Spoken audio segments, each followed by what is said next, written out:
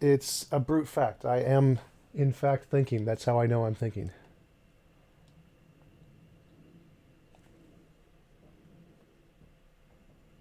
There's no problem there. It's just a brute fact. It's like saying, uh,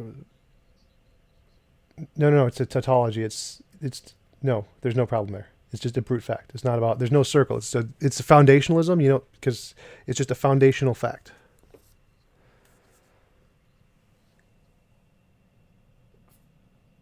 No, foundationalism isn't just one thing. It's just any brute fact is like the foundation of everything that is a kind of foundationalism. God damn it. All right, there we go. I'm not talking classical foundationalism. Like, there's three essential, like, do you know what a Agrippa's trilemma is?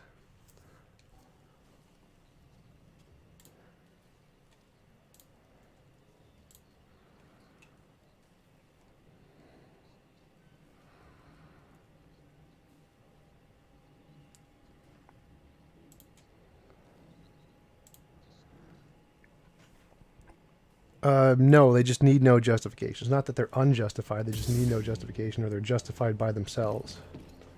Because it's true. It's just abundantly true. It's like there's an ultimate fact of the universe that can't be changed, and it's true. My existence is, yes.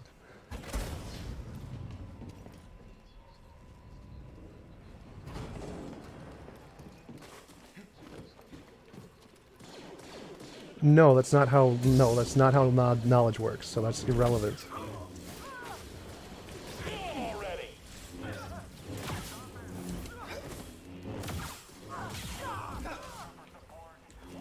No. Yeah, that's it.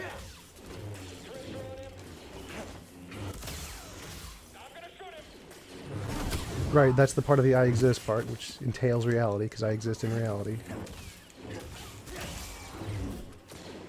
So, and knowledge is irrelevant here. So, knowledge is irrelevant here. So, it can be true without me knowing it. So, it's true, and I happen to know it. So, my knowledge is irrelevant.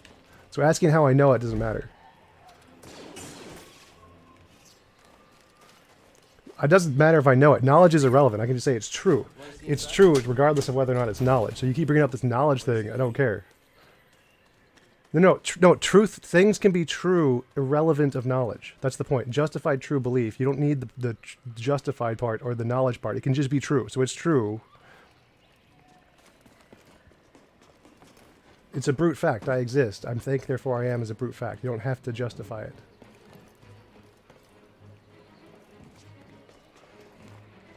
It doesn't require justification. It's just a brute fact. So it's true, and there's nothing further. Could use some help, buddy. Ooh. I need help. That's correct.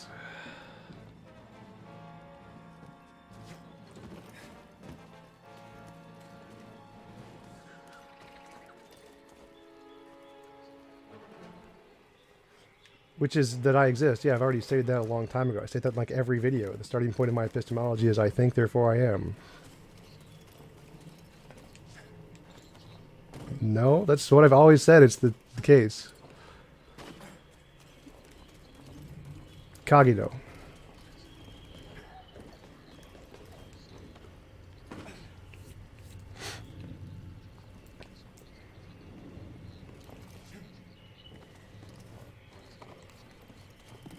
Well, no, I think therefore I am is the justification. I'm not using Descartes' version. He tried to use it to shut up, or I'm going to mute you. So I'm not using Descartes' version. I'm saying that I think therefore I am, which demonstrably proves I exist, and I can use that as a grounds for knowledge. Descartes used it to support Cartesian dualism, which I don't, which is why Russell called it circular. Well, that's no, no, no, no. The only reason that his argument was circular was because he used it for dualism. If it's not used for dualism, it's perfectly fine.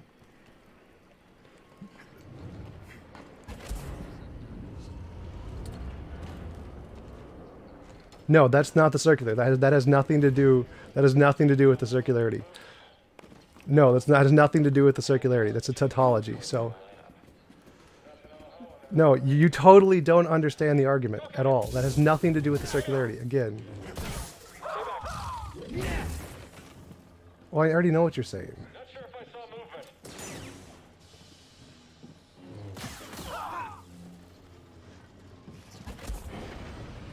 Yes, which is still true, and you're still just denying bullshit.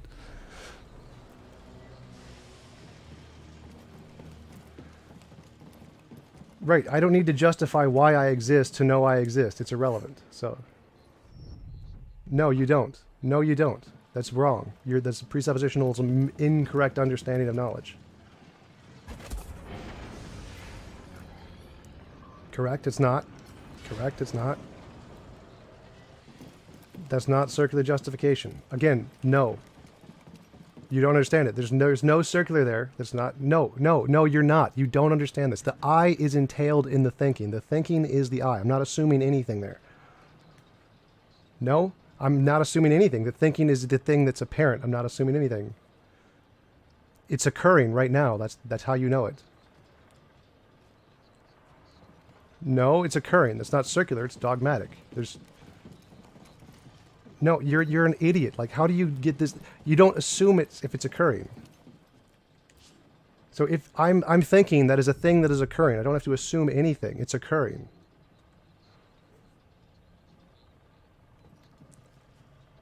No, that's the thing. The fact that I am thinking is the proof. Those are the same thing. Like, I don't know. What you're saying is completely incoherent.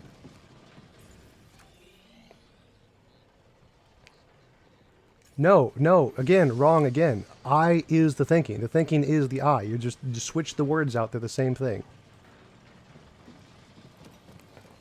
No, again, I'm starting with thinking. There is thinking occurring, and I'm going to label that thinking I. Because it's occurring. It's like, how do I know the sun is there? It's right there. It's right, it's not a justification, it's a dogmatic fact. I am thinking. Done.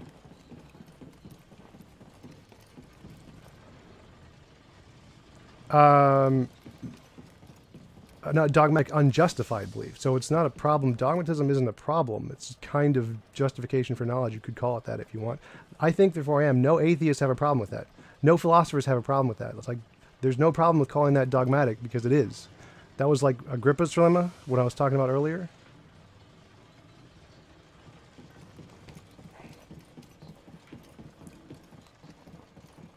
They can think that. Actually, I don't believe that's necessarily true, but whatever. I don't care.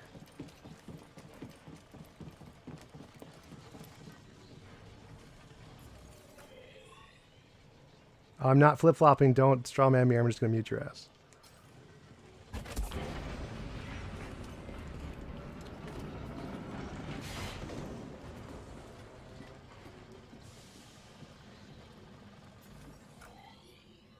No. I'm not asserting it to be true. It is true. It's a dogmatic fact. My assertion is secondary. That's fine.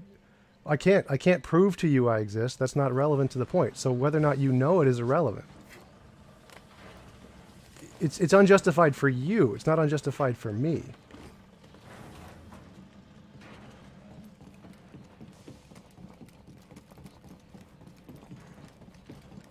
Yes, actually it is. Justification has to be knowledge in your head for something to be justified. So yes, one person can have justification without...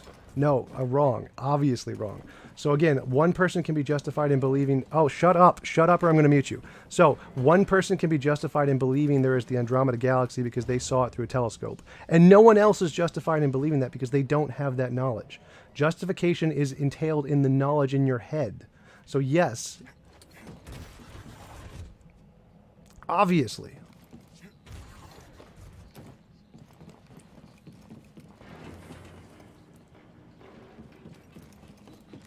Obviously. What do you, nothing you said even made sense. Everything you just said was complete gibberish bullshit. Like, what are you even saying? Like, I am justified in believing I exist, and the fact that I'm justified because there is a brute fact that I do exist. Yes. Yes, I am. No. It's true independent of the justification. So it doesn't need justification to be true. It's just true. So it's true, and then I experience it, and that's how I know it's true. So I'm justified in believing it's true, but it can be true regardless of the knowledge. So I've already explained this to you like 4 times. You're just too dumb to understand it. This fact is, it's true. I exist. That is true. It doesn't need justification to be true. It can just be true. Stop. And then stop. So it's true regardless of any justification. It's just true. Then I believe it's true. So the belief that it's true requires justification. My belief that it's true requires justification, and my belief it's true is justified by the fact that I experience it. But its truth does not require justification. It's just true.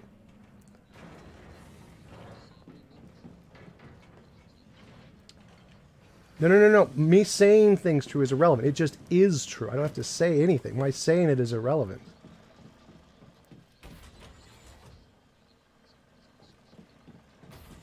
Yes, you're right. You don't have to accept it. That's irrelevant. I don't need you to accept it for anything.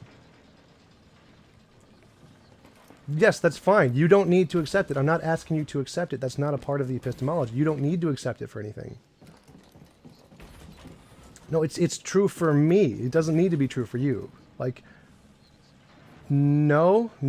Again, what are you even talking about? Like, this is so simple. Are you just too stupid to understand it?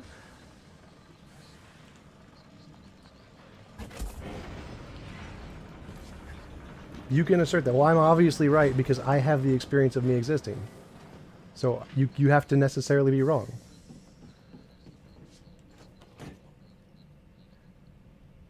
No, you'd have to experience me not existing. That would be what your experience would entail. If I was a brain in the vat, I would still exist. So, well, no, that's not a brute fact because you're asserting a negative. So you can't assert a negative as a brute fact. So it's a brute fact that I exist, and then I can justify that with my experience. So again, nothing you're saying is relevant. Why? No. I'm gonna be done with you. Like, this is the most obvious thing in philosophy. No. I'm not gonna waste my time with your blabbing trying to show that I think therefore I am is circular. It's a fact. It's a brute fact. You don't need to justify it. It's done. It's justified. So my belief is justified. It's true, and then that's the basis of knowledge. It's a perfect valid. No. Again, oh my God, how are you so dumb? It's a brute fact, and then my belief in it is justified. Those are two separate things.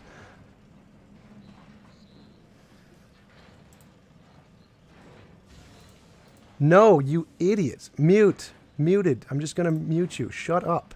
It's a brute fact that it's true. And then my belief that it's true is justified because I experience it. Those are two separate things. My belief that it's true is justified, but it itself is a brute fact.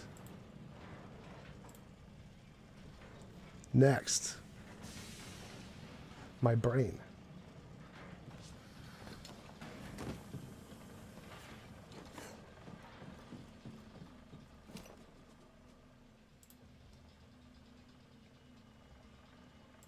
Damn it. All right. Let's see. Thank you for telling me, though.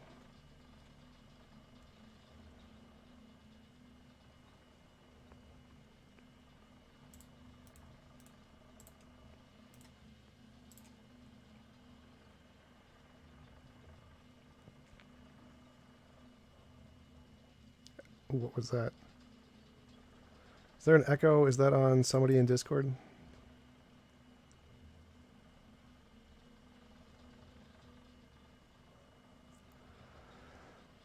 Let's see. I can hear you. Create.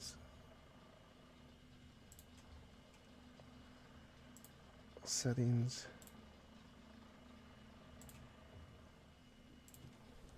Just the thinking that's occurring. The thinking that's occurring is the self.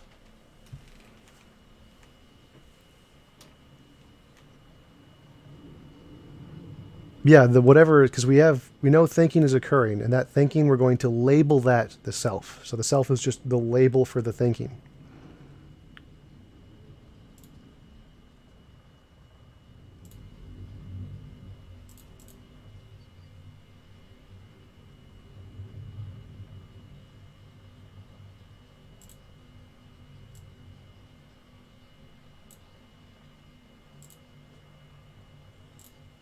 People or physical or whatever, right? So there's just like a seeming stream of perception. Be that the other thoughts that occur within that perception, like the concept of I as an independent identity, could it be that that is some sort of What- figment of the perception. What the that- I is irrelevant. you- So the I is just irrelevant. There's no such thing as like a singular I, or what the I means. It's just a label for the thinking. That's it. There's nothing. There's no Okay, more content. And so to what it. I'm trying to get, okay, and so what I'm trying to get to with that is because a lot of people would think of I as an independent identity within the other things of perception, right? That's why I was trying to distinguish thinking from perception. Because if it is just the flow of perception, then the identity of thinking becomes distinct, because that's like a distinct thing within the flow of perception, right? Well, Does that make no. sense? Thinking would be a kind of perception in this case. It's just I'm just referring to it as essentially the perception in a way. Okay. Yeah, I see what you're saying. And this is where I try to be clear, but it's a little difficult to explain. Like we label this flow of perception as thinking, right? Because we think of ourselves as a thing that is thinking this. That's how we describe it. That's how we go about our daily lives, right? That's our Yeah. interpretation Yeah. of what is happening. But for me, that like a way to look at it is there is perception, like trying to reduce back Descartes' method even further, right? There's like there is something. There appears to be something, right? And if it's all just reduced to perception, then the identity issue becomes how we distinguish the identity between things. And one identity concept is the self that we come to within that, right? Unless you want to say that you are all of the parts in the perception. So you are the Right. tree, you are the other concepts extended from yourself within that, right? Right, but that's totally irrelevant to the context in here. It's just not relevant. So just the thinking in the eye is just whatever that is that it's occurring when we experience it. That is the thinking in the eye. So any further thought about what it means to think, or what we're defining thinking as, or how we distinguish it from perception is just irrelevant. Just whatever that is that is appearing in front of us, the perception itself, that is the thinking. That is the eye. And there's nothing more, no more detail added to it at all. We can definitely make further distinctions, but it's just not relevant to the argument. All we need is the fact that there is something we are experiencing, which is a thought. And whether or not it's the process of thinking or just like watching a movie reel doesn't make a difference at all to the argument. Well, no, right. Like, so when you say right there, when you say that it just needs to be something that we are experiencing. Or you as a person. You're distinguishing an identity for the perception to occur too. It's just, again, that's just a property of language, so it's irrelevant to the argument. You could call it whatever you want. No, yeah, and I know it is a property of language. That's why it's difficult to talk about these things definitionally, because we're so used to defining or talking about using these words with specific definitions that we have pragmatically in our experience, right? Right, we've just And learned so what I'm them. trying to get back to is it's difficult because they're kind of word games there at a certain point. It's hard to get past that. So like when you say we, there's something that's happening to I or to me. It's like you're saying there's something occurring to this identity when the identity comes from the grander Right, perception but you're putting occurring that into some kind of within larger it. context that you shouldn't be putting it into. So you just Why shouldn't you? assume there's nothing, assume there's absolutely nothing. The first thing we can show is that I am experiencing something, or there is something being experienced. And I'm going to label that me and thinking, and that's it, full stop. There's no distinction between we, there's no distinction between you and me. It's just there is an experience, and I'm going to label that me, full stop. That's all there is. No. And I'm with you there, right? I'm with you so far on that. There is perception is how I would word it. There is, Right. or there is something. Okay, perception is a weird word to use as well. Right, There is something. because perception usually means like But- sense perception. I'd call it thinking. That's why I use thinking. Sure, and then thinking usually refers to like something happening in a brain or something, right? It depends on how. Well, no. we're That's looking not at the it, right? case. That's not the case. So, because there's thinking could be lots of things. The fact that it happens in a brain is purely just the kind we know about. Thinking is just like it's kind of a perception. So it's just there's no entailments there. It's just there is an experience, and that is what we're going to call thinking. You can't label it as a brain. That's not a part of it. It has nothing to do with the brain. That's not what I'm labeling. My point is that we use these words in ways that when people think about them, they think about them in a certain context. And I'm just pointing out that that's what makes them weird to use when we're trying to have these discussions that get further to the roots, right? Yeah. That's all I'm saying. So I get that you are going to use them in a certain way, and that's fine. When you say that we're going to use them like this, that's what you're accepting their use as. That's not something that we necessarily have to. That's what you are prescribing for us. So I'm just saying I'm trying to use different language so that we can get to the concept so that we're not burdened by these definitional constraints, right? So when you say thinking, there's something happening.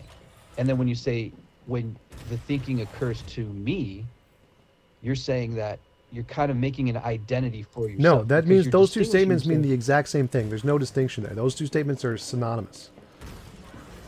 Well, I know that you're coming at them, you're coming at this by saying that they're synonymous. What I'm trying to get to is that there's an identity within that is the self, within that something happening. Well, that you're that's again, distinguishing that's with your the- imposition on my statement. So it's irrelevant to my Well, no. argument that you're saying that. And I'm not going to change my language in any way. So I'm just going to say that's a straw man of my argument. You can try. Oh, somebody's mic.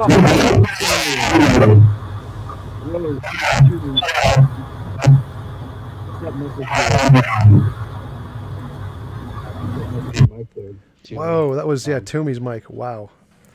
So yeah. Tom, just to be clear, I'm not trying to state what your position is. I'm just trying to tell you what my position is, or how I'm looking at this. So I'm not trying to straw man you or anything like that or misrepresent you. Okay, I'm just trying to discuss this with you, tell you how I'm seeing it, and tell you how I feel there's an issue with the language here. That's all. Well, no, I And not- understand what you're saying, but the issues with the language is just I don't care enough because it's not relevant to my argument. Whether or not people can grasp that they're the same thing or not isn't really my problem.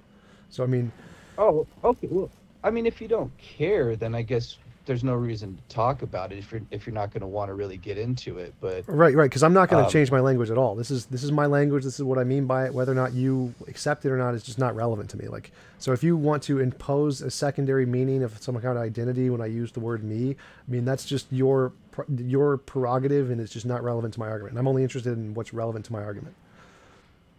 well, I'm talking about arguments in general, and just discussing concepts that in general outside of your argument or my argument. I'm just trying to discuss concepts. But if you don't care about that anything unless it is like confirmation for your own position, then I guess Well, no, again, that's There's no the point incorrect way to talking phrase about it. it. So my position is completely accurately phrased in a way that is understood by essentially 99% of people, and the only people who want to like bring up pedantic word games about what me entails are just irrelevant to anything I've said ever. So it just doesn't matter. There's no value in having that discussion.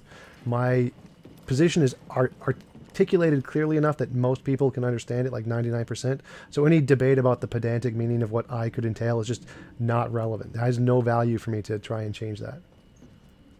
I mean, yeah, for you it'd be pragmatic for whatever your goal is here. Sure, No, but again, I'm so just my trying to- goal is to get to the 99%, and 99% already understand me. So there's no pragmatic value for me, like trying to be more specific or more detailed in my analysis. My goal is accomplished with my statement. So the only people who have a problem with this are people who are overly pedantic about the meaning of the words and how to perfectly phrase things, which just has no value in society. No, I think that the meaning of words sometimes can be insufficient. Like as we go through time, we have meaning for words because we have limited information about those concepts. And then as we acquire more information, we recognize that those words are insufficient to represent the concepts adequately. And so we discuss that and maybe try to come up with better ways to explain, or maybe even come up with new terms to label the things. Like for instance, when you use atheist in a specific way, and people attack you for that, and they go, oh, well, that's not how atheist is used by most people, or that's not how it's generally been used. And you go, well, that's the most reasonable way for you to use it that you see. You're not concerned about how words are used there, right? So, I mean, when we get more information, we can change how our language or change how it works to describe things in a way once we have better information. Do you agree with that? Yes, but that's only the case like if the word is insufficient to explain the concept. If the word is sufficient to explain the concept, then you don't need to change anything. In the case of atheism, my use of the word atheism is the majority position, actually. Yeah, currently, you're convinced at this point that it is sufficient the way you see it. Yes. And I'm just trying to discuss concepts to see if there's anything more here that we can actually get to. You seem to be closed off to that entirely because you're I satisfied don't know at what you this mean. point. You discuss concepts. I don't know what you're trying to get at. Well, with the concept that we were talking about, before we got into the pedantry, was that I was trying to get to something different about that, and you seemed closed off. You're like, no, my words work fine for this. I'm going to use this, and I was trying to pose something about identity that may give us a different perspective, or gives something new to the concept of identity with the self, and this larger flow of something happening that we're talking about, right? But you're closed off. You're like, no, my words work. Yeah, I have And no so, idea what you're talking about exactly. So again, my position is I'm just using the word me to represent the experience I'm having, and that's sufficient. And you're saying that, well, there's this other assumption about the word me, which is this identity, which is distinct from all other identities in some sense. Well, that just isn't relevant to the argument. Like, you can do that or you cannot do that. It's just, it doesn't change anything about the okay, well, argument. maybe I could put it in a different way that might clarify, because I think Sure, I go don't for think it. I'm being clear. So this something that is occurring, right? Within that, there are, let's call them concepts. There are numerous things, right? The something that occurring for me right now, I'll use that terminology, that commonly used terminology, me. The something that's happening for me as I'm walking around, my living room, there's, the floor, whatever. I appear to be in that. And then, there are a number of things, sensations, whatever. Now, I think I am distinct Nice. from these. There are different identities for different things, right? But the idea is that something in total is happening, right? But we think of the I, the way most people think of it, as a distinct thing from these separate things, right? There are different identities. We think, like, you think of yourself as distinct from your chair Right? or your computer, right? So when we think about the I, we're not thinking that there's just something and that's me, because you're thinking of yourself as distinct. You're thinking as the something occurring to you. Do I have that right? So far, yeah.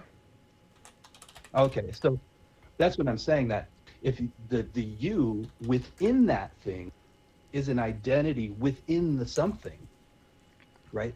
Could it be that there is something occurring that you are, even though it appears that there is some sort of perception that you, the identity within that, are having, that part of the full stream of things, that is just a figment of the full stream. So if we think about I as a part of this and not a distinct thing, then it's not. I'm not. I don't think I'm coming across Well, no, very no. I clearly think I with think I this. get what you're saying, but it's just, again, that's irrelevant to the argument. So when I'm saying there is thinking occurring and I have some experience of that thinking, that could just be a part of my brain. It's just like idealism could be true and there's only consciousness. Solipsism is true and I am all that exists, and what I'm experiencing and my perception of that are the exact same thing, but it makes no difference. Because I'm not actually trying to make a differentiation to discover what the ontology or the relation between these two things are. It's irrelevant. It doesn't make any point or any challenge to the argument one way or the other. Like, we could be a hive mind. Well, my argument still follows because it's still the same. Or it could be that we're a we and there's lots of people and they all have different experiences and my argument's the same. Or there's just me and solipsism is true and it's all the same. So again, when you're going into that further consideration of the ways in which we use the word me, that isn't a part of the argument, because the only thing the argument's considering right now is the one thing, is that there is experience, and I'm going to label that experience me. That's it. That's all that exists in the universe right now. There is no we, there is no us, there is no other objects. There's only one object, and that's the thinking. So the object that you're thinking about may or may not be a part of you, or may not be a part of a collective. It's just none of that is relevant to the argument. So all of the further considerations of what the me could entail doesn't change the argument in any way. That's why it's not important to me to consider it, because you can mean whatever you want by it. Okay. That's fine. Yeah, I wanted to discuss the distinction between different identities and this thing that is occurring. For a lot of times I saw that conversation going down a road that just wasn't productive, and I was thinking maybe I could help by trying to get the definition of I, or maybe identity, into that. But the other person left. I'm not really that concerned about it. I just find it an interesting topic to discuss. Yeah, he was a presuppositionalist, so his position, he was never going to grant that. His entire argument is based on the thing that you can't justify a belief that I exist, and his position is just ridiculous. There's no reasonable way to interpret that at all. So Wait, but he's a precept? yeah, he was a precept. Well, what's his problem?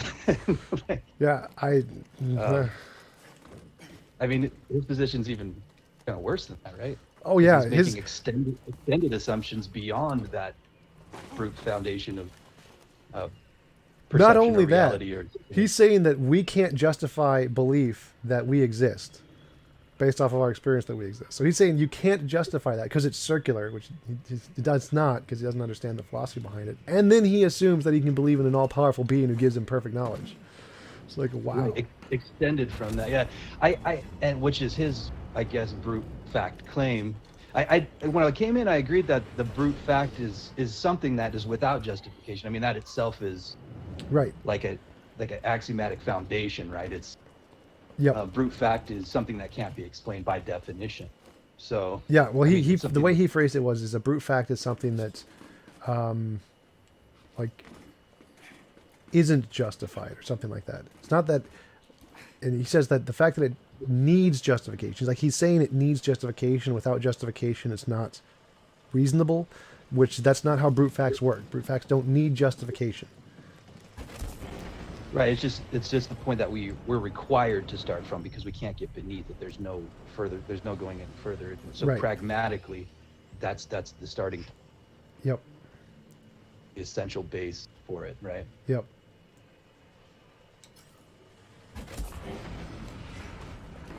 Anyway, did you get your audio situation fixed on YouTube?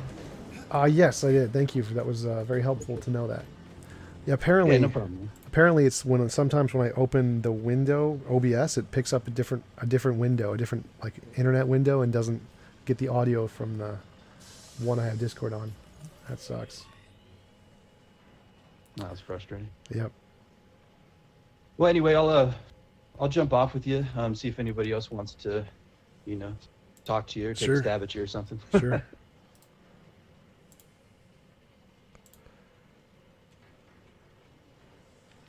Hey guys, how's it going?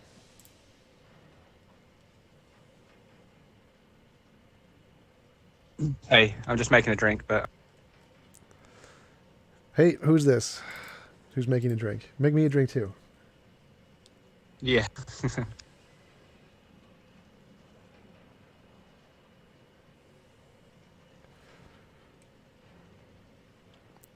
Twisted has no mic.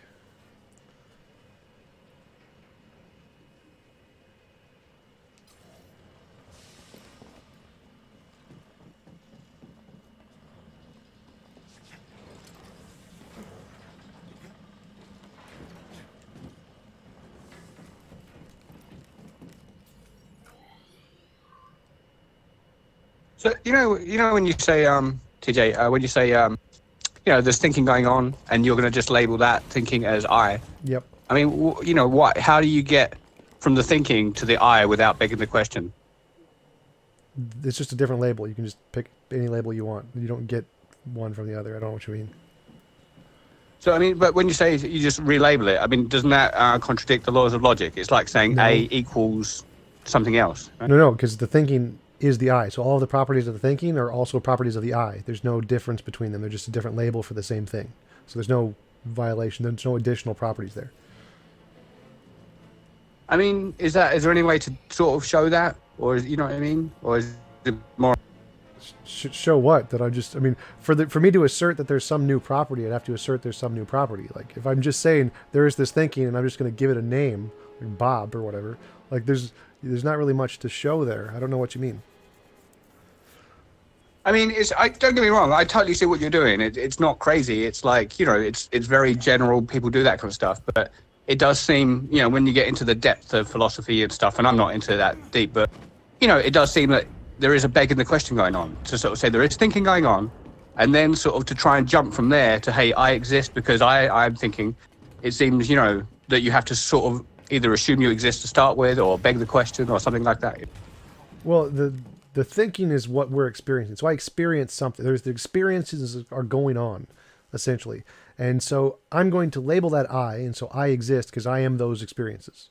So it's the I is just the thing that we know we're experiencing. So if there were just experiences going on somewhere in the universe and you weren't the one experiencing them, then it wouldn't be labeled I, and you wouldn't know about them. So there's not really a circularity problem because the experiences that are occurring, the only ones we know about, are the ones that we are experiencing. So I'm not sure. Sure. Yeah, it's just, I suppose what I'm saying is, where you're saying that you're experiencing them, that means you are not the experience. You know, that you're experiencing the experience, which means when you say, there's thinking going on, you see what I'm saying? I mean, do you see what I'm saying? Well, there no, seems no, a no. disjunction. I'm saying I am the experience. The experience is me. The thoughts are me. That is what makes me me. There's not like a separate thing. Those are me. I mean, I understand like your thoughts may well define you, but I mean, but then you're assuming the I straight away in the beginning, right? No. The thoughts are me. Like literally, they are what I am. They are fundamentally meanness. I mean, yeah, I know where you're coming from. I totally know where you're coming from. But it just seems that what's your grounding? You start with the word I, right? Or you start with thinking going on, and then you arbitrarily join the thinking to the I kind of thing.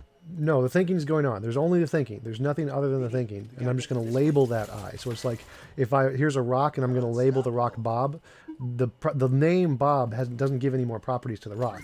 It's just the same rock. We're just labeling it Bob. So the thoughts occurring are the same thoughts. There's nothing additional I'm adding to that by calling it I. I'm just calling it I. How about the laws of logic? Would you say that, I mean, are they you also? Or would you say that there's something that you're borrowing or using or... No, the laws of logic are descriptive. They're not... I mean, so in other words, if I just... So what if I use, what if I describe something incoherently? Is that, is that logical or do you see something because that's description, No. But I'm not sure. Like, your question was, would I consider myself the laws of logic? And the answer would be no. Sure. Yeah, no, but that's part of your experience, right? And you are the experience. I have no idea what you're talking about. Well, no, because you said, it's not that you're experiencing the experience. You're saying, you are the thoughts, you are the experience. So if logic is part of that experience or part of the thoughts, now, according to that definition, now you are the logic kind of thing, kind of like solipsistic logic. Well, no, the thing you're experiencing isn't necessarily like you can have experience of something and not be the thing you're experiencing. Those are two different things.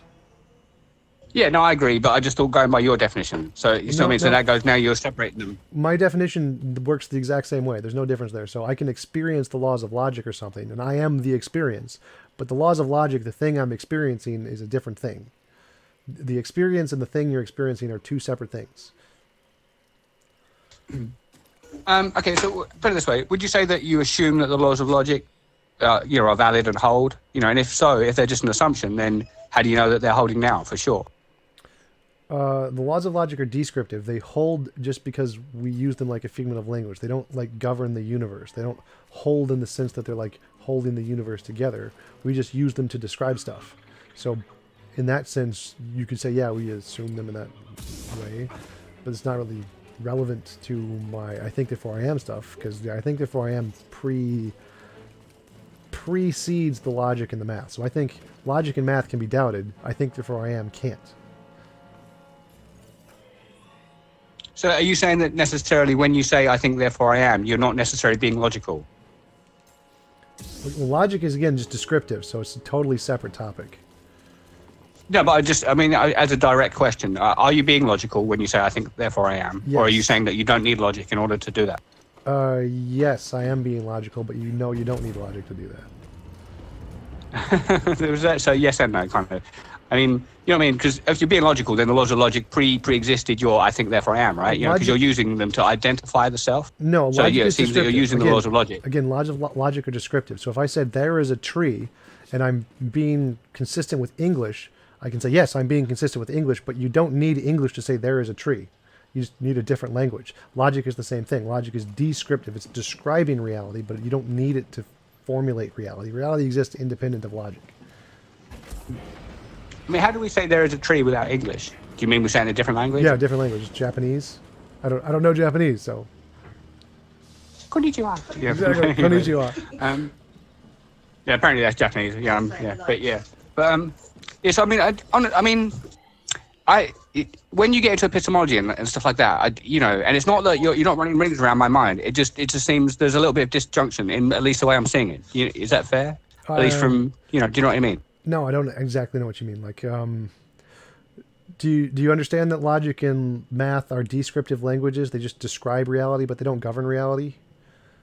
I mean, I look at it slightly differently. I think that, reality is logical. It just necessarily is part of, it's integrated into it. Like, Right. I think that's the part where I think we disagree. Logic has nothing to do with reality. Logic is just our made-up language to describe reality. Reality is the way reality is, and then we use logic and math to describe that.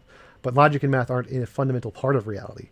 They're just human languages, formal human languages. I mean, yeah, I mean, okay, well, see, I suppose I'm dividing between like the ontological nature, or the ontological, logical nature of things, right? That things just have a logical nature, and then I'm just separating that out from the codified laws that we would describe that ontology with. So in other words, you're right, we codified, things are what they are, but I'm saying things were what they were before we codified it. That it was part of.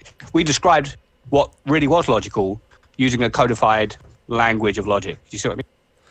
Right. Reality is the way reality is, and we describe that with logic. But that doesn't make reality logical. It just makes reality reality. Yeah, I mean, I just feel like, obviously I don't see it how you see it, but obviously it looks like we're not necessarily going to budge on it, kind of thing. Yeah, I'm not sure exactly what you mean by that. I think you seem to be imposing some kind of system of logic onto reality when it's really the other way around. Reality just is reality, and then logic and math are just something we came up with.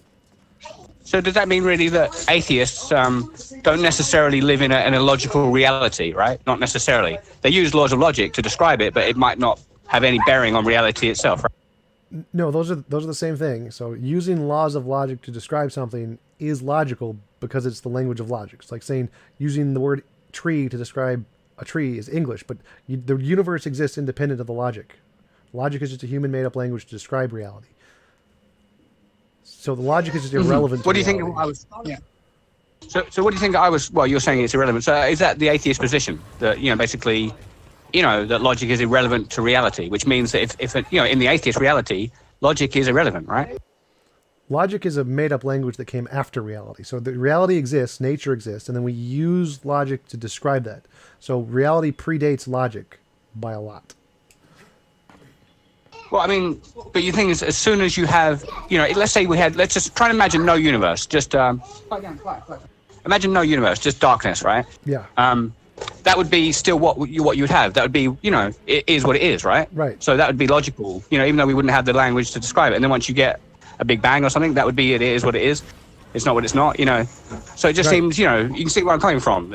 I mean, like you say, I am imposing that logical system upon reality itself from even before it began, Right, but that's just our system of language to describe it. It's like saying, imagine there is no tree, and then there's a tree. Well, there was no tree, and then there's a tree. We can use the English word to describe both when there is a tree and when there's not a tree. The English isn't entailed in the system. You don't need English to do any of that.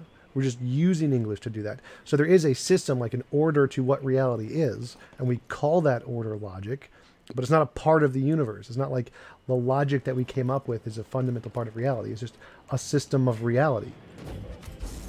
I mean, is it even possible? Would you say it's possible in your framework? Or, is it possible ontologically that reality is logical, without any kind of linguistic laws to describe it?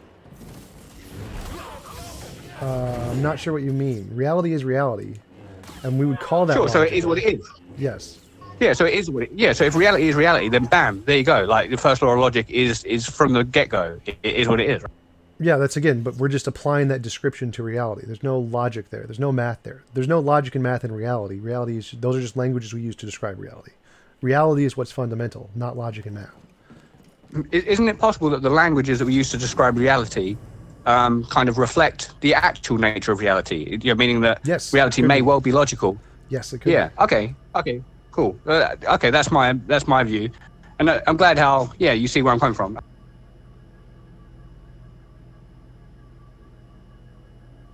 I don't know if anyone else wanted to jump in and talk to you or anything. I'm still here. Okay. So, Mr. TJump, can you hear me? Yes, I can hear you. Okay. So, I had kind of a basic syllogism I wanted to run by you. if you don't mind, can I post it in the general chat for you? Yeah, I think there only is the general chat. I'm not even looking at the screen, so I can't see it. Oh, okay. I can read it out to you. Yeah, It's go for it. basically, yeah. So premise 1 is causality is everything. Nothing is outside of causality. Premise 2, causality as a concept or a system has no moral agency. And the conclusion is that nothing has moral agency. So I basically came up with this to justify nihilism to someone else during a discussion. But it seems kind of, I don't know. I wanted to run it by you, get your thoughts on it. I would have objections to the first one. Causality is everything. I mean, causality is like a system of how interactions between things, but causality isn't a thing. Okay. I would say, so you're basically saying that causality is not like, it's not like some physical thing out there. Are you saying more that it's a concept we made up to kind of what you were saying to him as more of like to describe what we're viewing happen in reality? Yeah, sort of. Like, because when you said causality is everything, no, matter isn't causality. Time isn't causality. Space isn't causality. They're things that interact in reality, and we use causality to describe those. But there's a difference between causality and just stuff. Like, Okay. So, okay, maybe I didn't word this right. So I'm more saying that causality, if it's a system that actually does exist, and we assume that it does exist, and it acts on all these things, we would actually not, how do I want to put this? We would not be able to identify any of the stuff that exists that we know of that doesn't exist as a result of causality and is not currently being moved by causality, right? So matter exists, basically matter has a cause is where I was going to go with that, right? Like, okay, sure. let's say it's the Big Bang, right? Like all these things are basically subject to causality is what I'm getting at. Okay, sure. So if we grant that, objective morality could still be something that came from causality, like it could be a law of nature or something. So if we grant that causality is somehow like everything has a cause, essentially, other than whatever the necessary thing is. Because would you grant that there has to be, if matter has a cause, there has to be something that's either causeless or an infinite regress or something that caused itself?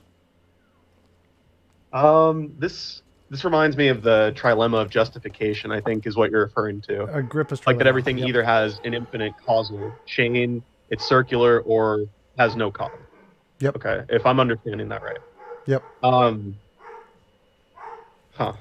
I can't think of anything that would actually be causeless, but I do think there can be things that are like circular, right? Like they can cause themselves, or they could have some infinite line of causation. Right. Like okay. I could say that humans have an infinite line of causation that led to us being humans.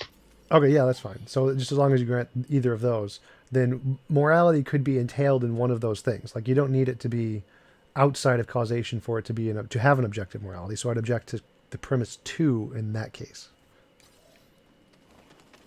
Premise 2, causality as a concept has no moral agency. Well, I mean, I might grant that one, but you don't need morality to have moral agency to be objective. Right. So when you say objective, I might have a different definition. So I'm just describing objective as essentially something that's going to be true whether I believe it or not. I think I have a very basic understanding of it. I'd agree with that. Yep. Okay. So morality, the truth value in it to me comes from things having moral agency, because part of morality is basically giving a prescriptive on your moral duty as a moral agent, right? Like I wouldn't apply moral standards to a rock because it doesn't have the same feelings we do. It wouldn't have moral agency. Right. However, but, I mean, do we have moral agency, or do we have like humans? Right. So what I'm proposing is that we don't. What we call moral agency actually wouldn't be moral agency. So I would be asserting that there is some sort of misunderstanding, and basically calling what we have our urges to do good things. I think to call that moral agency is a misnomer. So that's basically what I'm asserting here. Since we are part of causality, and causality has no moral agency, neither do we. I think what we understand ourselves to have as moral agency, I think that is a misunderstanding. I think it So- would be something else. It would just be based on arbitrary values. So my understanding is just that desire is what moral agency is, regardless of whether or not it's like determined. That really doesn't make a difference to me. I'd still say we have moral agency because our desires to do good is essentially what moral agency is. Okay. So it's sort of here, I'll put it a different way. So desires to do things are, I mean, they're very abstract, right? So Sure. desire to do good things varies person to person, for example, or even person to animal, person to alien if they're out there. So a good thing to an animal is simply to survive. And for some animals, that's all they think is like good. That's all they desire to do. In our case, as humans, it varies. I can think it's good to give to charity. Someone else can think it's good to, I don't know, take from charity, like a reverse Robin Hood type deal. You could justify almost anything to yourself, and these desires and what we consider good are both based on arbitrary values at their bedrock, if you will. Well, my So- my only point here is that our feelings of morality, whatever caused them, are totally fine to describe that as morality. You don't need the whole free will agency thing to have a morality. That's not a part of what's required. So if you want to say we're determined in some sense and we don't have essentially free will, or we're not outside of causality, we can still have an objective morality in that regardless. Like, we don't need that to have objective morality. Okay. So we don't need free will to have like objective. So are other things able to have this morality? Things that wouldn't have free will? Yes, because I don't believe we have free will. Most philosophers don't. Right. Is that more the determinism side, if I'm remembering what determinism means? Yes, correct. Okay. So you're saying we would have no free will, right? Right. I don't think we have free will. Okay. So let me see. Why would we have moral agency at all if we don't have free will? If everything's determined for us, that absolves us of any moral decision we would make because it was determined not by us, but by something else. Well, again, That other thing that is determining these things has the moral agency. So It from makes my the view, you decisions don't when we need don't. that for morality. Morality is just essentially descriptive of what the best way the world could be. It doesn't matter whether or not we're determined or not. It makes no difference. So that sounds more like a goal of a specific moral ideology. That's As that's opposed usually what to- morality is. It's usually grounded in a goal of some kind. Right. And it would be, and that's kind of what I was saying earlier. These goals themselves are based in arbitrary values. Like I said, the goal could be to make sure that every charity in the world gets a certain amount of money. However, another person's goal could basically be to steal a certain amount of money from charities. All right, Correct, so right? we would need to give an objective grounding for morality, but that could be possible. Again, like you just say, there's a law of nature that we just haven't discovered yet which grounds objective morality. That's one possibility. Right. So what I'm getting at is that technically, if everything is causal, and we somewhat agree that causality, if it's like some all-moving system in our reality, wouldn't be a moral agent itself. I mean, and then you go on to say that things are deterministic. So why would there not be like a predetermined objective morality Well, there that could is outlined somewhere as like a law of nature? Like, why would that be? be. I have no Would idea. it- It's just an Because I assertion. assert that it would basically it's not there because, it's not there. There is no objective Well, morality. you're That's why asserting we it's haven't found it, and impossible. That's why not everyone agrees on it. Well, you're asserting it's impossible. I'm just saying it's a possibility, which would defeat your argument. Well, that's the thing is that so I look at it as everything's a possibility, right? It's just there's less likely possibilities and more likely possibilities. In my view, what I've presented is more likely, just to say that, as we are all products and I guess also functions or cogs in the causality system, we don't have moral agency because we agree that things are predetermined, right? We don't have that free will.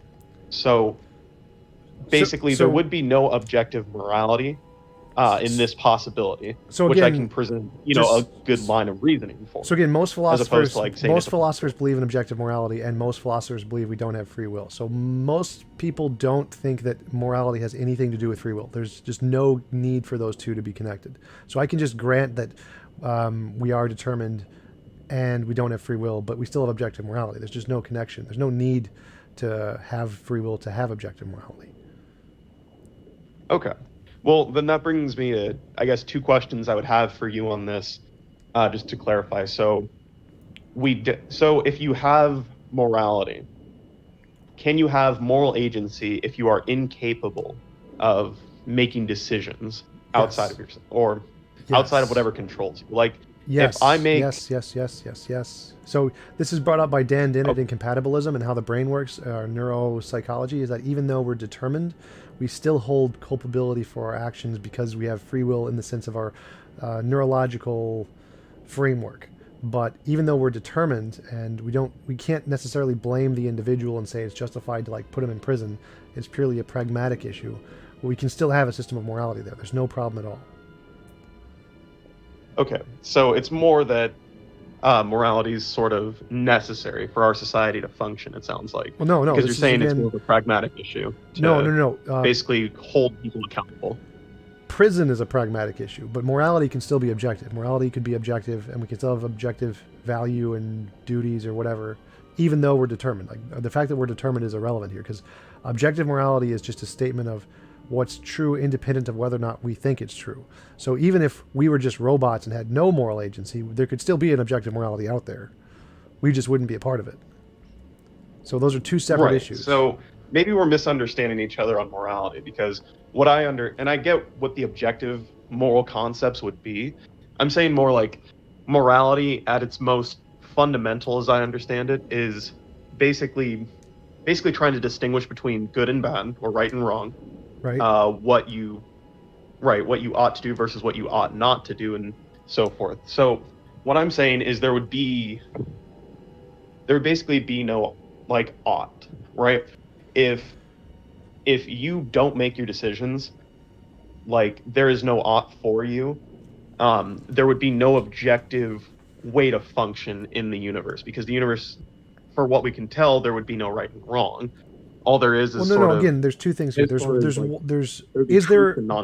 two things here. So one is that, is there an objective morality? There can be an objective morality in the universe, a way that people ought to act, but we may have no choice in acting.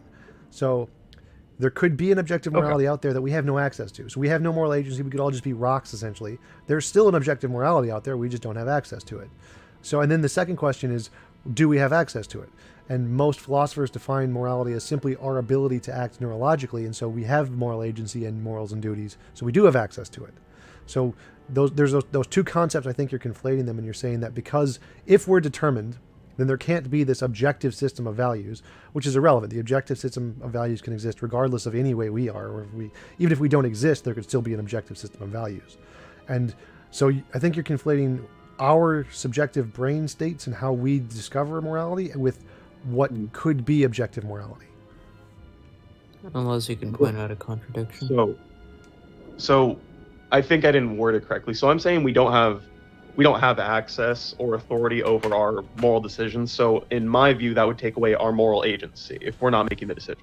Okay. And then the second thing about objective morality existing, it's more like I'm saying that if the system is basically causality, and causality itself has no moral agency, it has no right and wrong. It only has what's true and not true.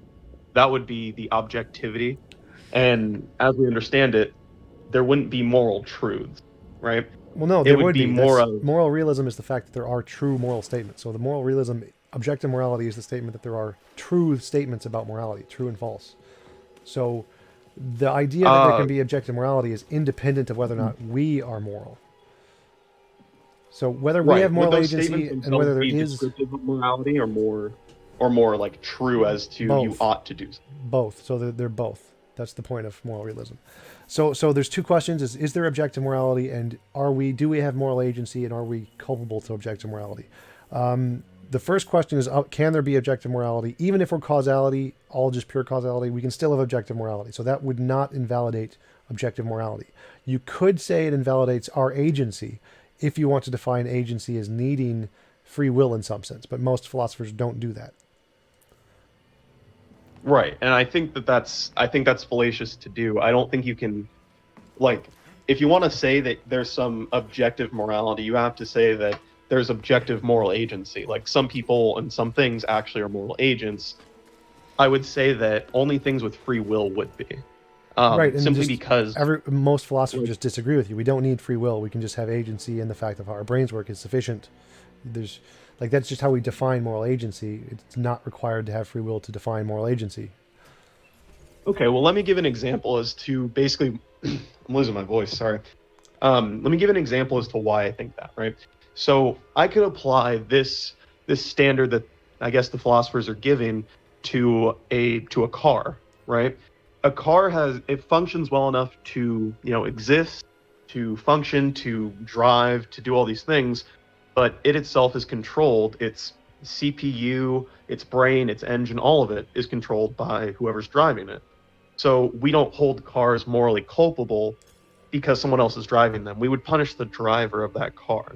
They would be morally culpable because they made all the decisions for that car. Are so what cars I'm saying is, conscious, though? it's not if we want to go into consciousness, we can after that. But TJump, does that kind of make sense as to what I'm getting at here? Yeah, but if you imagine there are like a million different cars, all who have different programming, and some run over people and some don't, we're going to hold the cars that run over people culpable and lock them up the exact same way. Yeah, but I mean, if a car's not even conscious, you cannot even explain to a car that what he did was wrong. The car wouldn't even understand. The car wouldn't even be aware of whether or not his actions were right or wrong. I mean, this is an obvious fucking problem. That's a more that's a deeper that's issue. Not where That's a deeper issue. I can give two conscious humans if that's your problem with it, dude. So again, just to address your car example, like if we have a billion cars and they all have different programming, and some of the programming causes them to hit people a lot, we're going to lock those cars up. It doesn't matter if we call them morally culpable or not, but we're going to say that, given our definition of moral agency, we're going to hold them accountable for their programming, even if it's not their fault, and we're going to lock them up. And we have to do that for pragmatic reasons, but we're going to say that they are morally culpable for that because of how the human brain works and how neurology works as a way to create beliefs and things. They're going to be culpable in that sense. So even if they're cars, they're still going to be culpable. And I get what you're saying. So we would still believe them to be morally culpable. Right. And I would agree with you there, right?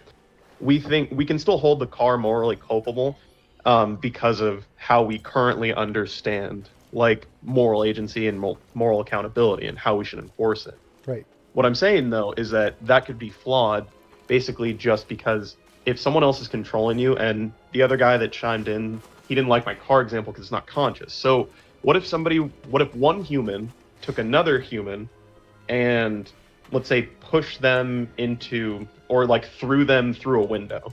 Is the person that was thrown through the window morally culpable for that if they had no choice, right? Essentially. So, but to stick with your original example, because it was a good example, was that it doesn't really make a difference. Like you could say there's the example of the guy who had the tumor in his brain and went around killing people. Was he morally culpable, or did he have was just determined by his tumor? And if you could remove the tumor, would you just let him go? Those kinds of problems it's really about the physical process in your brain that causes actions. If it is a process that is causing immoral things to occur, we're going to lock you up. And you're right that those could be wrong. Our perceptions of morality could be wrong, and whether or not they correspond to objective morality could be wrong, but that's a different question. So we define moral agency as just the ability for us to make decisions, and that's sufficient. Now, whether or not that corresponds to an objective morality, we wouldn't have that ability to make thing. decisions, right? Well, no, our ability to make decisions is just what our brains do. Now, if you want to call that determinism, that's still the ability to make decisions. It's just determined decisions. So there's no contradiction there. The only issue is, does it correspond to an objective morality? And that's just a different question. Okay. Well, the first one you're talking about, so you're saying it does cohere to have basically that deterministic decision making and still be a moral agent. So you're saying those cohere. So basically, if that happens in any other case, like let's say determinism is itself like a moral agent, is that something that's fair to say then? No, determinism isn't a thing. It's just a description of how things operate. So determinism couldn't be a moral agent. Well, as I understand it, determinism's like it would be like a force that has predetermined the upcoming events, right? Like Right. you're predetermined to for an Well- apple to hit the ground if you drop an apple off of off of a ledge, right? So I mean, It's that was like a that was the predetermined example I thing. gave where there was a guy who had a brain tumor and killed people. He was determined to kill people by the brain tumor. He didn't have a choice. And the question was he morally culpable? Like, yes, we're going to lock him up, but then we're going to remove the brain tumor and let him go because the moral culpable thing was the brain tumor, not him. So he's still morally culpable even though he was determined, and we're going to free him from that by removing the brain tumor.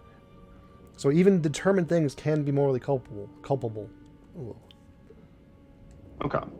So they can both be morally culpable, and I'm saying it's more like it's kind of fallacious to do that, right? Like No. it's not really, how would I put this? Let's say if I believed in objective morality, one objective moral truth that I would find is that you don't punish people for things they didn't decide to do, right?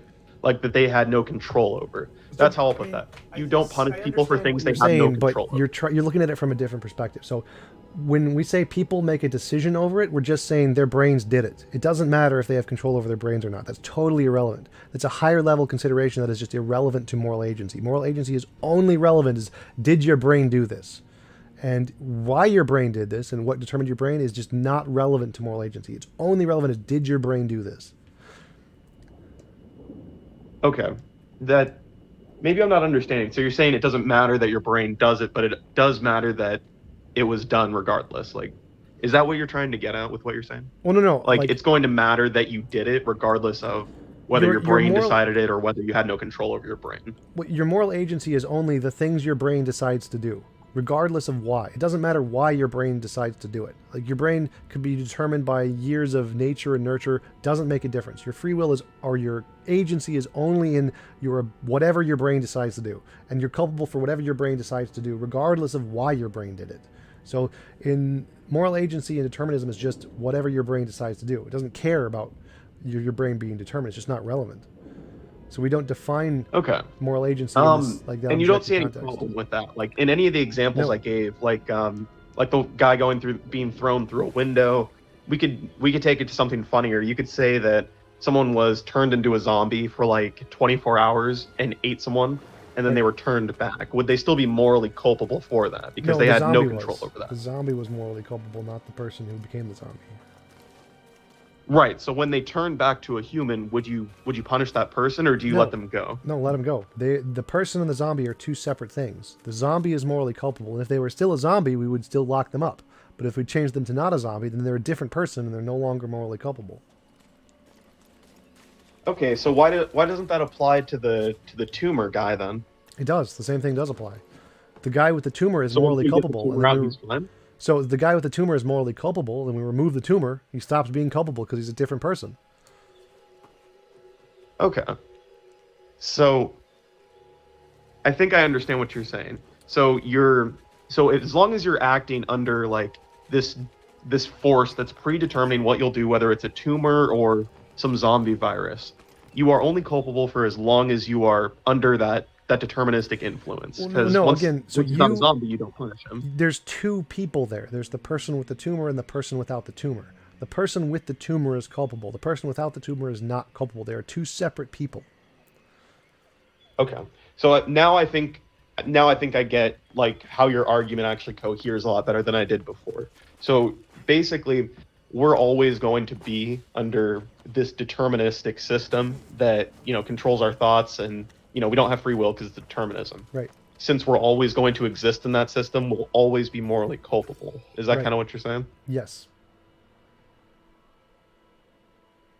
Depending on your view of morality, essentially, yeah.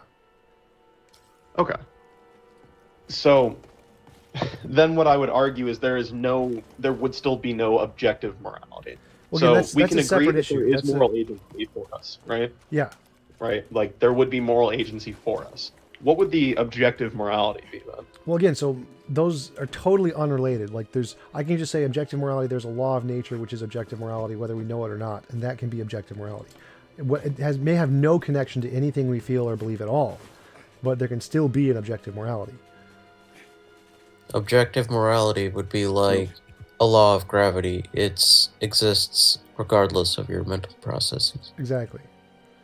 I don't know if that's a moral objective truth. I'm talking like what would objectively be good and bad. Well, again, that's Like, that's the part you're okay, conflating. You're like- conflating our subjective interpretation of objective morality with objective morality. Objective morality is just like you said, something that's true independent of what we think it to be the case. So there could be an objective law of morality, even if we can't understand it or conceptualize it, and it's just true.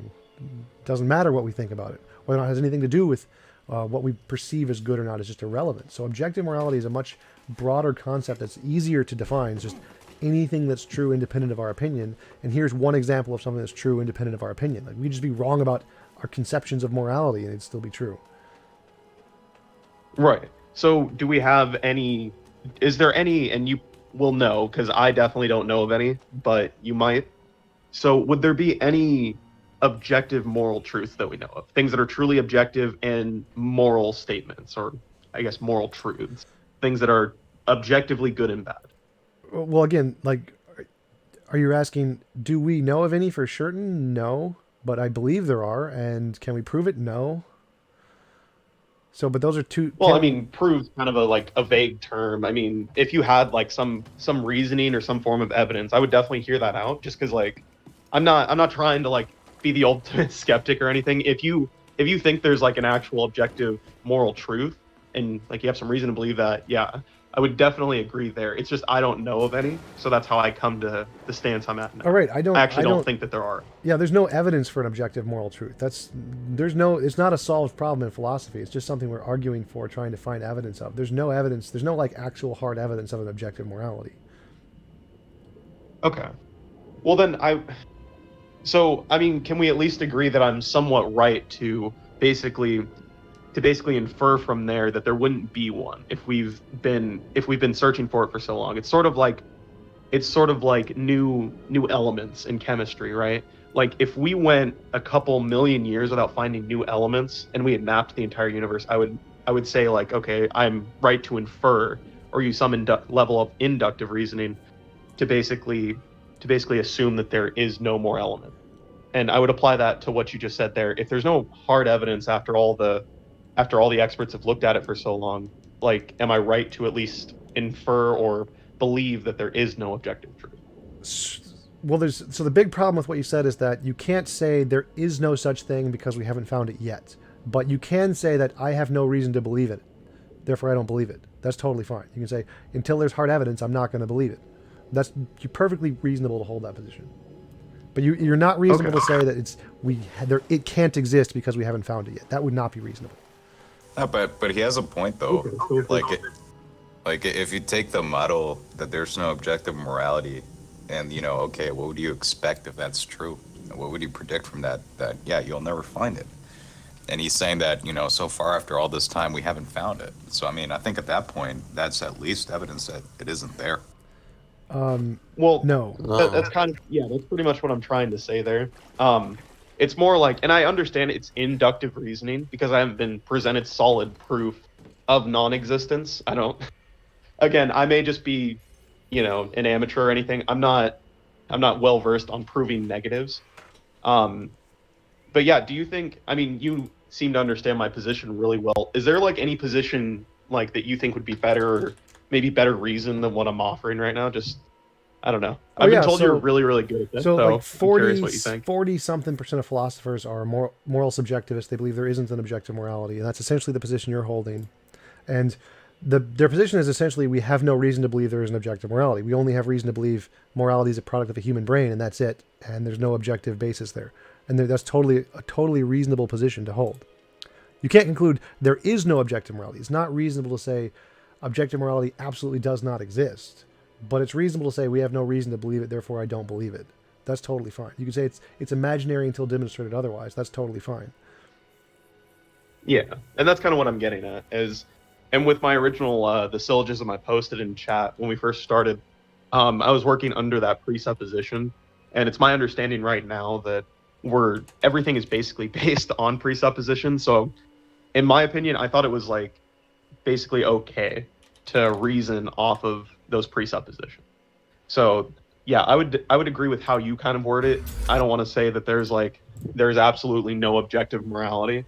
Although I will say that I feel I am better reasoned if I, understand, or if I infer that there likely isn't from what I've seen. Yeah, that's a from perfectly people not perfectly finding reasonable. objective morality after all this time. Yeah, that's perfectly Like that's reasonable. that's how I feel with that. Yeah, that's perfectly reasonable position to hold. There is no objective morality. There's nothing illogical about that at all.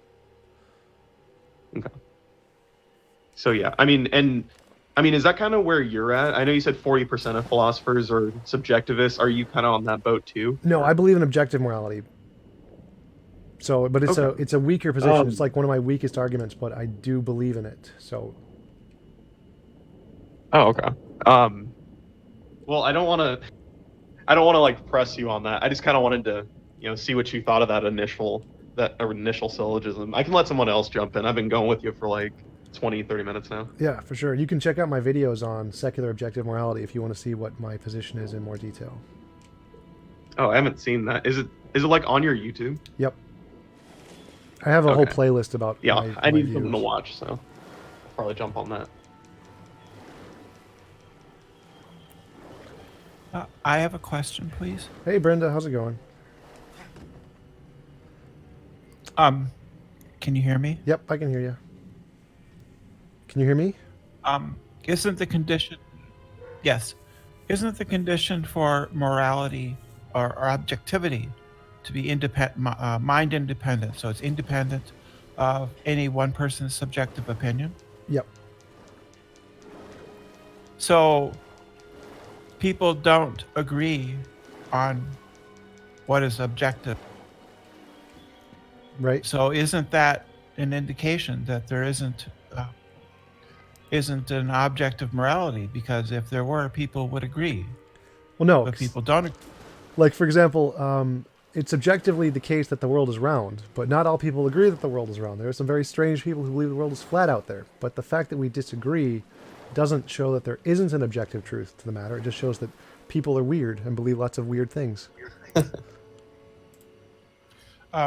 Yeah, sure, but that's because it's a physical object, and morality is just an intersubjective agreement, right? Well, that's the debate, is that morality could also be a physical object that we just haven't discovered yet. We don't know yet. What would its ontology be? Well, that's my law of nature. It could just be like a physical law of nature we just haven't discovered yet. No, I mean its ontology. What would its ontology be? A law of nature. So ontology, laws don't have ontology. Yeah, laws are descriptive of some physical process in the universe. Like gravity is physically the space-time bending, and that's a physical thing in the universe. So when I say morality is a law of nature, I mean it's like space-time bending. It's a physical thing in the universe, a physical law that permeates the universe that we just haven't discovered yet. Well, sure. Well, laws in science are not like laws in human commerce. The law is a theory that has been so tested we can express it in very precise formulaic terms. So F equals ma is a law, right? Right. So but not all scientific theories are law. Right. So by law, I mean like the law of gravity. The law of gravity refers to something that exists in reality. It refers to a thing that exists, which is the curvature of space-time. So when I use the term law in that sense, I'm saying the law of morality refers to something that exists, just like gravity. In reality, it exists. It is a physical thing that we just haven't discovered yet. That's what I mean by law of morality. The word law is not the key there. It's trying to say it's like gravity. There's some physical thing in the universe to which it refers to. Let's take a look. Yeah, I have a super hard time even imagining what that would be. Me too. And why would it affect humans? Well, if it's like gravity, it's a law, so it affects everything. But the point of it is just to show how morality can be objective. The fact that we don't have any evidence for it, so it's not something you should actually like believe in. Could it be just an emergent property of large groups of sentient beings? Absolutely. So we have large groups of water. The emergent property would be wetness. That's a classical kind of description of emergence. Yeah, absolutely. So we Absolutely could it say could be. that these things emerge, but is that really a law? Is that law or law-like? I mean, I'm not Oh really. no! It's In that case, it wouldn't. There would not be a law of nature if it just emerged from social interactions. That would not qualify it as objective in the sense that I'm talking about. But I mean, there are laws of nature that are emergent, though. Sure, but not usually like social constructions. I don't think any social constructions are considered laws of nature. Well, we can quibble on that, but I'm too lazy. What, you know of a social construction? I would like to hear your argument for that. Well, I mean, isn't sociology contingent on biology? Isn't sociology like an actual phenomena that exists that's emergent on biological phenomena? Right, but none of the sociological phenomena count as laws of nature. They're just sociological phenomena. Friggin' people thinking of humans as something separate from the natural world. Well, no, I mean like ape society. The things ape society does it would not be considered a law of nature like gravity. The things societies do or choose to do based off of their evolutionary process would not be the same as like the weak electromagnetic force or something like that. Those I wouldn't consider those to be the same thing.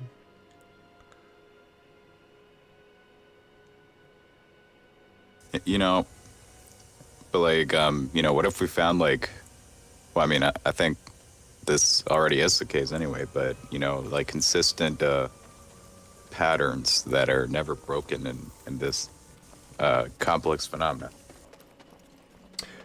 Well, I'd still consider like there's a difference between consistent patterns and consistent patterns grounded in existing things. So like the weak electromagnetic force, gravity, the strong force, those are like fundamental parts of reality that are like entangled in reality itself. Consistent patterns, like if Bob always picks his nose on a Tuesday, even if that's a consistent pattern, it wouldn't be like a law of nature.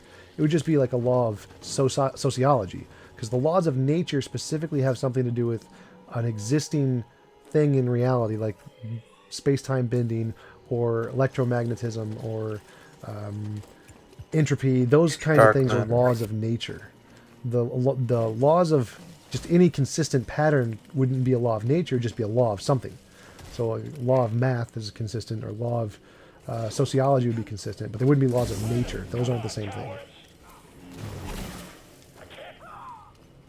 All right, I understand your point, I guess. It's like a difference of semantics, I suppose.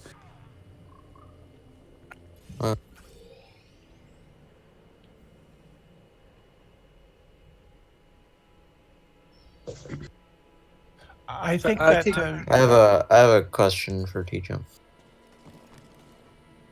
Go for it. Oh, is he me? no, he's waiting for you to answer. What was your question? Person who has a question? Yeah. Have you ever heard of psychological egoism? Well, you probably have, but have you ever like Studied discussed it? No, I've never studied Do it. you have, oh, discussed it. I meant like, has anyone ever brought it up? Maybe? I don't know. And like, do you have like a general response to its? Can you tell me what it is? I don't remember off the top of my head because I haven't studied it enough to know.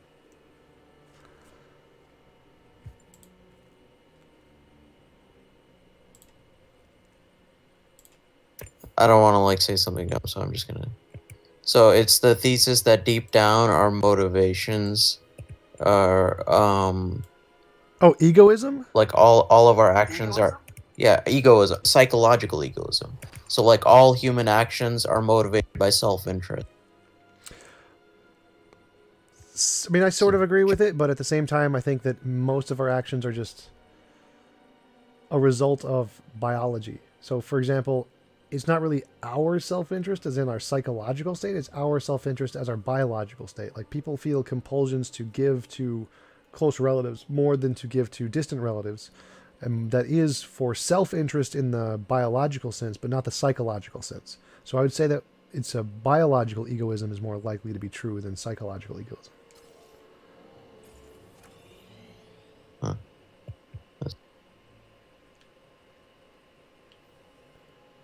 So if all actions are motivated by self-interest, then people can't be altruistic.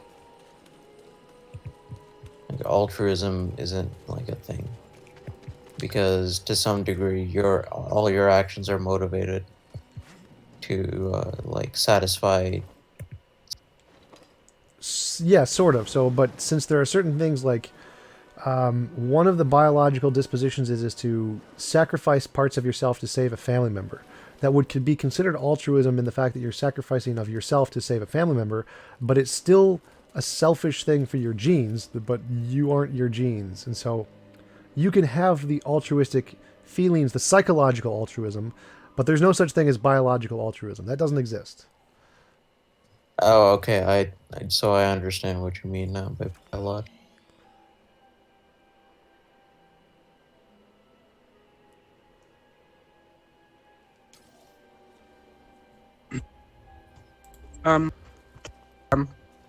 Say if somewhere like let's say like I don't know, someone who's in a wheelchair, they dribble, and let's say there was I don't know $2,000 fine for making noise while, or let's say the president is speaking, right? And this person who's dribbling, they make a bunch of noise. Should they be? What? I have no idea. Like someone in a wheelchair is making noise, and should they be fined for making a noise? Assuming that there was let's say it's a president's hallway, and that that on the wall it says, anyone who's making noise will be fined. While the president an international speech, should they be fined the same? No, I don't think so. Like Tourette syndrome is one of those where you have to, like, say curse words occasionally, and you have no control over it. No, they shouldn't be fined for that. See, well, but how does that play? When you take that and the hard determinism thing, how that no one could have done otherwise. But you're saying that someone who, one person you put them in jail, they couldn't have done us, and the person who dribbled, you see what I mean? It seems.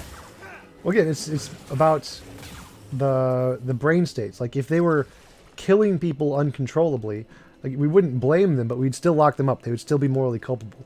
But like a fine at a speech, it's not immoral to do that. There's no immoral thing to talk about a president. Like there's no moral culpability there at all, whether you do it intentionally or not. Well, what if that making the noise led to something terrible happening? Let's say it was like president, and because the speech was distracted, maybe the warning didn't go out for a flood or something, so now people end up. Well, again, if it's like a future thing, like if you are uncontrollably killing people and you're going to uncontrollably kill people in the future, we need to lock you up. If it was a one-time complete accident and it was just because that's how your brain works and there's nothing you could have done about it, that's a separate issue. So the one is like the person with the brain tumor, if we can cure them of that, then they're a different person and they're no longer culpable. So if the person like had a epilepsy or something, then no, there wouldn't be accountable because it wasn't like a thing that we have to worry about happening over and over and over again. If they go into an epileptic shock and kill someone every 5 minutes, we're going to lock them up. They're morally culpable based on how their biology works. Even though if we could cure them, they wouldn't be. But would you say that? If you was to be, self-critical, can you see some kind of inconsistency between the way we draw these lines between the things? Because apparently everyone under determinism, everyone, just has a brain state they couldn't do otherwise. They're stuck with, if I was abusive, I couldn't have done otherwise. If I'm kind to you, I couldn't have done otherwise. And it just seems, we're all kind of invalids within. Right. So in deterministic moral agency has nothing to do with you. It's not, you are not at fault for anything you do. It's all determined. But we're going to have to, society is responsible to protect its members, regardless of whether or not you are personally at fault. So every person we put in prison, it's not their fault. We can't blame them. We're not justified. We're not right to put them in prison. We just do it because we have to pragmatically protect the people. They are not at fault. They're not like demons that need to be exorcised. They're just biological states, and we have to protect people from those biological states. If there was a way to cure them of those biological states, that would be the right thing to do in all cases, no matter what.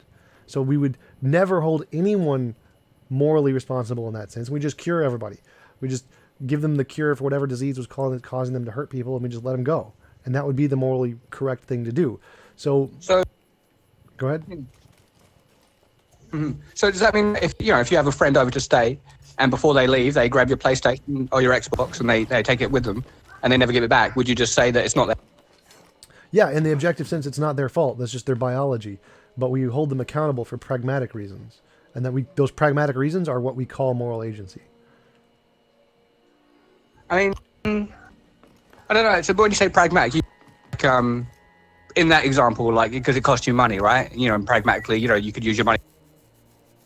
All right. So like if we lived in a video game world and you could just print a new PlayStation instantly by pressing a button, then there'd be no reason to punish him for that. There'd be no pragmatic reason to care. I mean, I think I'm with you. I mean, many people would claim if we could, let's just say you work for a PlayStation company. Let's just say it's easy for you to get another one for no money. Many people say it's still wrong, right? People that actually, yeah, you hold to objective morals. So I mean, surely if it's wrong to take something, to steal, it's wrong always, right? Even if the person's got enough money to replace it easily. Right.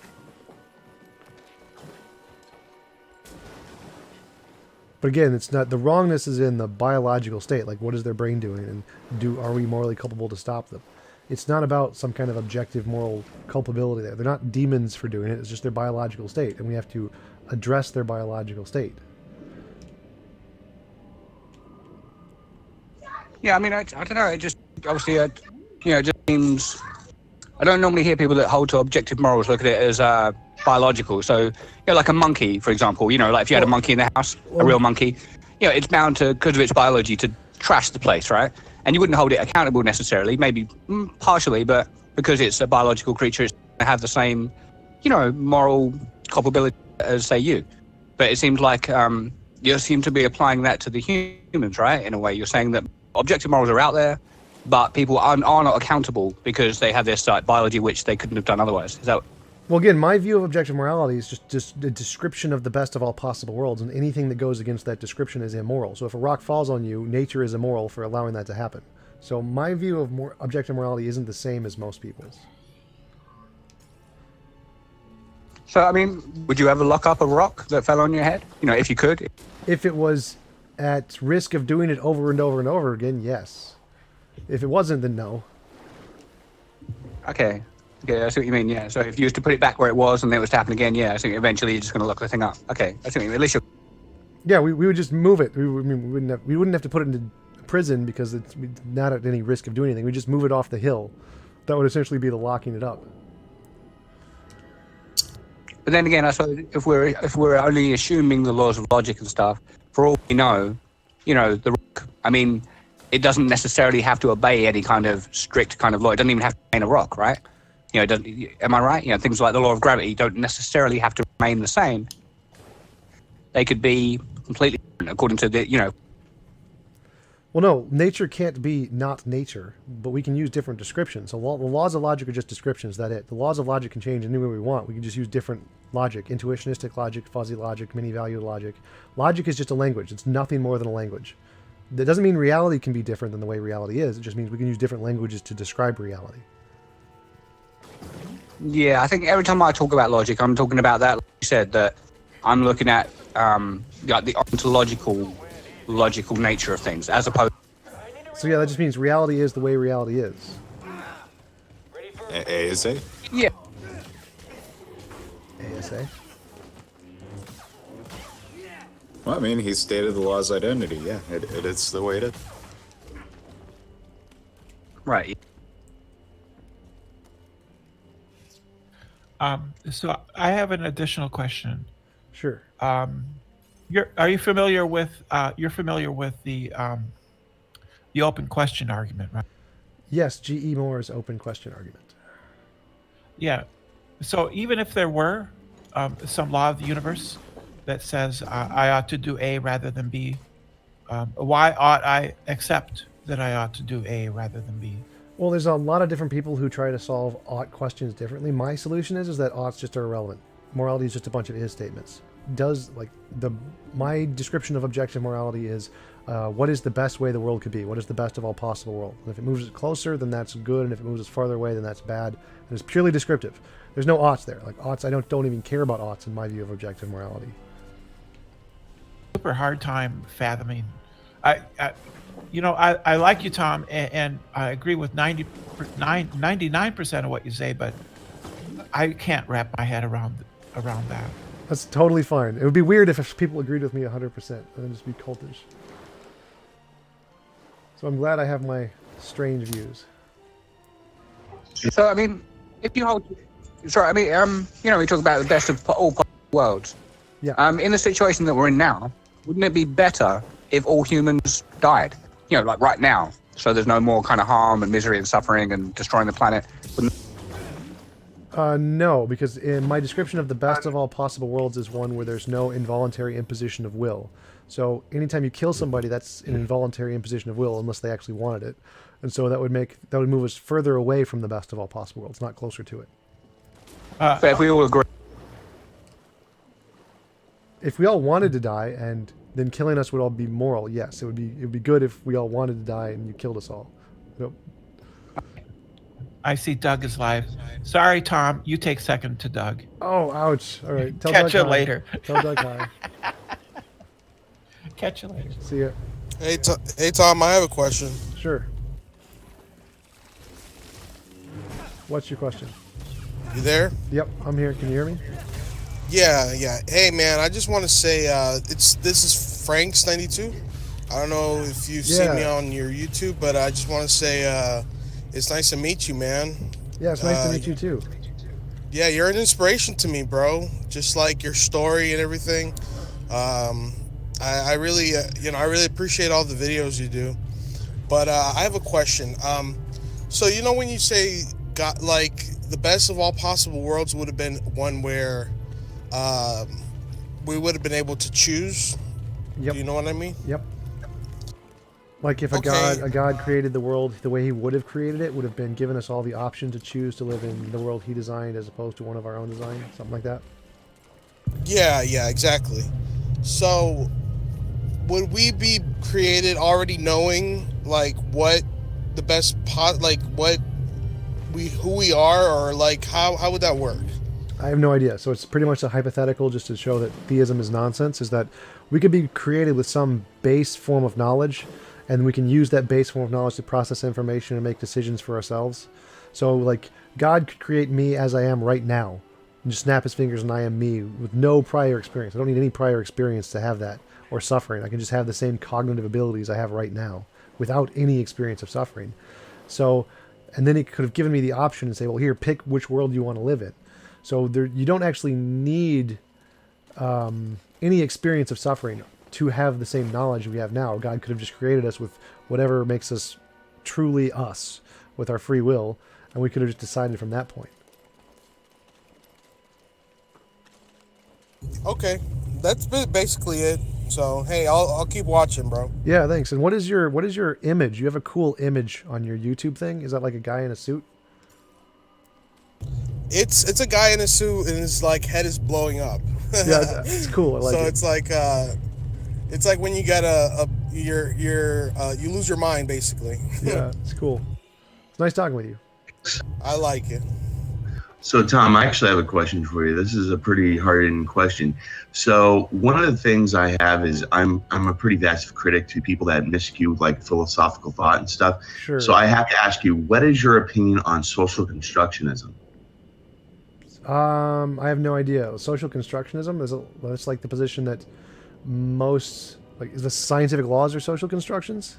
No. Social constructions, basically social constructionism in philosophy is that society assigns descriptors and labels onto perceptions we see in nature. And as a society, we determine, okay, we should call that a rock. It exists outside of our perceptions, but when we see it, it's a rock. Okay, well, I just chose it to be called a rock. And then the next person hears me saying, oh, that's a good name for that we see in nature.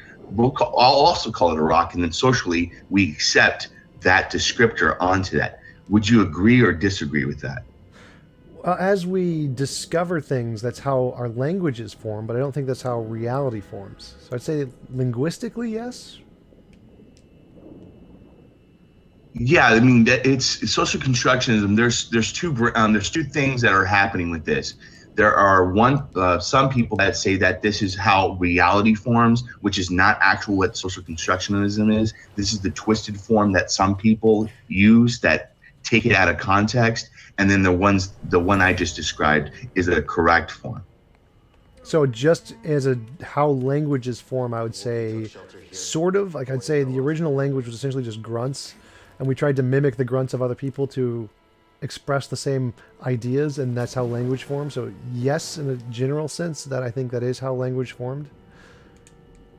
Yeah, the only reason I'm asking is there's a portion of the skeptic community that I've noticed that tend to have a difficult time understanding. Like, I'm not trying to name drop here, but there's like Steven Pinker, for example, and where he states that all of social constructionism is completely and fundamentally wrong. But when you actually look on the philosophy of what social constructionism actually entails, it has nothing to do with making claims about reality. It's just making claims on the descriptors of what we see in reality. And there seems like this misunderstanding between individuals such as that and people who actually improperly use it. I'm just wondering, like I said, I guess the question is, have you ever noticed that yourself, where people take philosophy and they twist it or misunderstand whether people are doing it from their mistakes to try to go after them, or so on and so forth? Oh yeah, absolutely. That happens all the time. Steven Pinker, I agree with on pretty much everything. The type of social constructionism he is critiquing is the kind that you were talking about earlier, that make claims about reality. So most times when people talk about social constructionism, they're talking about like relativism, that kind of social constructionism, which is, you're right, a more modern incarnation of what it means. If you're just talking about the linguistic form, then yeah, me nor Steven Pinker have an objection to that. Steven Pinker actually agrees that that's how language formed. I got this from him in his descriptions of linguistics. So it's really only the kind that they're claiming that reality itself is socially constructed that people are disagreeing with, and that Steven Pinker disagrees with. But because it's so popular and so representative. I disagree. See, that's the thing that I have to say though, Tom. Oh yeah, I'm sorry. You're right. It's not popular. It's just popularized by the media. Oh, I agree with that. But see, the thing I have with Steven Pinker and several prominent skeptics is they make this out to be a bigger implication by the general populace. So like, I'll give you a prime example, and I know this doesn't seem like it's kind of like social media banter or whatever, but it's an important thing. And you have a lot of these individuals that are labeling people as, like SJWs and so on and so forth. Go ahead. Oh, I was just saying, yes, I'm agreeing with you so far. Keep going. So you have groups like this who are claiming people are woke, SJW, so on and so forth, because they are ascribing every individual who talks about social or socially advocates for progressive change or anything like that to be adhering to this form of twisted social constructionism. Like that's what they claim. They generalize these individuals like myself who don't actually believe that. And I mean, what do you think? Do you think that's an issue, or? Yeah, that happens a lot, where people take the more radical viewpoints and then generalize everybody as holding those same viewpoints. It happens to atheists all the time. So I agree. It's definitely a problem, but trying to be more specific about it it's difficult. Yeah, and I can understand that. I guess that's my biggest problem. Like, I think it's kind of like overreaching with your field of what you're trying to do with your philosophy, is you have these individuals on a specific spectrum that are basically trying to strawman, like you mentioned, atheism to what it actually means. And the same individuals that are doing this are also doing this as well. So I don't know.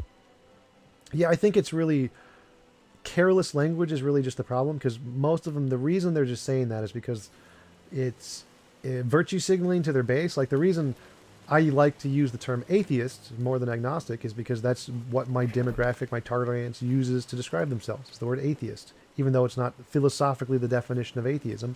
And so I identify with that word rather than the agnostic label. it's not really about like what is the correct usage of the word philosophically. It's about like how do we identify those labels in society. And when people use the term like social constructionism, the way they identify that term is with the relativist, the crazy left SJWs like you were mentioning.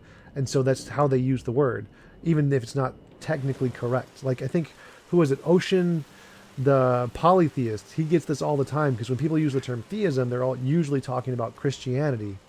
But there's lots of kinds of theism that aren't Christianity, like polytheism. And so he doesn't like, when he says he's a theist, people confuse him for being a Christian all the time because they misuse the term. So I think it's just careless uses of language, and I think what you have to do is just understand that's what they mean by the term, is that they're just being careless and they don't really mean it in the literal sense. They're just using it to describe SJWs, not specifically you. Oh, absolutely. But see, that's the other thing. It's kind of like, it's just it's to me, it's kind of disingenuous because I've known people have explained this. I've seen an interview, or was it a debate? I don't remember. I saw it like last week between Steven Pinker and someone else, and where he was debating someone in social constructionism, and he was explaining this is what it actually means. And he's like, but that's not what people are. I'll have to link that to you, Tom. But people like Steven Pinker have been explaining this, what you just mentioned. And he still presents it as that the generalized populace actually uses rhetoric. That's what I'm saying. He dishonestly, disingenuously, continuously pushes this narrative when people have called him out on it, told him that most people don't do this. Some people do, and they're wrong. But what do you think on that? Well, again, I just think the circle he's in, most people use the word social constructionism just to refer to relativists. And so he's just been exposed to it so much that he's adopted the same kind of habit. And just telling him that there are lots of people who don't use it that way isn't really going to make a difference for him, because in his circle, that's when most people use that term, that's what they mean. So I don't think it's disingenuous on his part. I think that's just because in his circle, that's how people use the word. That's how he uses it too. Well, I guess the only thing I would kind of clap back on them from that is, I mean, I've seen your discussions. I'm not going to name drop anybody that you know who I'm talking about. They mislabel the term atheist all the time. They're saying that atheism is this way. That people have corrected this individual on many times and correctly, addressed it. And he continuously pushes this narrative. Wouldn't you find that to be disingenuous? Sort of, but not really. So I think that it's only disingenuous if you like try to impose that on other people. Like if Steven Pinker was saying, you are a social relativist or a social constructionist, and you believe that reality was purely just made up language game, then that would be disingenuous because he's misrepresenting your position. Now, if you tell him that, well, no, I'm a social constructionist only in the sense of the language, how language evolved, and he's like, oh, okay, and just grants your position and says, so this is what you mean by the word, that's totally fine. It's only disingenuous if he tries to misrepresent your usage of the word and misrepresent your position. But just using the general term, I don't think that's disingenuous because that's how a lot of people do view the term. Same in the case of the atheism. If someone uses the term atheism to mean God absolutely does not exist, because there are people who do use that terminology, it is not disingenuous to use that terminology. It's only disingenuous to use that terminology to misrepresent someone who doesn't use that term. I understand. I can respect your viewpoint on that, Tom. I disagree that I don't think that this is what he's doing, because in my honest opinion, again, this is purely subjective, but in my honest opinion, I believe that there's a large contingent of reactionaries among the skeptic community that are pushing this narrative to either draw angst from their crowd because they know it makes money on social media, or they try to create some type of narrative they know is very popular that keeps them in the limelight. That's my opinion. I have good evidence for that opinion too, but that's kind of like the situation I'm seeing, and it's an unfortunate thing for me. But you don't think there's lots of people from the social constructivist crowd who hold those views and, Oh, absolutely. There are people that have those views, but there's a difference though. The small minority of people that hold these views do not encase the generalized populace. Most people who do advocacy for social or progressive ideals like I do not adhere to that. I'm around these circles all the time, and they don't believe in the relativist point, that position on social constructionism. They merely describe it as a way that we've generated the language. That's it. Is But that what this you is think the this is the Steven Pinker is narrative. saying? Are you saying that Steven Pinker is accusing most people in the social justice community Yes. of being relativists? Yes, that's my opinion. Yeah, if you can send me the clip for that, that'd be great, because I have not seen that as his position. I'll link you some other things, and I'll give you examples that maybe won't persuade you, Tom. And that's completely fair. But I'll send you some links later on, and you can go over that, and you can make your determination from there. Yeah, sure. Because if he's just accusing everyone in the social justice community of being relativist, I wouldn't agree with that either. So I'd be on your side on that one. Yeah, that's all I'm saying. I agree that there are really people out there on social advocacy side that do this, and they're fundamentally wrong. They're just out there. They're just trying to replace one supernatural claim for another. That happens, no doubt. But the overwhelming populace doesn't do this, and it's a huge problem. This is a big narrative, by the way, Tom, that's been going pervasively across social media over the last 5 years. Like, they generalize this all the time to people who advocate for positive change in society. Yep. I don't know what to say. Yeah, it's definitely true that people always generalize and demonize from the most extreme of the position. So if you look at how do atheists define Christians, you see the people like the Bethlehem Baptists or whoever they are, the people who like I hate gays or whatever on their posters doing protests. So people always demonize by showing the worst of the side without trying to consider the general consensus of most people, because most people are just average. Most people in every ideology are usually just average people. But that doesn't absolutely agree. That's not what sells. That's not what gets people to view your show. So you want to show the worst of them.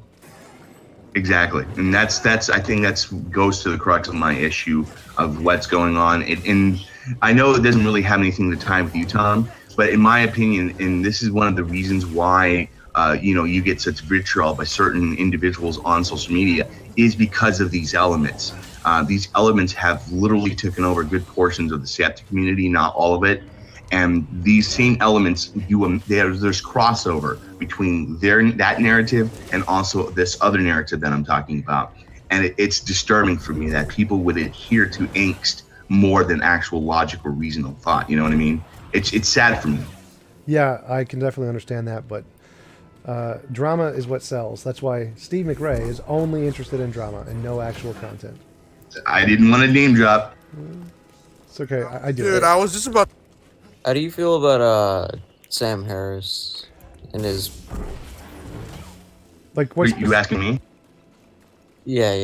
His general arguments about human suffering and objective morality. I accept more. I like Sam Oh no, Harris. I was asking TJump. Oh, my bad. Yeah, you can tell me too. That's fine. Yeah. So it's Tom.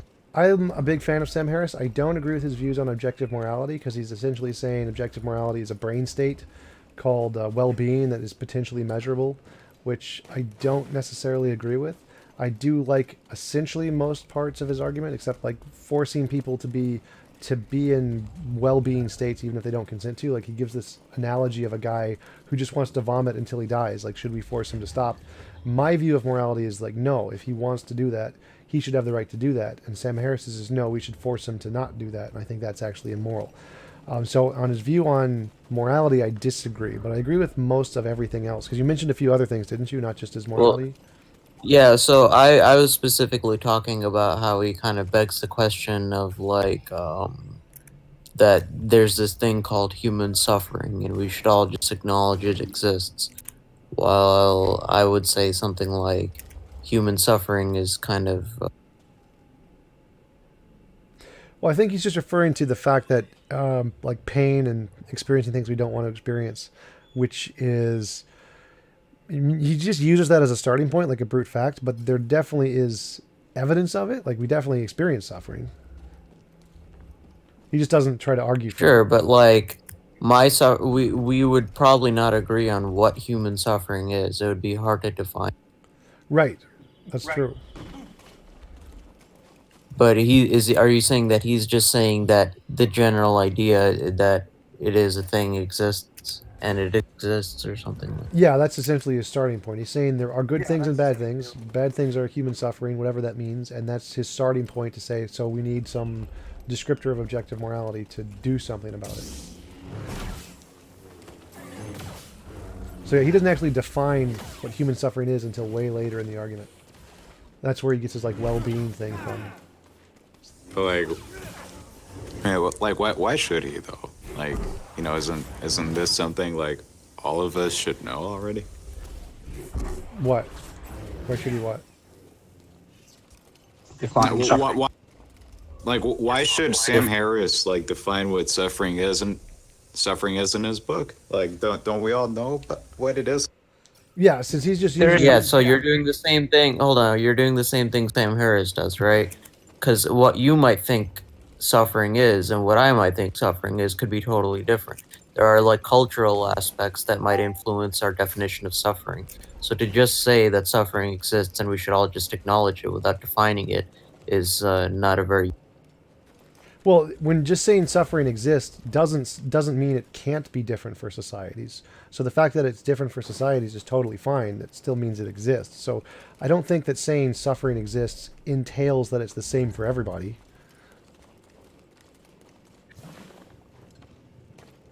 If you enjoy suffering, is it still suffering? If you Depends on the definition you use, but usually no. Usually suffering is definitionally the things that you don't enjoy.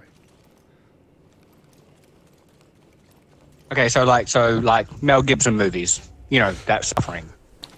Take it back. Braveheart was an amazing movie. I hate you. No, I like that one. I like that.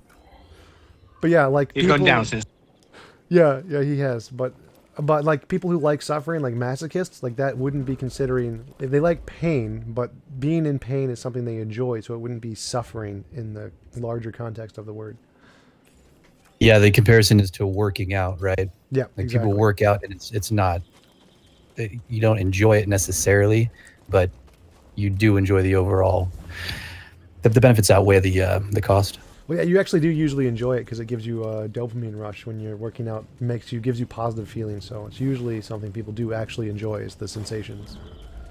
Right, like for me, it takes about 3 weeks, and then I actually look forward to working out. But if I haven't been working out for a long time, then in order to get myself started, it's a real chore, right? Yep. That's subjective. Does that mean obviously like raping a woman, or if someone rapes a woman? Obviously, I'm guessing that will cause an endorphin rush or something, dopamine rush. Does that mean that it's not suffering, or you know, how do we? Well, it wouldn't be suffering for the person doing the raping, but it would be suffering for the one being raped, most likely.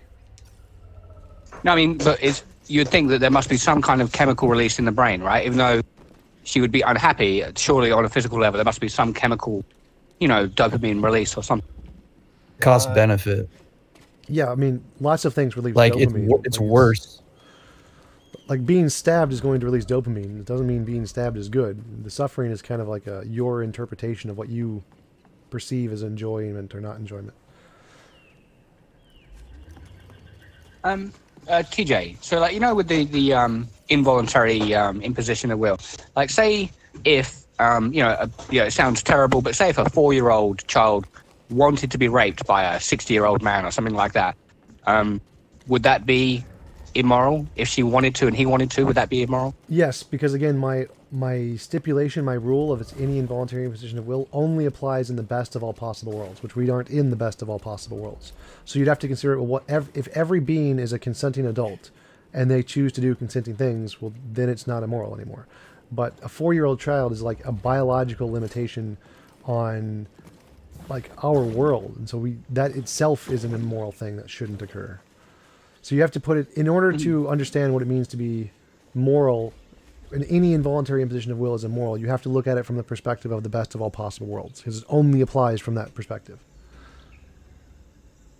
Which we're not privy to, right? So it makes it a little bit harder to comprehend, right? It's kind of like it's a world that we're not used to, right? We don't have evidence of. Well, it's an abstract, so it doesn't exist, but it's like you can look at things from the perspective of it pretty easily. Sure, yeah, I'll try to, yeah. I see what you mean. So how about in this world? So you always say in this world that would be wrong. Let's say you got to go in Arabia, she's starving to death, and she concludes that by, you know, allowing herself to be raped, that she will end up getting food. So therefore, it's what she wants. She wants the food, so she, you know, makes a, you know, a sacrifice, if you like, or whatever. Would that be wrong for her to do that? Would it be wrong for the man to do that? It You know, wouldn't in be. your scenario, in this world. It wouldn't be wrong for her to do that. And then it's consent, so it wouldn't necessarily be rape. But in that case, like, the fact that she needs food is a problem, and we should solve that problem. And the fact that she needs to give herself up for that is definitely not a good thing. So, but I wouldn't necessarily think that either of those situations are immoral, because it's not rape at that point. At that point, it's consensual. Okay, I see what you mean. Yeah, but it would just be underage, right? According to our current thing. Yeah. Yeah, if she's underage, that would be immoral because there's biological limitations on what can be counted as consent. So, in that sense, if she's underage, it's still immoral for the guy, not for her though. Okay, yeah, that actually makes sense. You know, more than earlier on. Yeah, because I see what you're saying. That that actually totally is the system. That is, I agree with you. To be honest. Cool.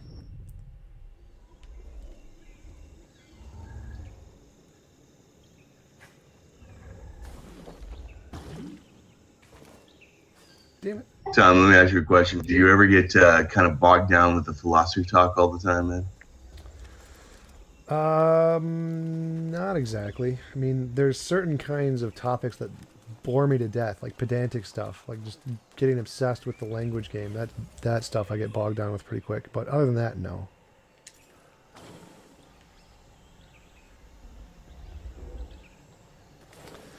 It is important, though.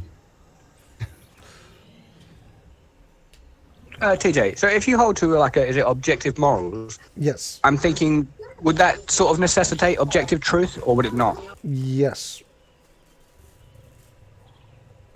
Yes, it would necessitate objective truth. So yeah, I do believe in it. I'm not a subjectivist. I'm not a relativist. I think there is objective truth and objective morality. Okay, but then you agree with subjectivity as well, obviously, right? There'd be a relationship between the two, I guess, as well. What do you mean agree with subjectivity? So what I mean is, like, you know, so you agree that there's objective truth and you see that there's objective morals, but everyone has their own opinion on these things. But that wouldn't change the objective fact. It would just mean that everyone has a different opinion, right? Right. So like there are some people who have the opinion that the world is flat. They're just wrong. Yeah, no, I'm with you. Yeah. So okay, yeah. So I know. Yeah. So I used it. Yeah, it was a loose language. So when I say you agree with subjectivity, you just you know that it's a thing. Yeah. Yeah. In other words, it's objectively true that subjectivity exists. Okay, that's a better way to word it. Yeah. Yeah. For sure. Buying into the NASA propaganda. NASA is a lie. So Tom, let me ask you a question on this. So in regards to like Matt Delahanty, he doesn't believe like humans can determine what could be with like conclusively. He makes a statement that he thinks humans can only perceive what is more likely true. Do you agree or disagree with that? For the most part, like in most things in reality, we can only give probabilistic assessments. Like all of science is just probabilistic. The only things we can be certain about are like, I think therefore I am. There's some difference between my imagination and my experience. I can describe things in certain ways, but those are the only things that have like absolute certainty. Everything else is probabilistic, but it's usually really high levels of probability. Gotcha. Thank you. Cool.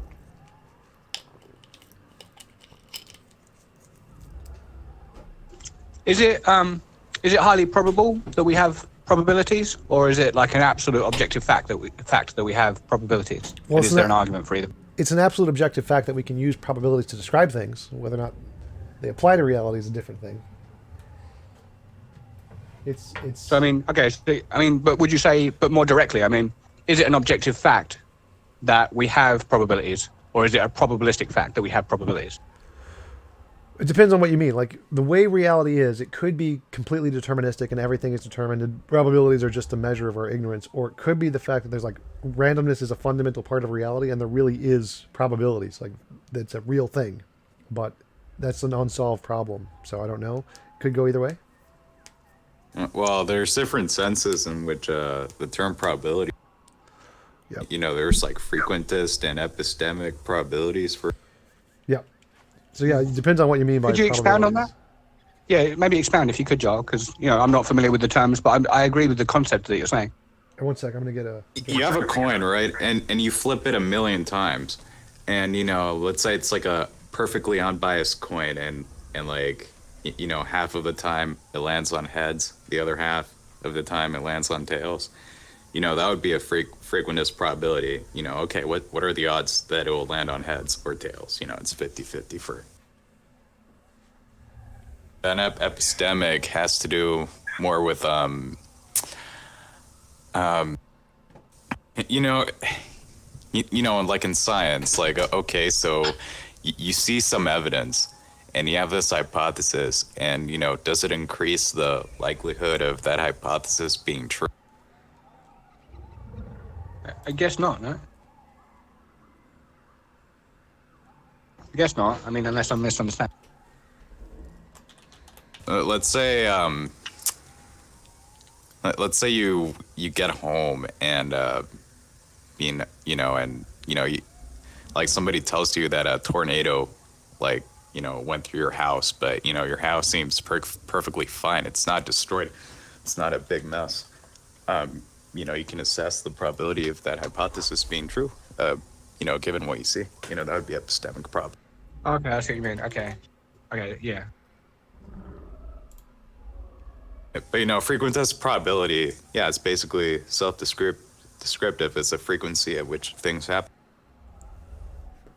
Mm-hmm.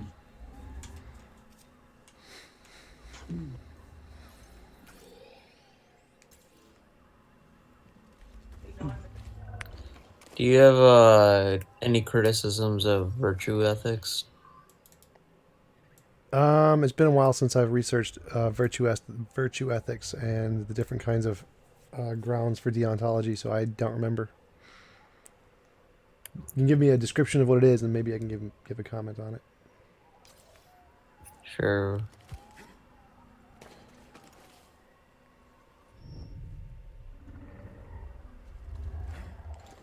Hey, look. So virtue ethics is currently one of three major approaches to normal. I think maybe initially identified as that one that emphasizes the virtues of or moral character in contrast to the approach that Oh yeah. emphasizes duties. So yeah, it's like it's moral if you try to do good. If you attempt to do it, your motivations are the parts of what are considered immorality, regardless of the consequences. And I disagree with that. I think the consequentialism is far more apt than your intentions, because you can intend to do good and have good virtues and have negative consequences. So I do not agree with virtue ethics in that sense.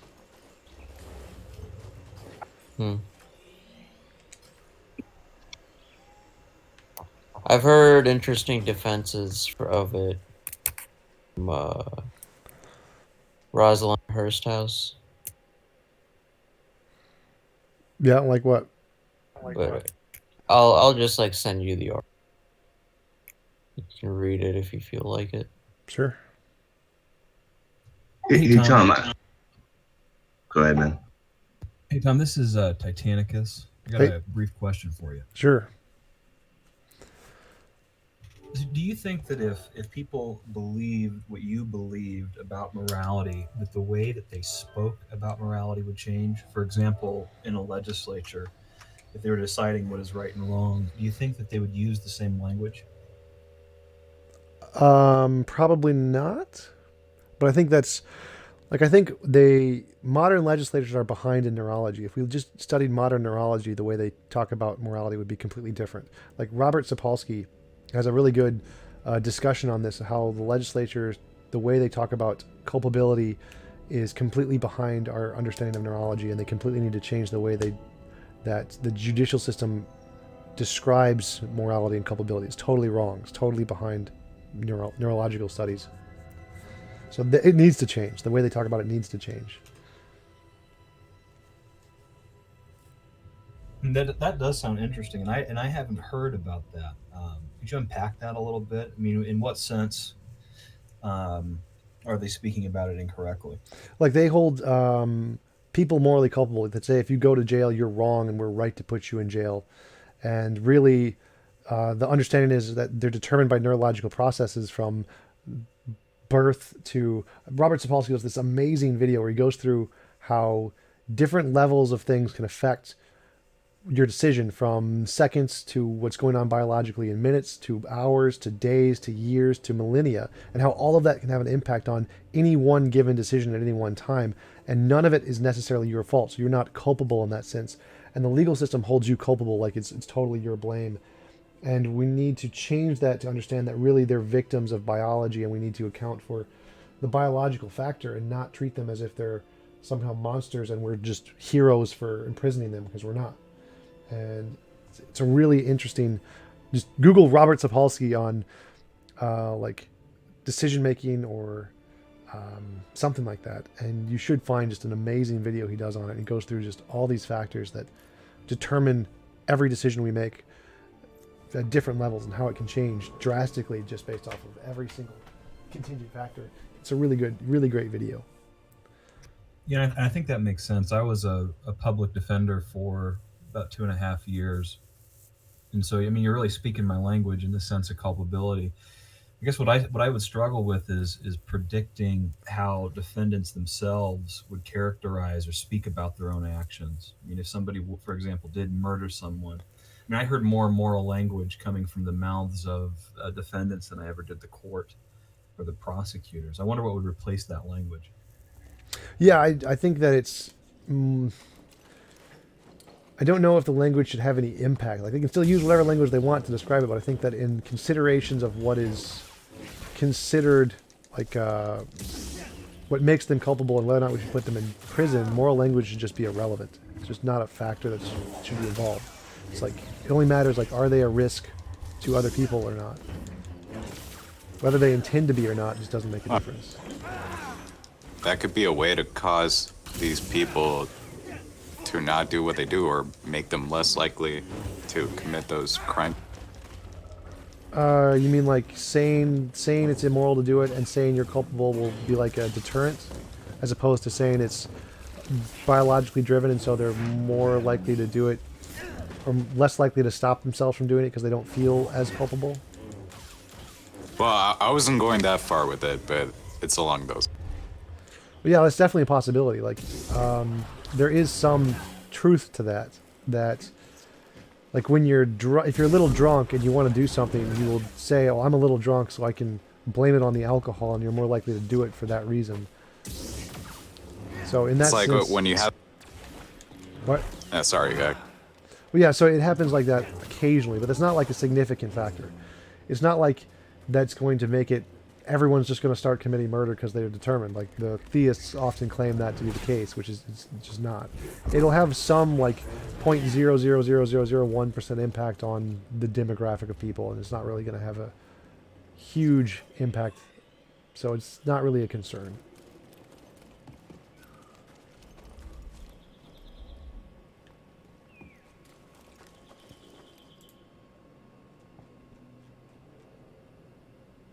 I wasn't even referring to the point as, okay, what are people gonna think if they all were aware that their actions are determined by causes beyond their control? But it's more like I think, yeah, one of the problems that you run into is that most defendants are very low functioning people, whether we like it or not. I don't know if they have the capacity to think about morality in these terms, and if they did, I don't know if their conclusions would be the most rational, responsible conclusions either. Managing that problem, I think, would be very difficult.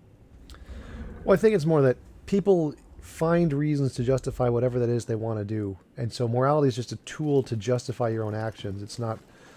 It wouldn't really act as an effective deterrent. It would be more likely to act as a encouragement. You're going to find some way it's moral to do what you want to do, and then use that as justification to do it, regardless of whether or not it actually is. Yeah, I think that's right, actually. I wonder what would be people's justification for going through the difficult process of rehabilitation. I mean, it really bugs me, but most of these guys I saw come out did heavily lean on religion in order to get themselves to change. I don't know what would take the place of that. Yeah, it's definitely one of the biggest problems in the secular community is that we don't have that really strong grounding that's been there for thousands of years and from those beliefs, but we'll get there. We just need to find other kinds of secular ways to ground those kinds of motivations. But since it's new, we don't have that thousands of years really helps to drive it into our psychology.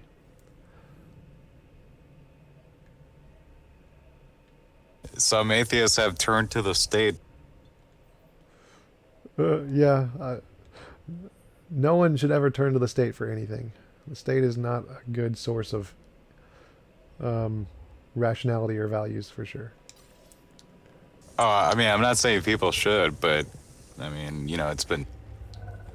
Yeah, people idolize a lot of things. Like, one of the reasons Stalin was an atheist was because the previous regime was very Christian, very religious, and so he used that to his advantage and made a secular model, a non-religious model, and people turned to that thinking it was going to be better because they just had such a terrible experience with their religious overlords. And so, yeah, people turn to essentially anything to try to find value and meaning and purpose and all those kinds of things. You just got to find a good one.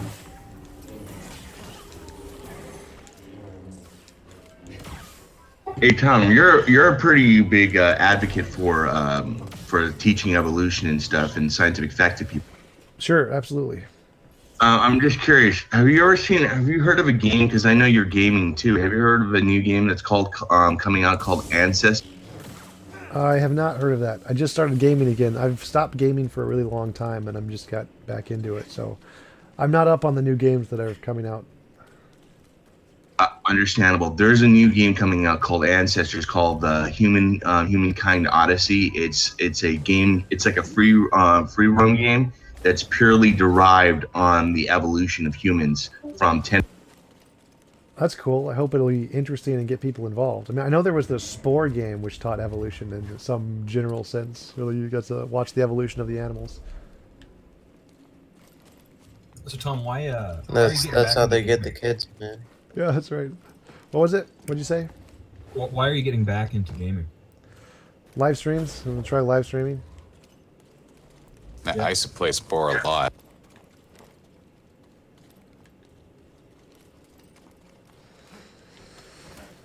Yeah, I'm trying to build up my Twitch side, my Twitch streams, and I started a YouTube channel. I got like 60 subs on my gaming YouTube channel. Yeah, woohoo! And yeah, I'd like to do that. One, games give me a tax write-off. If it's a part of my job, I get a tax write-off for buying video games and stuff. That's cool.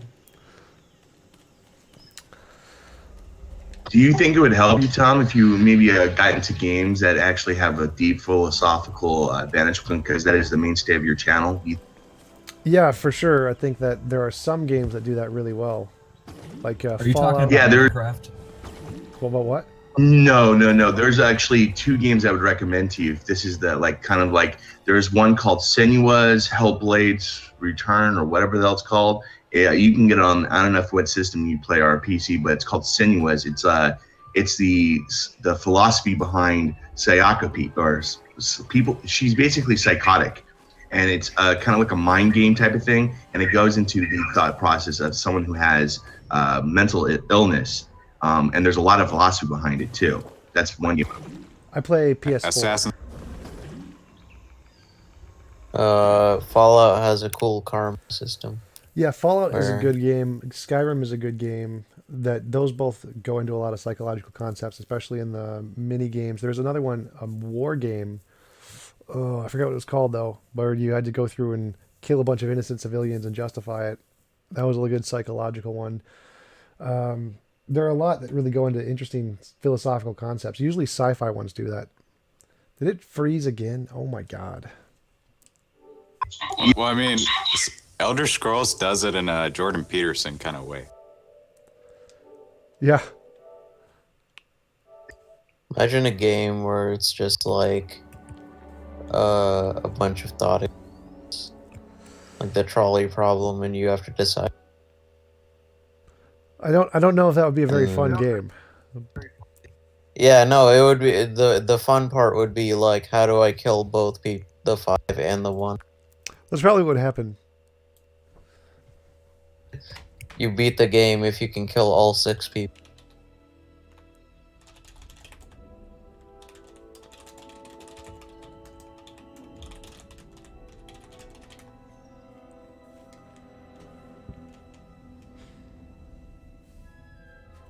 Yeah, if you're looking toward more of like a political game, Tom, I was going to recommend there's a game called Stellaris. It's a RTS space-based game.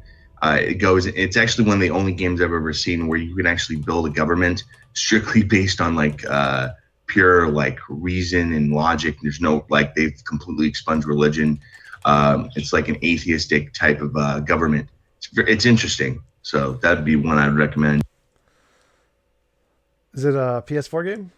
If you want a game that goes into like the philosophy of math, I would recommend Elmo Teaches You How to Count 3 for. Yes. Bioshock. I mean, Bioshock had a good psychological thing to it. I like my games. The games I really like are the ones that are hard. I like hard games. Ninja Gaiden is my favorite game. Ninja Gaiden 2 and Ninja Gaiden 3 was not as good, but still pretty good. I mean, but it seems like games are becoming more philosophical. I mean, and you know, it's been my opinion for a while now, but I think in general games have better character development and stories and plots than movies. But you know, at this point, it may not back in the day, but now it definitely.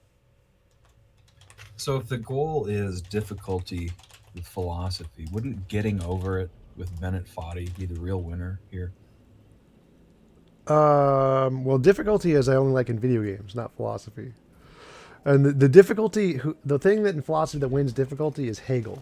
Phenomenology of spirit is absolute cancer.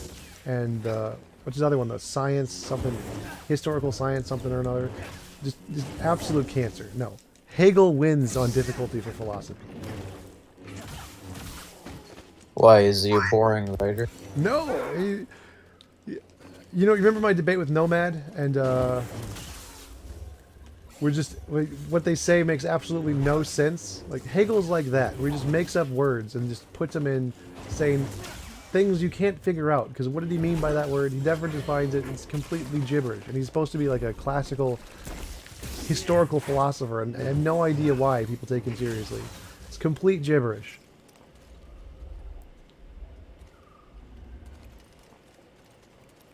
Poor Nomad. I mean, he's trying his best.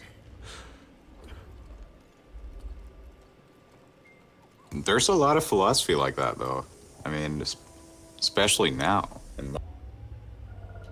I would say like the philosopher of our time would be like Hitchens. Hitchens, like Listen, Christopher buddy, Hitchens? I'm not your average schmuck.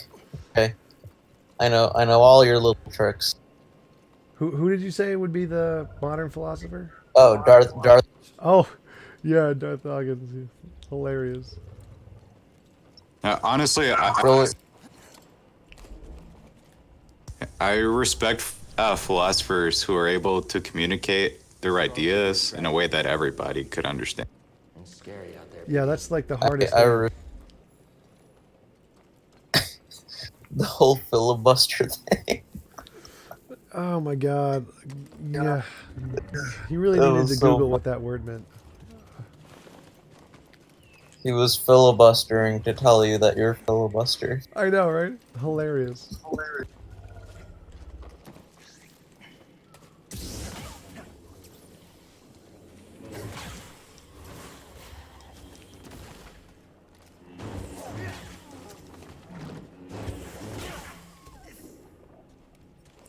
You know, when you entered that conversation, it seemed like you already like had heard of the guy. Right. Well, yeah, I was invited to talk to him actually, and people have asked me to talk to him for a while, so I've definitely heard of him.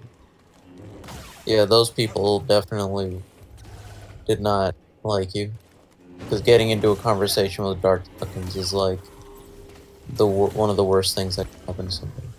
Well, I'd actually like to talk fucking- with him if he could actually like answer my questions. That would be an awesome conversation. I would really like him to just answer my questions, but he has a thing of not answering questions, which is kind of sad. Yeah, he's not gonna be productive like that. When he used to come on to politics, I would go in and troll him and get banned, but I was friends with one of the mods, so I would get unbanned. They always give people like Darth Dawkins or Mr. Batman access to their to the mod mod status on their own rooms in politics. I would go in and troll him, and then he would ban me, and then I would get a mod to unban me, and go back. They both have a habit of interrupting people and then crying victim when you overtalk them. No, here's the idea, right? He has a set dialogue tree, right? And if you move even an inch outside of it, you're obviously like, this is a debate tactic that you're trying to follow. That's what he accuses you of doing, right? Yeah. As long as you're not answering his yes or no questions, and as long as like you're trying to like get outside of his dialogue tree, then you're just like a sneaky, slimy debate tactic person who. I mean, sometimes they ask loaded questions or false dichotomies. It's like, okay, so here's two options, pick one or the other. Yeah. But, you know, when there's other options. Yep. Listen, buddy, I'm not your average schmuck. That was pretty funny. Yes, you are. Yes, you are.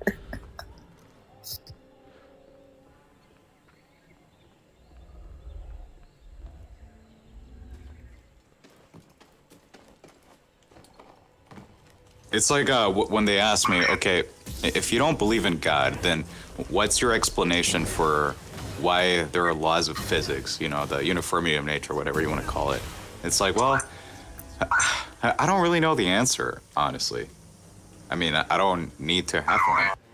Right, you don't actually. So he used to, yeah, he used to do this thing where he would always ask the same question, which was, what is your defeater for the Christian God? So what I would do, I would always go into his, like, I would always go into his server expecting the question, and I would say something like, lightsaber, or, like, you know, different, well, let's say, like, Glock 9. That's my defeater for the Christian. And then he would ban me. But that's a joke, though, isn't it? Because that isn't. Surely you don't think, you know, just entertain that the Christian God is right. Are you asking if I think a lightsaber could defeat the Christian God? Yeah. You bet, buddy. That's exactly what I think. I mean, it just sounds a bit absurd. How do you defeat an omniscient spirit with a lightsaber?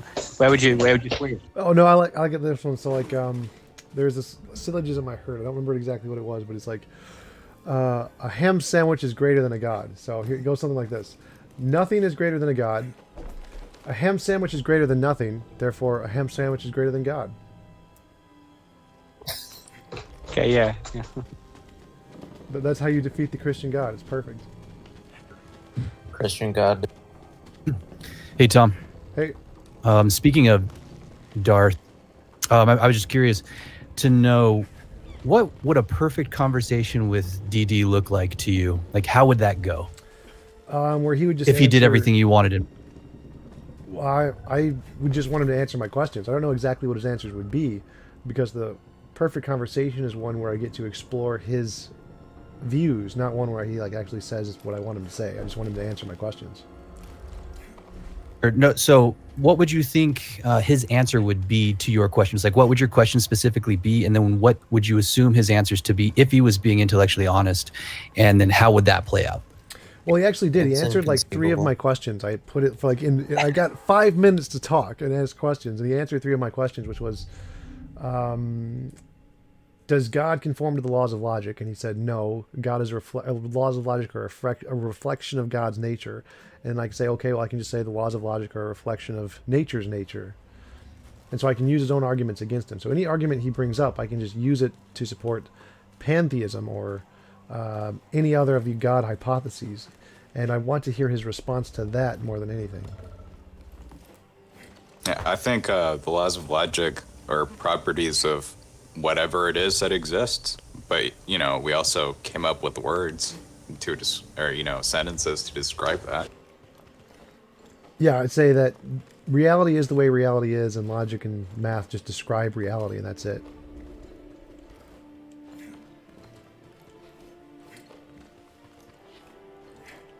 In 2 senses, I would say, like, yeah, they're properties of reality. And 2, we acknowledge it. We acknowledge that. We recognize that, and we try to describe it.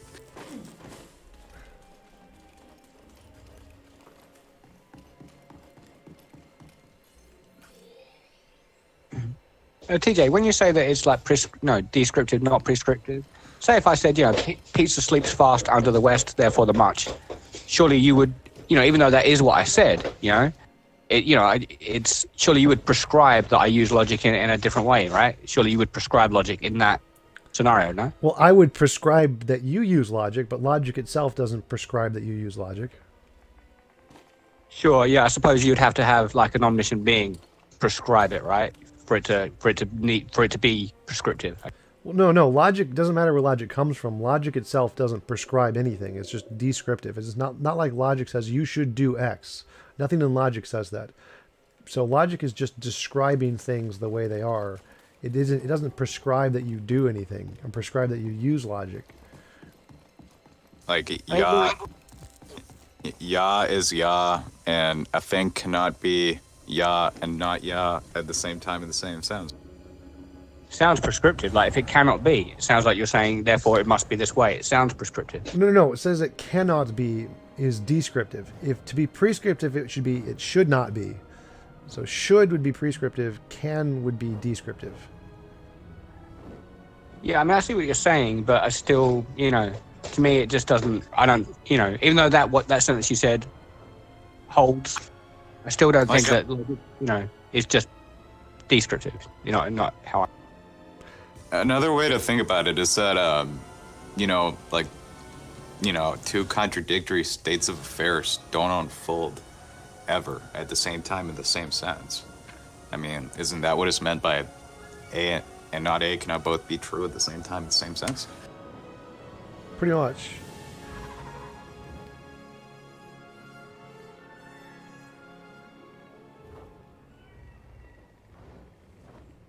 So when you say that, the laws of logic describe, what is or nature or whatever, but then you say that, that your epistemology doesn't really necessarily have anything to do with what is, not necessarily, then how can you how can you describe what is if your epistemology doesn't have anything to do with what is? Do you see what I mean?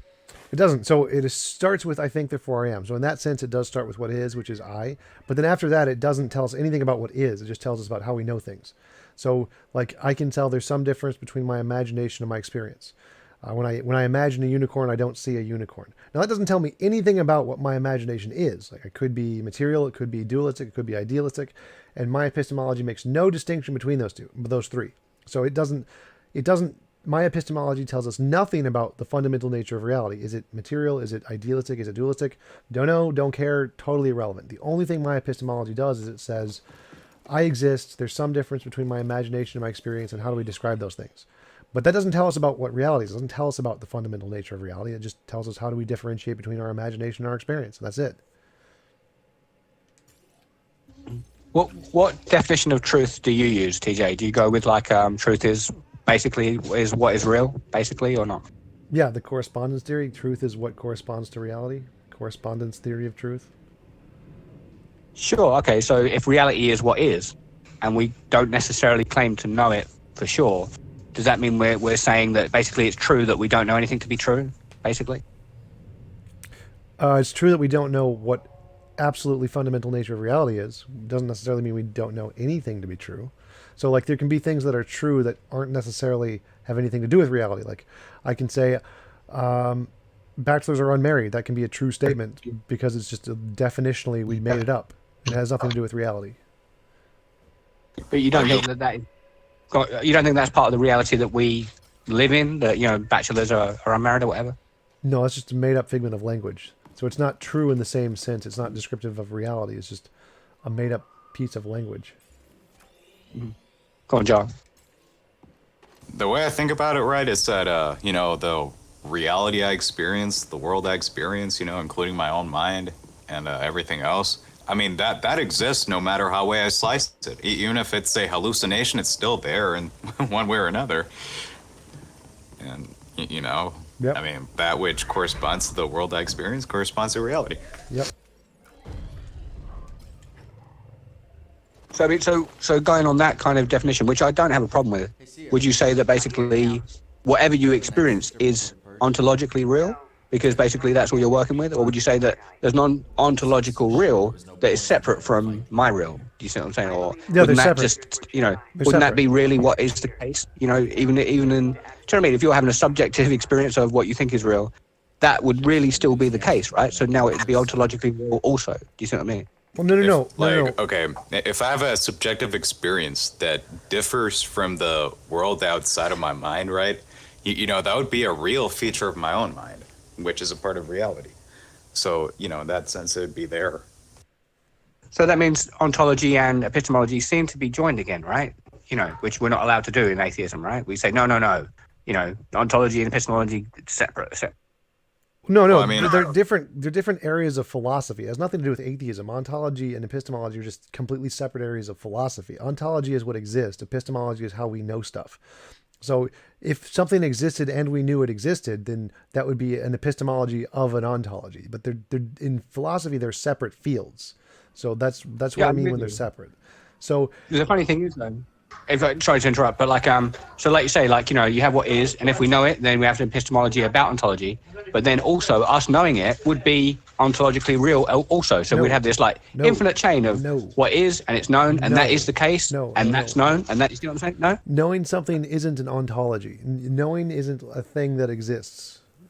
That's not what it means. So you wouldn't that no. So ontology is just a list of all facts that exist, or all facts that describe things that exist. It's not like there's no infinite regress there between epistemology and ontology.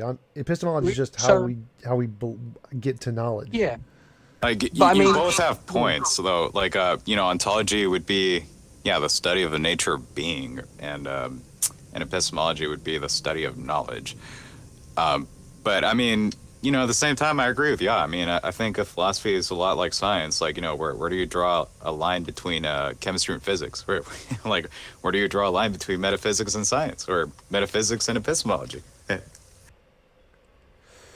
Yeah, I mean, you know, just to interject. So in other words, like, you know, like I understand that you were talking about existence, but to me, I mean, knowledge, it might not be a physical thing as such, but it is the case that we have knowledge. So now it's like, it's ontologically real that we have an epistemology. Do you see what I'm saying? At least that's how I see it. Maybe I'm wrong, but that's how I see it. No, so like we exist, that's ontology, and our brains exist, and that's ontology, and our brains have some kind of configuration, that's ontology.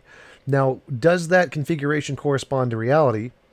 That's knowledge. Knowledge is, yes, the configurations in our brains correspond to reality, but that doesn't exist. There's no like, the fact that it corresponds to reality isn't an existing thing. It just happens to be that our representations do in fact correspond to reality. So knowledge doesn't exist in that sense.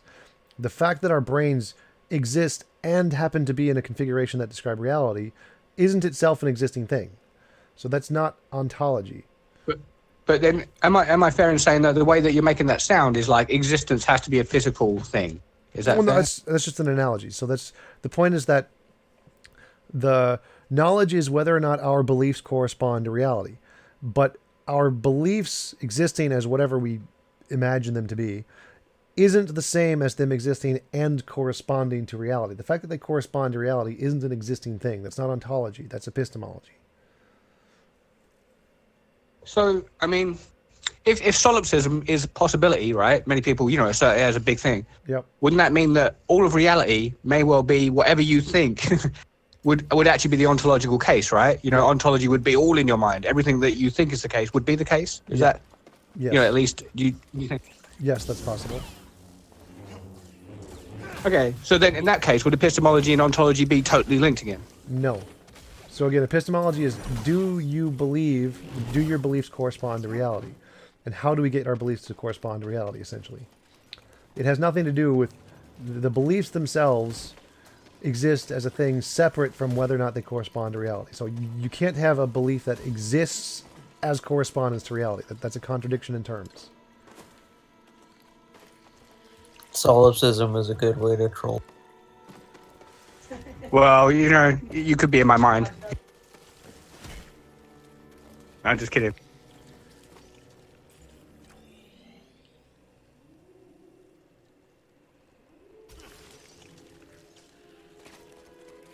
So is like consequentialism in a lot of ways. You can just consequentialize a lot of things to troll people. It's really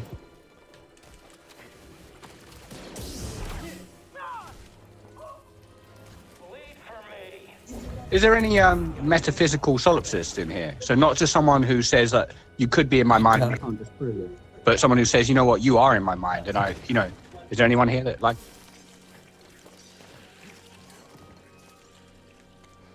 I guess not. It's interesting. What would a solipsist do? Would a solipsist watching someone play video games? What would that be? That'd be interesting.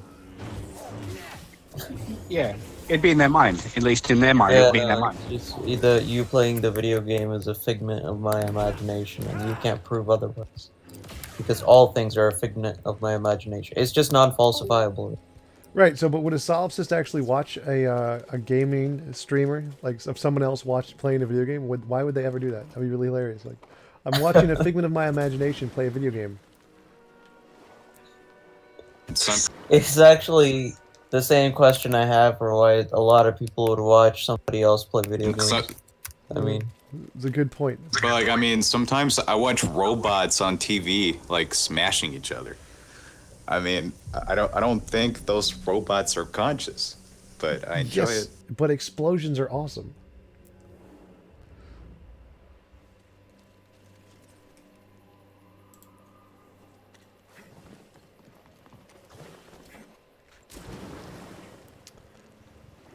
So, TJ, do you hold to that we could? The only thing that we can know for sure is our own experience. I'm guessing that you do, right? Basically, Yes. ultimately. Yes.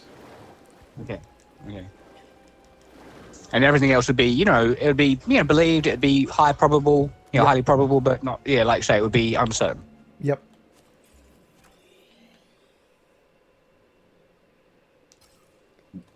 So that leads to some, you know, some funny things though. It means like you could have, you know, you could love your wife, but she doesn't necessarily exist, right? Or she exists somehow, some way, but you know, she might not ontologically be the case, right? She could just be, you could be in love with a figment of your imagination, sort of thing, which is fair enough. I mean, everyone's entitled to do that, I guess. Well, it's possible. There's no, like, that's not a strange consequence. That's just basic logic. I mean, yeah.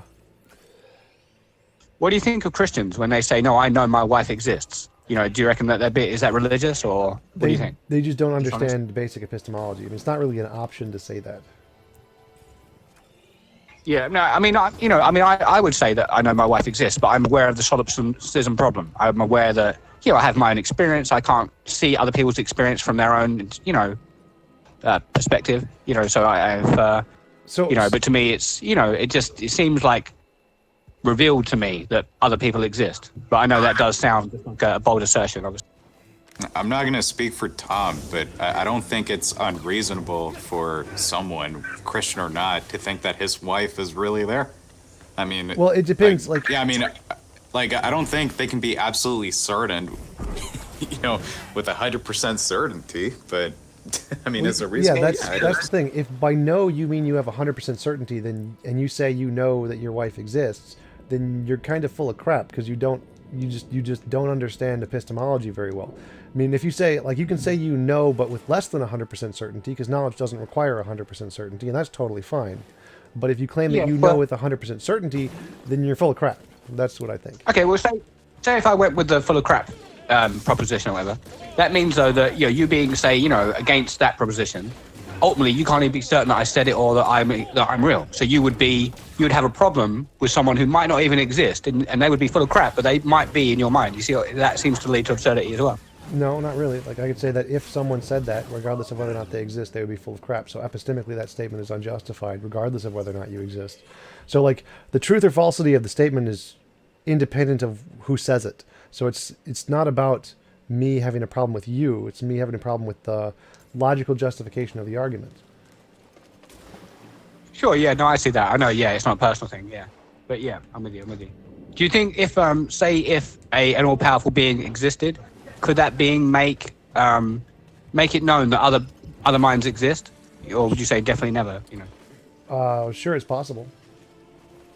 Okay, well, that's kind of the Christian claim, isn't it? That the world's been made in such a way where things testify of themselves, you know, that we can know that there are trees. Sure, you but know, you could say the you know same what I mean? thing and, like, say there's a law of nature that gives us perfect knowledge. Yeah, or supernature or something. But yeah, I'm with you.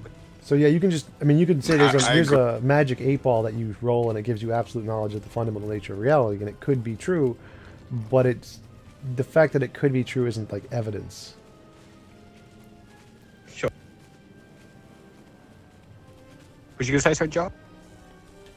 A lot of people, you know, they get hung up on what's possible, right? And there's plenty of things that are possible, but you know, being possible doesn't mean it's plausible.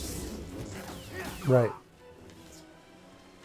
Yeah, I mean, in fact, yeah, that's funny on both sides. On the, let's say, the atheist, non-theist, and stuff. You know, theist, non-theist. That you know, like in both camps claim things that are possible, and you know, from both sides, we don't see it. You know what I'm saying? Like some people believe, yeah, some people believe like something can come from nothing, like absolutely nothing, not from a being. But you know, some people claim no, you can have a whole universe come from nothing. I don't know of anyone we who can't see that. I don't know of anyone who actually holds that position. I think he's right, though, even if he didn't give the best examples. But, for example, like, okay, I'm an atheist, right? And I love inductive reasoning. I use inductive reasoning all the time. And you know, I would wager that they do. But, you know, a lot of times when I bring up inductive arguments to atheist types, they'll be, well, you know, it doesn't follow necessarily that the conclusion doesn't follow necessarily. You know, it could be possible. And it's, you know, it's the same thing. You know, yes, it's possible, but is it likely, or is it unlikely, or what? Yeah, there's a reason to bring up those arguments. Like if you're claiming it's impossible, then all you have to do is show, okay, it's possible, just to disprove your argument. But if you're just saying it to, if they're making a probabilistic argument and you say, well, it's possible that otherwise, well, it's just a non sequitur. Like, of course it's possible, but that's not the point I was making. So, I mean, would you say, TJ, that it's possible for a man to walk on water? Yeah. Or would you say it's not possible? Sure. Absolutely possible. Okay, fair enough. Cool. Okay. At least you're consistent with that. And I'm the kind of atheist who'll say that that's nonsense. But I mean, I'm not saying that I'm absolutely certain that it's nonsense, but I would use my inductive reasoning to conclude that most likely didn't happen. And I will have atheists who will say, well, you know, you can't prove that. You know, you should be agnostic. Like, you should lack belief and let the theist be the one, you know, to defend that proposition. And I'll go beyond that. I will straight up say that is highly implausible nonsense. Yeah, I agree. I think it's highly implausible anybody walked on water, but it's possible. So as long as he by possible he means that, then I'm okay with it. And I suppose it comes down to that when we're doing this inductive and, you know, inference and stuff, it comes down to sort of, you need all of the knowledge, you need all of the, you know, circumstances, right? So, for example, like, men do not walk on water, right? Christ was a man, therefore he cannot walk on water. That makes sense. But then again, if he's more than a man, then that would change that rule. If he's using his, like, divine nature to walk on water, then that would be problem solved. You see what I'm saying? It all depends on the information, you know, that we have on the thing. Well, no, I'd say it's possible that people can walk on water. I'm not going to rule that out. I mean, I would maybe say that people cannot walk on water at all unless there was some kind of divine intervention. I don't know, again, that's a bold assertion. I'm not going to be able to prove it, you know, because of things like solipsism and stuff. But yeah, you know, it's, you know, because they weigh too much, you know. Well, I'd say you know as soon as we have like the technology to do it, we're going to be able to do it. So I think it's definitely possible. I think it's possible that like we can walk on water if we gain more control over the laws of physics. We don't really need the divine intervention to do that. Walking on water really isn't that impressive. Sure. No, I mean, I suppose not. But I suppose, let's say if you was controlling the laws of physics without technology, then that's impressive, right? Well, I mean, that's also possible too. So I wouldn't say, because I think humans are probably going to be able to do that eventually also. Well, you believe that they might evolve a sort of mind control kind of element or something? Kind of like X-Men or something? Something like that. Wow. I mean, I always find this, that atheists, like, they'll deny, not you, but some atheists will deny all sorts of, you know, biblical stuff, you know, miracles, where, no, that's nonsense. But then they get into sci-fi and they're like, hey, you know, and they pretty much believe the same things as the religious people, but as long as it's within a sci-fi kind of framework, you know. Yeah, I don't think anything in the Bible is impossible. I think it's all possible. Like, I wouldn't deny that it's like logically contradictory in any way, except for maybe like the properties of a god. But yeah, everything in the Bible is pretty mundane for me. Like, all of it's definitely possible. How about circumcision? Is that mundane? I'm trolling a little. Well, circumcision? I do openly hate circumcision, but you know that's different stuff, though. I mean, like that's more about morality, where we're talking about what's plausible and what's implausible. But yeah, I mean. But I mean, circumcisions happen all the time. I hate that it does, but it's not. It's like around 30% of men worldwide are circumcised. It's not a uncommon thing. Do you wonder if there'd been no, let's say no, Bible manuscripts, let's say whoever wrote them, let's say Moses wrote them, it doesn't really matter who wrote them, but if they never existed at all, do you think that 30% of the world would be circumcised, or do you reckon maybe no one? Probably less. Definitely less. I agree with Tom, because and the reason I think there would still be circumcision is that because there are cultures that circumcise independent of Judaism or independent of Western American influence that still do it. Right. It didn't start. And there were people before the Jews that did it too. Exactly. Well, again, I mean, even that both of those claims they're debatable, and I don't really want to get into that now because it's but some people would say that those tribes that do that may well be lost tribes of Israel, and also the idea of it coming before, even that's hard to prove. We have maybe a cave painting or something, and trying to date a cave painting gets subjected. Painting. But I don't think they have any cave paintings of circumcision. Don't think that happens. No. What I mean is, I think he's talking about Egypt, is where it would have been before. But even that, you'd like say we've got these, two different types of people on in a painting. Someone who looks kind of Egyptian, but again, we wasn't there, so we don't know that ancient Egyptians looked like the way we think they might. And then you have, you basically have someone who's quite dark, let's say black, and then someone who's more reddy toned skin, kind of like a red Indian skin, but with maybe dreads. And one's circumcised than the other, and there's different ways of interpreting the data. Some would say that this is Israelites in Egypt, and some would say no, this is that. It's kind of open-ended kind of discussion. Well, I mean, whatever your inference, aka your interpretation is, right? I would ask for evidence, or the train of thought that leads you to that interpretation. Sure, yeah. I mean, I suppose it would come down to, say, if you already believe, let's say, the Bible, for argument's sake, then you would maybe look at this evidence, like just the only evidence that we have, and you would try to interpret it in light of, could it be interpreted in this way? And you might be like, oh, okay, that totally could be. There's nothing contradictory about interpreting it this way. And then someone who doesn't believe it will be like, oh, no, obviously the Bible and the Israelites stole this from ancient Egypt and then said that God gave it to them. You know what I mean? It's kind of the two. Well, I don't know who stole it from who, but if I had to make a guess, I would say that circumcision probably began in prehistory, like, before recorded history. Given these isolated tribes that do it, that don't have contact with the Jews or the Western world that still do it. So. I mean, how isolated are we talking? Because obviously some of these tribes, I mean, we don't know how long, trying to work out how long they've been there would be very difficult, right? Then, like you say, they don't leave cities around and stuff like that. They're more like, they just literally live off of the, the forestry or whatever, right? So it'd be very hard to infer how long they've been there. Well, no, they've been there prior to any contact with the Middle East. So, like, it's there are Australian Aboriginals, Polynesians, and Native Americans who do it, who have had no contact with any kind of Christianity at all. So, I mean, yeah, but I mean, again, but when you say that, for example, like the Aborigines, right? Surely you believe that they came from the out of Africa thing, no? Right, they didn't evolve separately. Right? But I mean, like, the circumcision thing that was invented by Judaism happened like 2,000 years ago, through 2,000 to 3,000 years ago. It wasn't like a long-term thing. So we know that they've been there for tens to hundreds of thousands of years, not two. Well, I mean, how would we prove that? I don't want you to kind of go off and go and get me evidence right now. But what I mean is just generally, I mean, we have people in Australia, and then we have people, let's say, in Africa. You believe that the people in Australia probably came from the people in Africa. They had to go through the Middle East to get there. And you're saying, oh, this probably happened like hundreds of thousands of years ago. No. But I don't see how you say that. I think it's just based on the assumption of evolution, right? I guess, which gets deep, deep. Well, evolution isn't an assumption. It's the most well-supported theory in all science. If we look at evidence nothing supports anything more than evolution. It's like gravity, essentially. It's that well supported. So if we're looking at the evidence, yeah, the evidence supports evolution, definitely.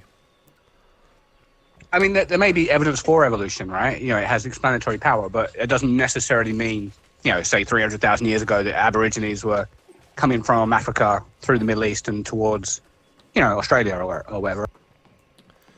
Well, I mean, I know of a couple different lines of evidence for this. Like, you know, I think the strongest one would be genetics, but there's also paleoanthropology and archaeology. You know, when you actually find remains of, you know, human beings in Australia from, like 40,000 years ago. Or, something like around that time. I'm pretty sure Mungo Man is like that old. May I ask this face of Yah individual?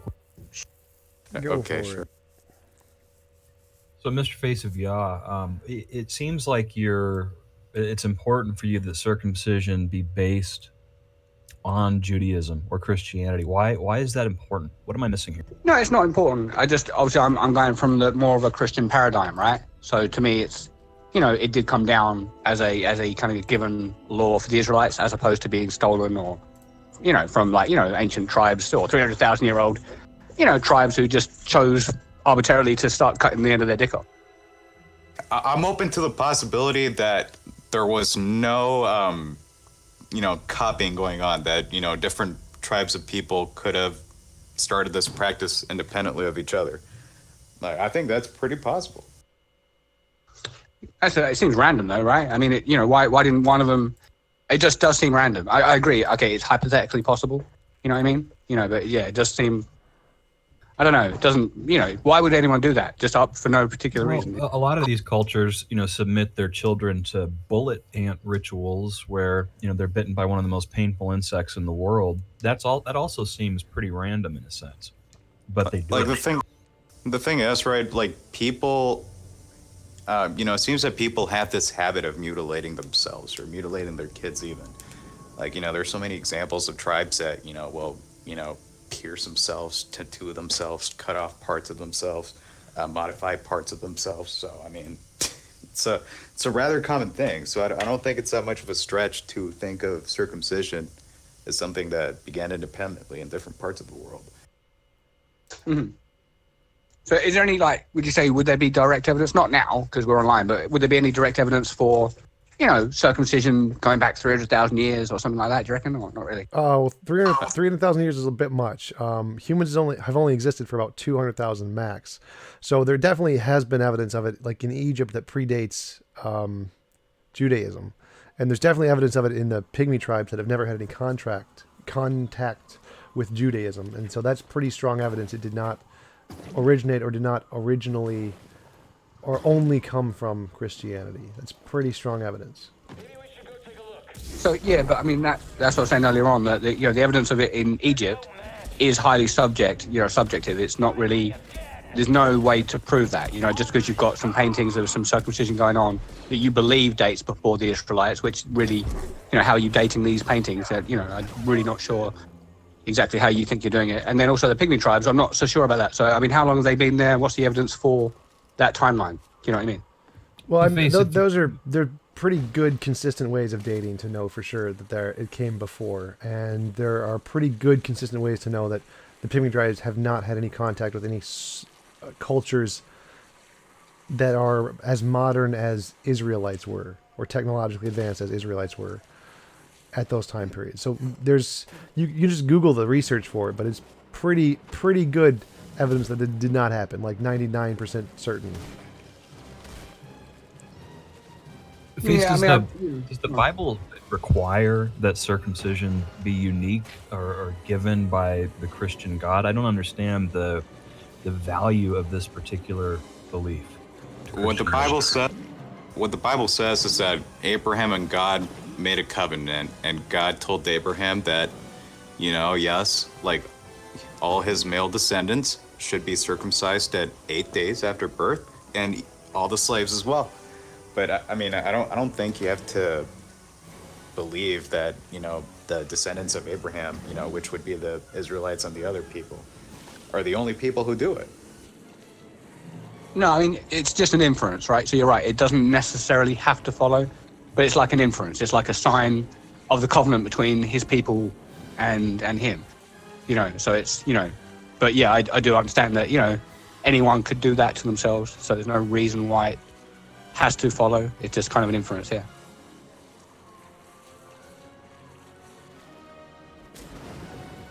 And obviously, you don't have to answer this question, Face, but do you think that circumcision is a moral act? I don't normally put it in the bucket of moral or not moral. You know, not normally. I mean, I'm not, and I don't have my children do that. But I'm not an Israelite, you know. But like, yeah, I suppose if you know, if I was the creator of the universe and I said that, and I gave all life and I said that this will be the sign between me and you, I don't see it as immoral. But yeah, I suppose it's just neither or. You know what I mean? Yeah, I suppose. Is that what you think? I mean, if you could put yourself in the mindset of somebody who wasn't Christian, just looking at it for what it is, does it seem right? It seems unnatural. I'd say that. It seems unnatural. You know, it doesn't seem natural. You know, but at the same time, I don't know if it's immoral. It might just be neither, you know, what's that word? Amoral. Kind of not necessarily to do with moral. The way I think about it is if you do it out of your own volition, or, you know, you have somebody do it to you because you wanted it, you know, that's your own business. But I mean, that's not how most circumcisions are done in the real world. In the real world, it's done mostly to children. Babies. Yeah. Newborns. Yeah, really. Sure, yeah, I mean, there's actually been one death, as far as I know, from circumcision in a hospital. You know, like the baby cried so much that it died. You know, it's pretty. There are a lot of complications that happens, and yes, there are deaths in certain cases. But I mean, you know, as far as I can tell, like even the rate of complications is most likely under documented. I mean, there's probably more going on than we're being told what's being recorded. Face, would you agree generally with Tom's involuntary imposition of will framework for morality? Does that make sense to you? I mean, well, it depends, because it gets really kind of murky when we talk about it. Then, you know, as I brought examples, he said, no, I'm talking in a perfect world.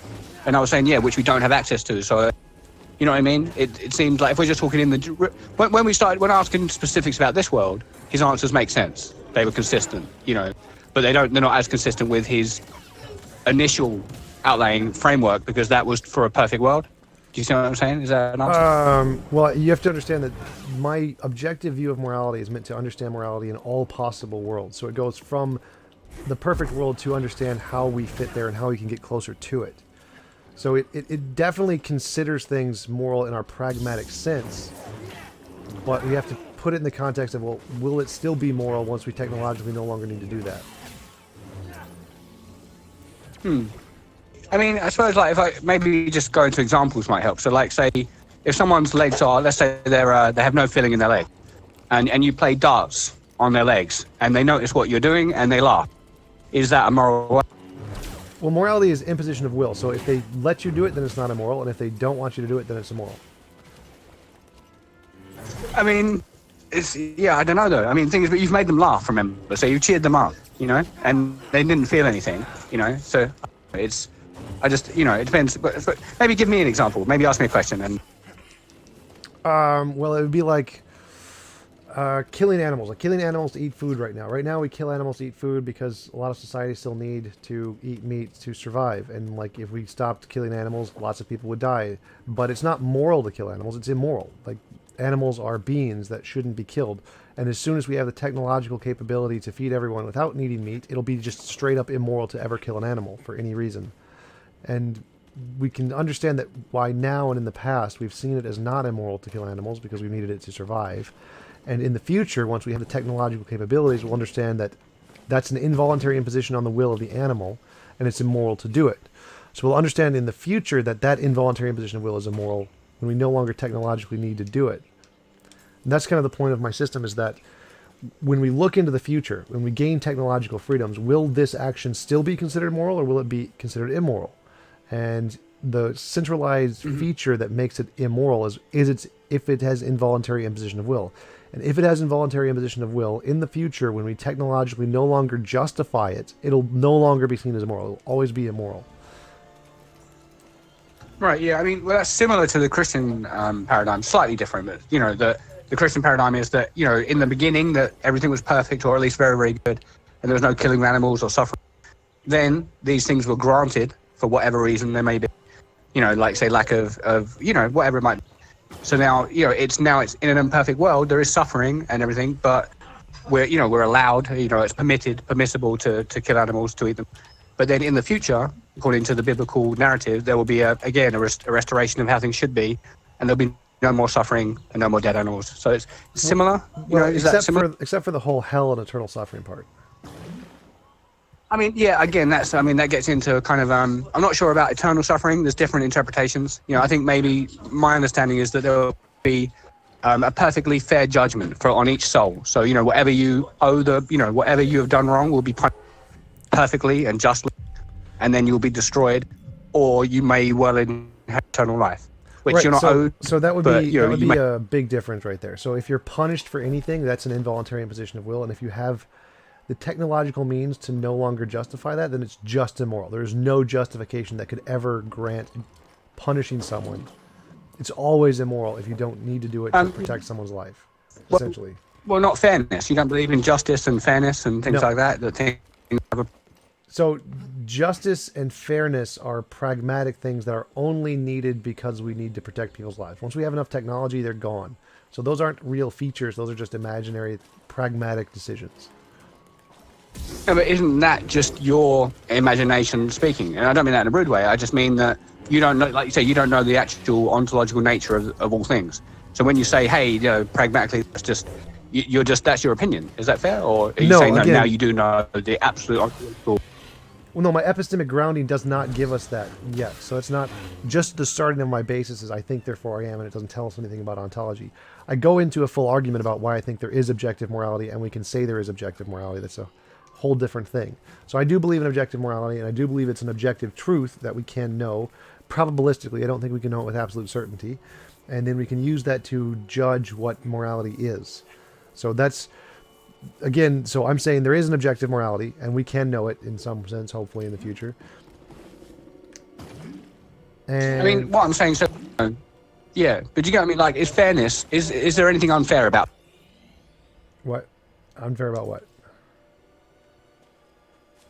You cut out, you said, is there you know what I mean? Unfair is there anything about... unfair about fairness? Like, yeah, you know, if someone, you know, someone slaps you around the face, now I don't recommend slapping them back at all. But if you were to slap them back, are you immoral? That's what you're saying. Yeah, I'd say it's immoral to slap them back. They're immoral for slapping you, and you'd be immoral for slapping them back. There's no fairness. There's no justice. It's if like killing baby Hitler is immoral, killing Hitler is immoral. Doesn't matter how many people he's killed. Justice and fairness, reciprocity of immoral actions don't make them immoral. They're still wrong. See, I'm, you know, again, obviously we're in a different paradigm. I mean, I can't see that punishing someone justly for what they've done wrong is. It might be like, you know, unfortunate. It might be painful. It might be, you know, a whole bunch of things. But I don't know that it's necessarily immoral.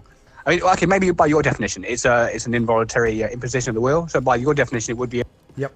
But maybe, you know, that's not how everyone defines it, right? So I guess, yeah. Well, yeah, that's the thing, is that I think my view of morality is more accurate representation of reality. Sure, in your opinion, which it would be, right? Obviously, your opinion would be right. If you check my videos, you can see that there's a whole list of arguments about why this is. It's not just an opinion. I think there's evidence that supports this as a better explanation of morality than any other explanation of morality. Yeah, I mean, I know where you're coming from, but I mean, you entertain that all evidence could be solipsistic evidence, right? Technically, it could all be in one's mind, which means your opinion would always conform to what you think.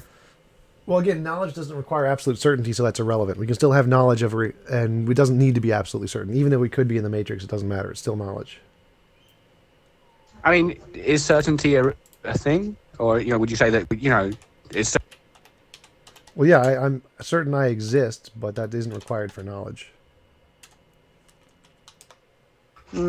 So, I mean, what you're saying is, okay, what you're saying, you can know something that is actually false, or, you know, maybe let me reword that. you know, like you're saying, look, you can know that Elvis Presley is the current president of the United States. Because it doesn't matter whether it's true or false. You're saying you can still know it. No, you can know something without having absolute certainty, and it can happen to be true, and it can still count as knowledge. I don't think things like, if I say Jean-Claude Van Damme is in a swimming pool, he is. Doesn't mean I know it, right? Just because I say it and it's true. So Even if So again, there's a really complicated argument here. It's called fallibilism. If you want to Google the philosophy behind it, but you can know something without absolute certainty. You have to. It still has to be justified. It doesn't have to be justified absolutely, but you have to have a justification. It has to be a belief, and it has to be true. But it doesn't need to be absolutely certain. Your justification does not need to be absolutely certain. There needs to be some justification. So if you want to Google fallibilism, then you can research exactly what all of the technical parts are. Mm-hmm. Sure. Okay, but what you're saying though is like when we talk about something that's true, you know, I mean, what you're saying, apart from your existence, you don't necessarily know anything to be true. So all of your knowledge claims outside of your existence would be uncertain. You know, would be not just uncertain, but we even, you know, how can we claim knowledge if we don't know what is the case? You know? Well, again, you don't need absolute certainty for it to be knowledge. You just need some justification. It doesn't need to be 100% justification. So it's not required to have that, to have knowledge. Okay, but forget about the justification just for a minute. But just take the truth bit. Just the truth bit. So you're saying like, you know, you don't know what's true, and then you're saying that, you know, it has to be true in order to. You're saying that basically you have to, what is it? Believe it has to be true.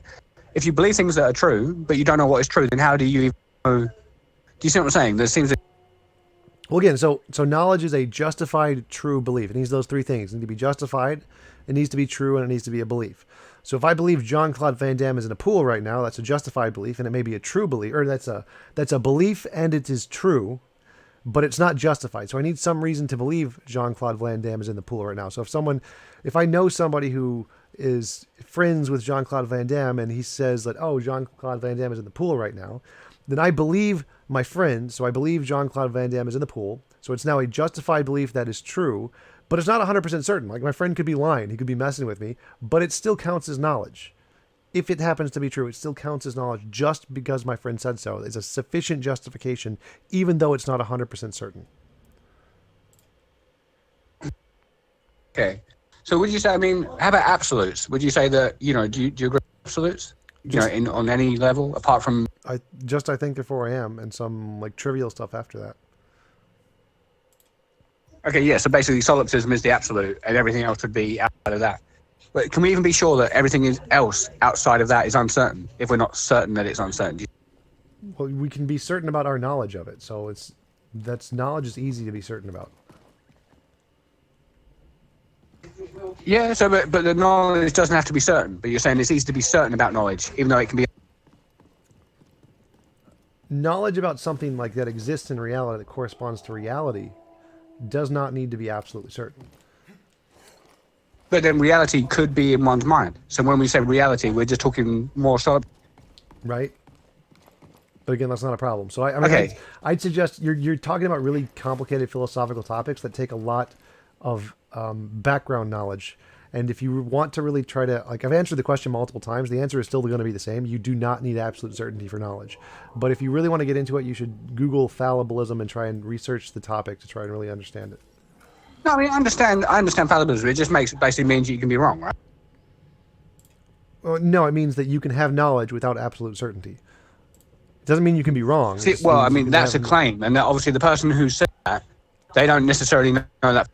Right, and so if you want to get into all of that, that's just purely semantics. You're going to have to just Google fallibilism, and you can debate with them about it. Sure, but you see what but you at least can see what I'm saying. No, if someone says, look, you can know something without being certain, they can't be certain of that, right? Because they're claiming to know it, but they're saying they don't have to. No, that's semantics. You don't have the background knowledge of the topic. Like, there's a lot of philosophical literature there, and I would suggest you just Google fallibilism and try and research that, because that's not correct. I mean, I understand where you're coming from. That's your opinion, I guess, and that's fine. Obviously, that's totally fine. Well, I mean, obviously, everyone has a difference. Like, this has nothing to do with my opinion. This is just the philosophy. Like, if you just Google fallibilism, you can just read it explicitly. They actually talk about this. No, but what I mean is that's you hold to that. So in your opinion, that is more correct than the other philosophies. Well, as far as I understand, it's the vast majority of philosophers hold to fallibilism, like the vast majority. So it's the best philosophical grounding of like any philosophical position. Sure, but if it's true, then they're not even sure that they hold that view, right? They can't be sure. No, again, so you're conflating beliefs, a surety of beliefs, and a surety of reality. Those are two different things. Again, you're gonna have to Google fallibilism. I can't keep going through this with you because it's just way too technical, and you don't have the background knowledge. Okay, fine. I mean, if you're certain, that's Face, why is certainty so important to you? I think it kind of things become incoherent without certainty. You know, I say, look, there is no certainty, and you say, you certain, and I say no. I mean, you see how that seems. Face, do you think that it's possible that it might be true, though? That it really might be the way things are? I think for many things, yes. You know, like the Van Damme thing. You know, it may well be that fallibilism has its frame of, like frame of reality. But I don't think all things. You know, I don't think we can put everything in that box. You know, like even if you just want to say like the one thing that is certain that there is no certainty, or which sounds crazy, but I just don't think you can have no certainty at all. That just seems crazy. You get to certainty, Face. You personally. What, me? I mean, I have like a revelational epistemology. So like, it gets into sort of more spiritual things, which atheists don't even believe in spirits. So it kind of. But how do you get to certainty about that? Yeah, revelation. That's what I'm saying. So basically, all epistemic questions in a revelational epistemology ultimately are answered by a revelational epistemology. It is popular, but it's just necessary. Right. So you're asserting a certainty as a presuppositional claim, right? I mean, depending on how you define it, but yeah, I mean, I suppose so. Not just like an arbitrary presupposition. It just seems, not only is it revealed to me that it is the case, but logically, I think it has to follow. I can't see how, in other words, you couldn't even know there are laws of logic without being certain that there are, right? I mean, well, depending on how you define knowledge. You could say, unless you want to say, I know that there are laws of logic, but I could be wrong. But I think that sounds very, very... Okay, the way you're explaining this, as it appears to me, is that you've come upon this and it's satisfied you out of need. Like you're making an argument from utility. Like we need to do this in order to get certainty, and I want to have certainty. Therefore, I'm going to accept this. Is that fair? I'm not sure. I don't think it's the whole thing. I'm saying so. It was revealed. It was revealed that this is the case before I understood the how to maybe to word it right. Do you see what I'm saying? So I'm saying that the Holy Spirit revealed things to me. And then after I came across, epistemologies, and I looked at them, and I thought, wow, most epistemologies deny that we can know anything. But, so in other words, epistemology is how we know things, and then many of them can't. And it just seems like that's ridiculous. Well, I mean, that sounds kind of weird that most epistemologies would deny that you can know things. With absolute certainty. With absolute certainty. So may I interject? Sure. I also like third-party verification. Well, so can when you it be comes wrong to knowledge, other people. I wanted to ask him one question. Could you be wrong about you said you got this from the Holy Spirit or something? Could you be wrong? Could you just be a delusional and be mistaken? No. Why not? Why can't it just be a figment of your imagination? Yeah, I mean, it's just revealed to me that it's not. Now, understanding your framework, that would sound like a bold assertion. So, it's fine you thinking that could be deceived, but I'm just saying it could not be. Some things they're just necessary. But again, trying to make a case for that is a bit more difficult. All right, we can just say that about anything. You can say the spaghetti monster revealed to me that I'm the king of the universe, and that just is infallibly true. But I mean, but you don't believe that. I think Tom asked a good question, right? But I think another good question would be, how do you know that anything this source reveals to you is true? Yeah, by revelation. So again, it's going to be circular. But Exactly, and that's how you kill presuppositionalist apologetics. When you point out that they have a freaking circle at the heart of it. Well, no, you're saying that all certainty circular reasoning is necessary because don't you think you think? Don't you? You appeal to existence to try and distinguish? let me pick up on that for a second. So, the reason all epistemologies grant we don't have absolute certainty is because all knowledge rests on one of three axioms. One is infinite regress, the other is dogmatism, and the other one is circular reasoning. None of those give you absolute certainty, which is why epistemologies grant we don't have absolute certainty. So that's... I think that's a fail there, though. I mean, or in my opinion. So, like, what I'm saying is, if the circular part, if we go for that central one, the circular reasoning, now, if the thing that thing that is grounding out that circle is all-knowing, if it's feeling, honest, caring, if it has the properties of the Christian God, then there's not a problem. It's circular, but it would make sense that something that knows all things would rest upon itself rather than someone else or something else. No, that objectively fails. So we know that can't work because the circular reasoning is like, if the God thinks it's all powerful but isn't, or if the God thinks it's all knowing and it isn't, well, then you've just assumed that you're all knowing. So you can't use the God claiming it's all knowing to know it's all knowing. You need some other way to do it, or else it could not be all knowing. You're assuming it's all knowing, which isn't revealed. No, I'm saying it necessarily is the case. I'm talking about the ontological state of affairs, right? Trying to give an epistemology is a little bit more difficult, but I'm saying that, I'm saying that I have a revelational epistemology about the ontological affairs. Well, no, this is why circular reasoning doesn't work. This is just one example. If you claim to have knowledge that this being is all powerful because the being said so, the being could be wrong, and you just don't know it. So your justification is on the being, and the being could be wrong. Well, I mean, you're saying it could be wrong, but you're not certain of that because you don't really have an epistemology. Well, no. It's And if just somebody it's a logical asks you, necessity. how do you know? Sorry, and if somebody asks you, how do you know that anything the being tells you is correct? You'll either have to assume it, or you'll have to appeal to the being's revelation itself. Circular. Yeah, I'm talking about, like, I would say that, the inner testimony of the Holy Spirit, but to you guys that's going to sound like be good. So I would say more like, when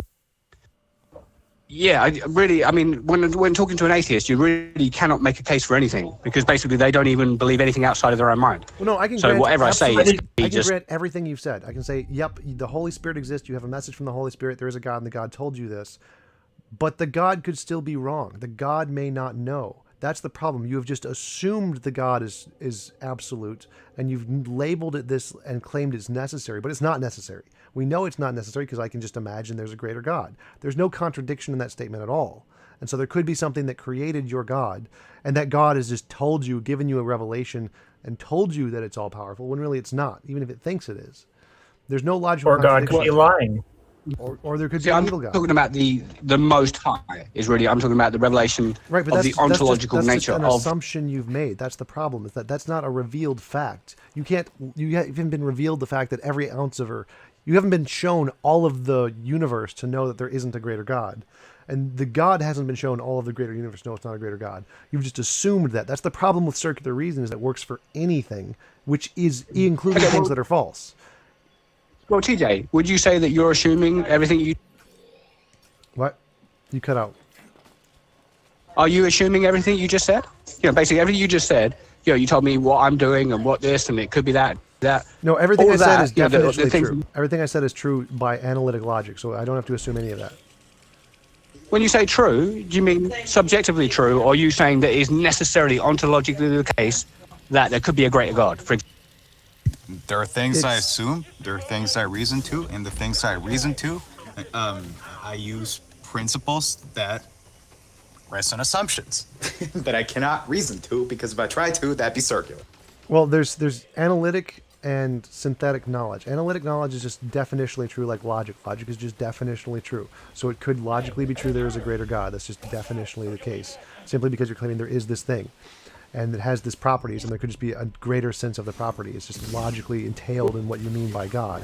So, I think you're misunderstanding what I'm saying. That I'm talking about the Most High. Well, no. So when you say there could be a great, No, I could say there is the Most High. You've just assumed that what's talking to you is that thing. And so there is the Most High thing, and there are other things that aren't the Most High. And you've been given a revelation, and you're assuming that your revelation is from the one that's the Most High, and not one that's not the Most High. That's the problem. Let me ask you right here. Let me ask you. So when you make claims like that, are you assuming that? You know, in other words, are you assuming that I'm assuming, or do you know with absolute certainty that I'm? No, I know with absolute certainty because it's analytic logic. Analytic logic you can have absolute certainty about. I thought you was denying. I'm denying synthetic certainty. You can't have certainty that something is true when it corresponds to reality. So like I said before, I told you that you were conflating the true, what we can know with absolute certainty about what we know, like internally, or what we can know with absolute certainty about reality, ontology. So epistemology is totally fine. We can have absolute certainty about what we believe about what we believe. We can't have absolute certainty about what exists about reality. So they're two separate categories. Well, you say that, but what if the ontological nature of reality is that there is the revelatory being? And now, you know, you're assuming there's not, and saying, oh, we can't do that, we can't get there. But I'm saying... Well, no, I'm saying you have no justification to believe that. If it's true, you still have no justification to believe that. So you would have to show some way to do it, and circular reasoning does not work. We know circular reasoning does not work as a justification for that. So you'd have to have something else. So earlier on, when you was claiming to know certain things, and you were saying that you don't have to justify to others. That's what you were saying, that you can have you can know you exist internally, but you don't have to justify to others. But now you're saying, I have to justify this to you. Well, that's because not a belief about what you exist. So you can't believe you exist and have certain beliefs in addition to that. You can only justify your belief that you exist, and then any of your fundamentally further beliefs could be wrong, including your revelatory beliefs. But if you exist, you can justify that without anything because it's a brute fact. But revelation isn't a brute fact. It's necessarily contingent, one, on that you exist, two, that you have experience, and three, that you have experiences of a certain kind.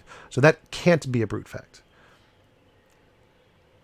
Well, I didn't say it was a brute fact necessarily, but I mean, are you saying that is it possible to have an ontological revelation within your experience that could not? Well, again, ontological revelation. A revelation would be a means to knowing in epistemology. You can have an experience, and can that experience be descriptive of reality? Yes. But can you justify that it's descriptive of reality? That's a different question. So you can have an experience of a supernatural being, and that experience could be true. You really did meet the super ultimate being. But in order to justify that belief, epistemology, you need something else. You can't just use the experience itself. So, I mean, well, how about the inner testimony of the Holy Spirit? So, again, it would be, ultimately, we're using the Most High as the grounding for all things. You're saying that I have to go outside of the High and try and justify him. But wouldn't that then become my ultimate, wouldn't that be my ultimate, grounding? No, the problem is, again, your experience. So you can say you met the Most High, and that can be true. But to justify that that's true, you need something else other than your experience. Your experience is the problem. Okay, but then how about with your experience that you exist? You claim that you don't need to justify that, it's just absolute. But then you're saying with me, my experience, I have to go outside of it to... Correct, because my experience, I can show I exist. Now, all my experiences could be wrong. I might be delusional or a brain in a vat or in a solipsistic universe, so I can't justify any of the things I'm experiencing, but the experience itself, the fact that I had an experience, is a brute fact, is a fundamental ontological fact about the nature of reality. So you can claim that you have an experience and that your experience is an ontological fact, but you can't claim that your experience being true is an ontological fact. That requires justification. Well, you say that, but what if the Most High is the grounding for all truth, and he reveals truth to those whom he wishes? Is that, why... How do you know he's not lying to you? We've been through this, right? We're gonna ask for justification for that. How do you distinguish between reality and imagination? Sure, I'm saying that the Most High reveals what is real. That's what I'm saying. I'm not going to kind of go outside of him and try and justify him with, say, what do you want me to do? Go to some Christian hadith or something and say, oh, look, this proves it. I mean, you could just say justify that, and we'll go on forever and ever and ever, right? Well, when we take something like, say, for example, gravity, something that we can demonstrate and show, that I can't necessarily justify that just because I drop something and it falls. But what we tend to do is we tend to go talk to other people, and other people can tell us that, yes, your experience matches my experience, and based on that, we can build a model of reality going forward that allows us to interact in the world that we've been given. That's the groundwork for everything. So are you saying that? So are you saying that if billions of people since, say, the time of, said that that this conforms to their experience as well, therefore it would be valid or not? No, not just their experience, but being able to verify demonstrable information. Like when I say I have something and I open my hand and it falls to the ground and I'm using that as evidence for gravity, I have this experience in my head right now. But when I go to Tom and I say, Tom, when you let go of things, do they fall down? And Tom tells me yes. Now we both agree that this is very likely justifiable knowledge that we can use going forward, and then we can use this knowledge, which is the testament of science's technology, to make a better world for us going forward. That's the basis for everything.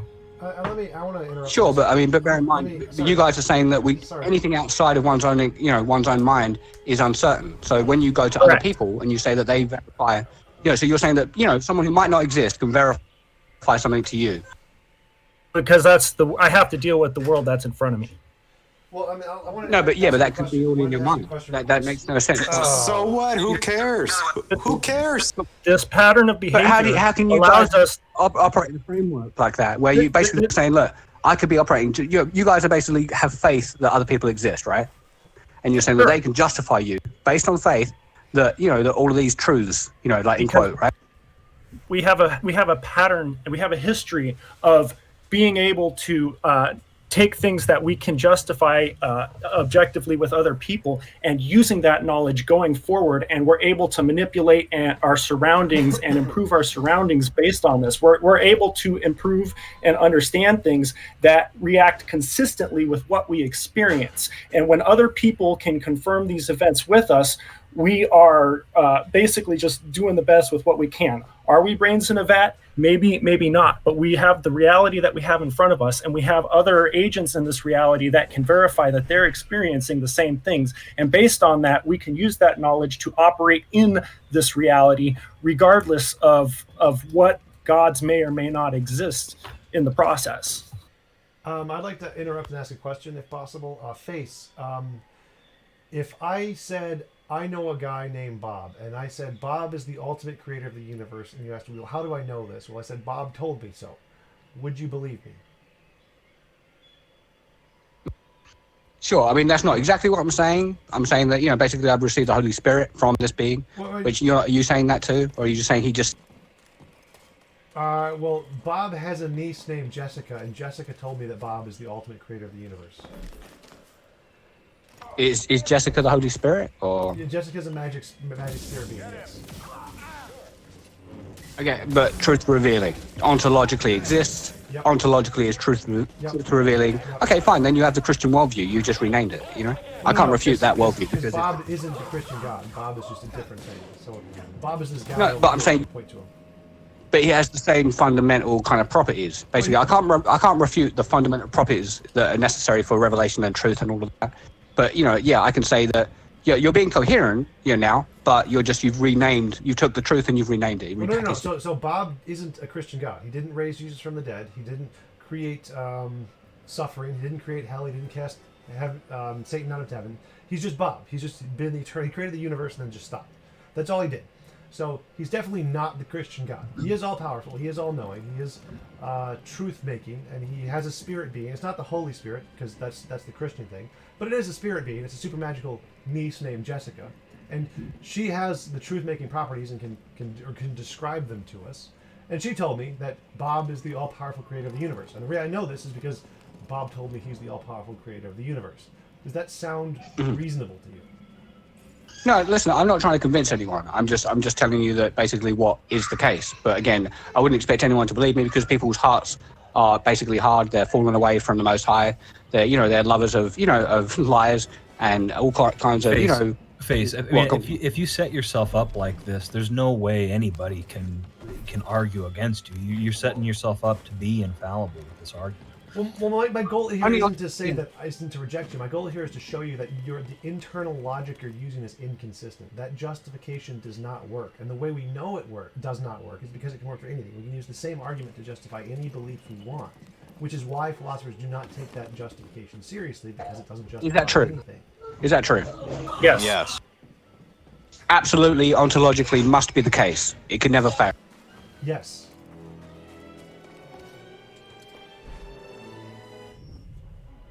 Because earlier on you were saying that, truth is more, my understanding is you wasn't claiming to know the ontological state of affairs, but now you're saying that this is the case. No. So it just seems that's a not- contradiction. That's not an ontological claim about truth. That's an epistemological claim about truth. So there's two different claims there. If you Yeah, but My you're separating- position and Tom's position is that there are certain things we can know with practically absolute certainty, but a lot of things that, we don't have absolute certainty. Are you certain of that? It's kind of like the difference Yes. of all bachelors are unmarried versus all bachelors hate women. Yes. One of those we know is definitionally true, and one of those is it can only be verified to be true if we go out and take real world sample data. Real world sample data, or do you mean Yeah, like that's the difference between analytic and synthetic knowledge. Analytic knowledge is true by definition. All bachelors are unmarried. Synthetic knowledge, we have to get numbers in the real world to verify that things are true or false. What do you mean by the real world? Because now it seems like you're talking more like you're leaning towards the Christian worldview. When you say real world, you're talking ontological state of affairs. You're not talking solipsistic state Like of affairs. going outside and talking to bachelors and asking them if they hate women to get the synthetic knowledge to determine if most bachelors actually hate women. No, but what I mean is, if those bachelors might be in your mind, then all you're doing is you're using your own opinion or your own imagination to conform to what you think you already believe, right? But we've already discussed that we have to deal with the world that we're presented with, and so we look for patterns in that world and we go with what's consistent. If I go up and talk to other agents in this world and they talk to me back, I am left with only one option, and that is to assume that they are actual agents and not AIs pretending to be agents. I have to deal with the world that's in front of me. So if I want knowledge about the world that's in front of me, I have to go out and learn about that with regards to synthetic knowledge. Okay, but you don't know anything outside of your own mind, right? For sure. So when you talk about knowledge, you're not talking about something that necessarily is justifiably true. You're just saying it's your opinion, right? I don't know, but I have 37 years of a consistent experience that has allowed me to believe that everything that I'm doing will continue to behave the way it has been, and that things like that science tell us exist are true in our worldview because they consistently demonstrate themselves to be true on a daily basis. All right, I have a pattern of history of things working. Sure, but a solipsist could say the same, right? Basically, everything that you just said is consistent with solipsism, is it not? Yes, it is, but that doesn't matter. So the point of this is like saying a bachelor is unmarried. I can be absolutely, positively, 100% certain that is true, 100%. No problem saying that, because it's a definition we made up. So anything that entails like definitions we made up, we can be absolutely certain about because we made up the definitions. So when you say God, So if someone makes up TJ, so if someone makes up a definition that God is the Most High, then necessarily that is true, according to that, the way you just worded that, right? the definition they Correct, made up, but it's true that they made up a definition, but it's not true ontologically that that's the case. Those are two separate. Okay, kinds so of truth. an unmarried bachelor isn't necessarily ontologically the case, according to that same methodology you just used. An unmarried bachelor is. Think about it this way. The If definition there's a is that- bachelor out there, it doesn't matter how many there are, if there's any out there in the real world, they're going to be unmarried by definition. So is God the Most High by definition, John? By your definition, yes, God is the most. If you by your define the definition. concept that way, The but thing the thing is, is, Tom is not bachelors- saying that because if they're bachelors, that means they're unmarried. That means that bachelors have like a necessary existence. I mean, that's not what he's arguing for. So he's talking about a Bachelors truth. are unmarried that might men. not- That doesn't mean they exist. Okay, so I see what you're saying. What you're saying is it's true that Superman can fly, but it has no bearing on reality. Okay. Correct. Okay. Exactly. well, That's fine. analytic knowledge. Okay, Face, fair what enough. do you Face, what do you think we lose when we can't be certain about a claim? Like I know that it snows every year where I live. I know that. but I'm not certain of it. Can you tell me specifically what I'm losing because I lack certainty? I think I could try. So, I mean, let's say that you claim that you're, 0.1% certain that it snows, right? I would say, are you certain that you're 0.1% certain? And you would have to say no, which Yeah, I means would that you say can't, no. you can't know anything to any degree. You can't know anything to any degree if you can't have certainty on any level. Sure, I we couldn't. I can. couldn't know it with certainty, but can you tell me specifically what I'm losing? Practically, what have I lost? No, what I'm saying is you can't even know a 0.0001% knowledge because you can't be certain of even that level of knowledge.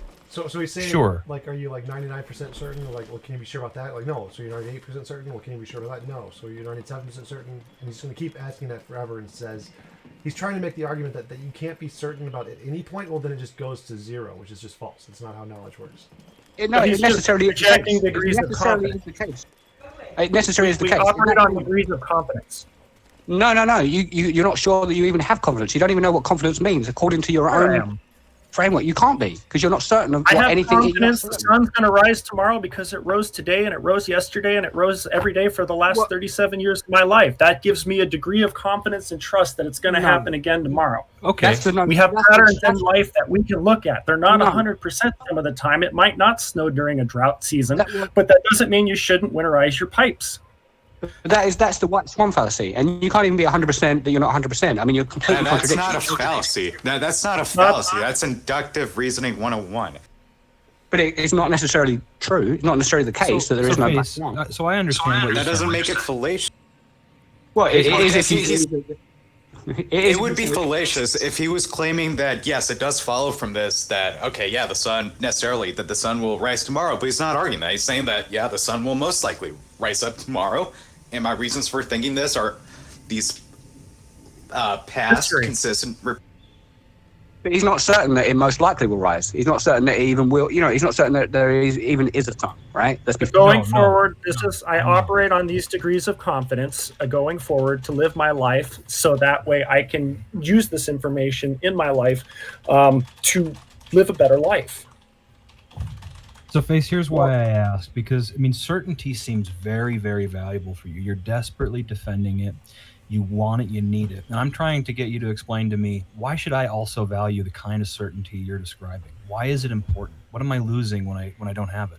I'm gonna get a drink. Well, I did say you're giving up knowledge to any degree, even 0.00001% knowledge. You literally can't even know what knowledge even means. Past history. That ignores the We're past not history. we're not giving up knowledge because we're not pretending to. Are you certain of that, John? I am certain of that. I'm not saying that I don't know anything, but I'm not pretending to have absolute. Are you certain of that, John? No, nobody in here Then is certain. contradict- We operate on degrees of confidence. John- We are very John is certain. high degree of confidence. We have a very high degree of confidence that these things will continue to be true because of the way that they have existed in the past. Can we know it with 100% certainty? No. Do we need to know it with 100% certainty to live our lives? No.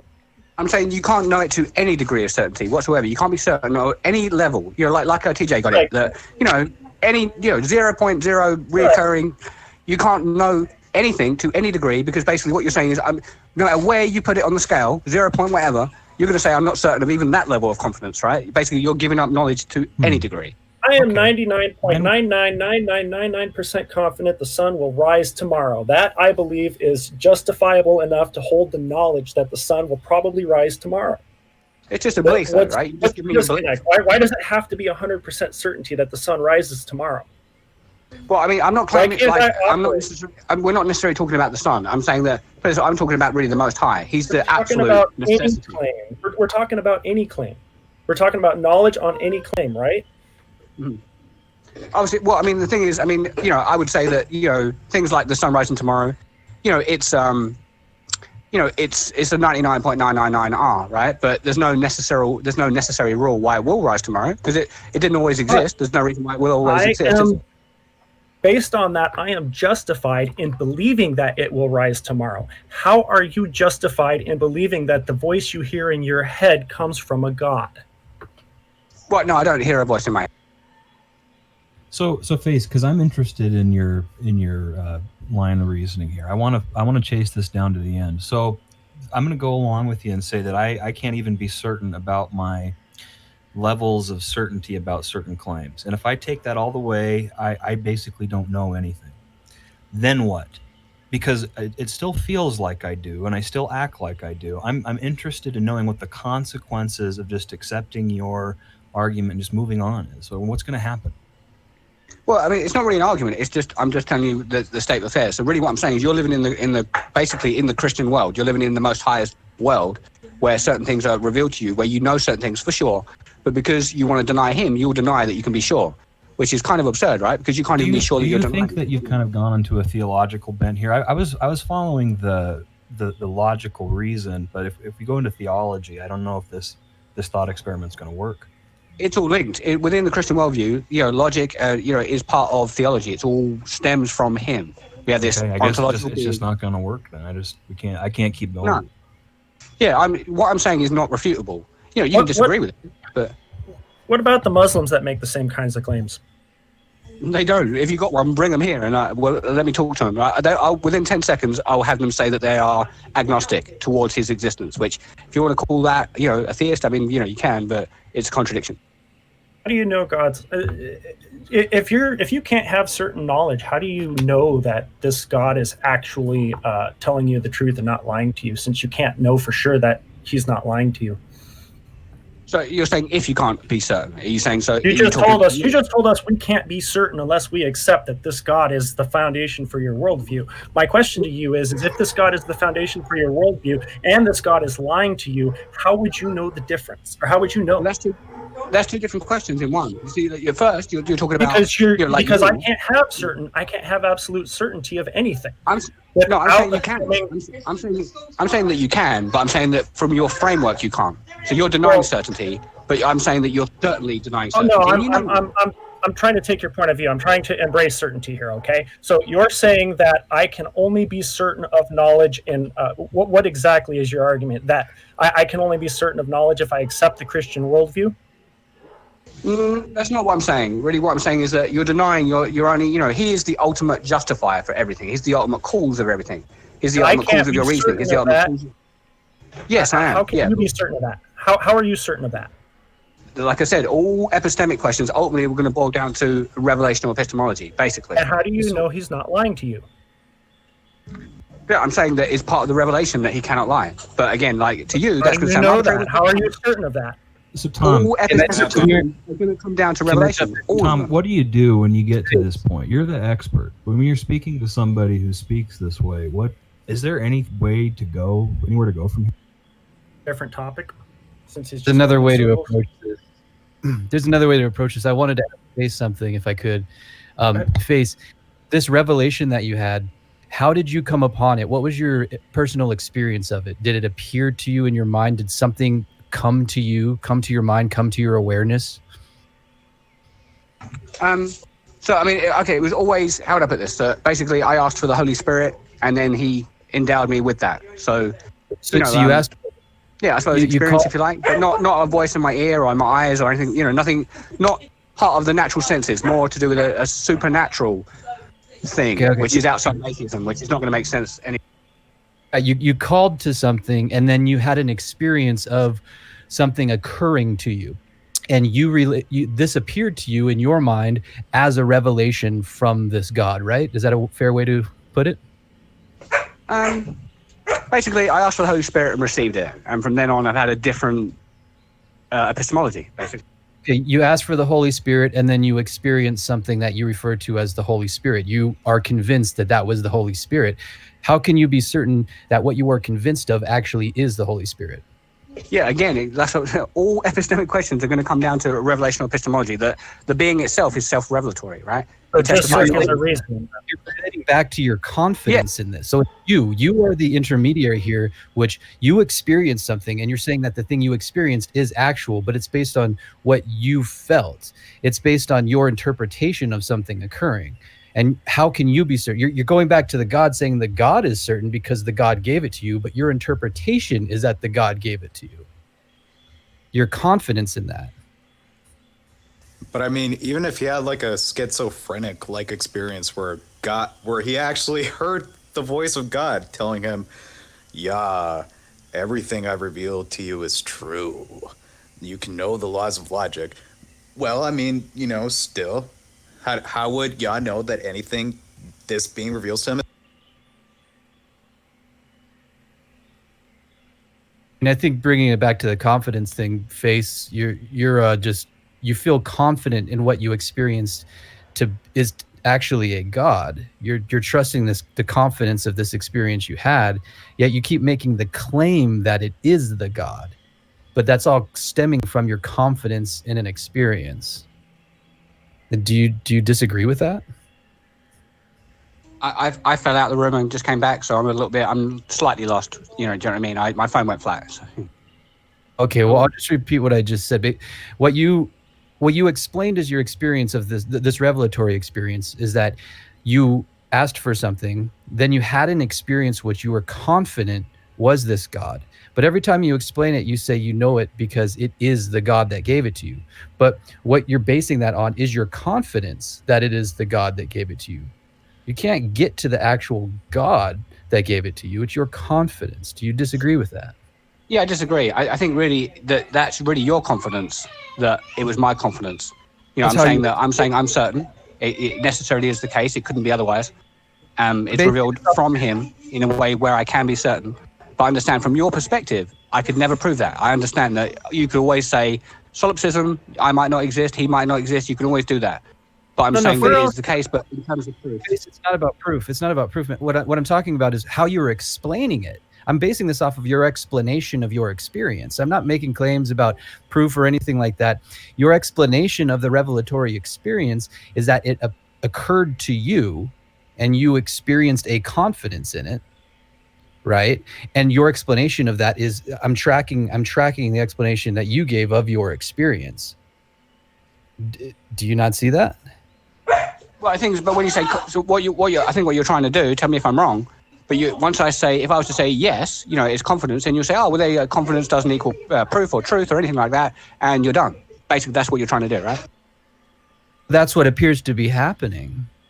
Sure, yeah, to you. You're confident of that, right? This is now your revelation, that you're confident, that I was confident, but you realize you're self-refuting when you do that. I'm not doing that, you're doing that.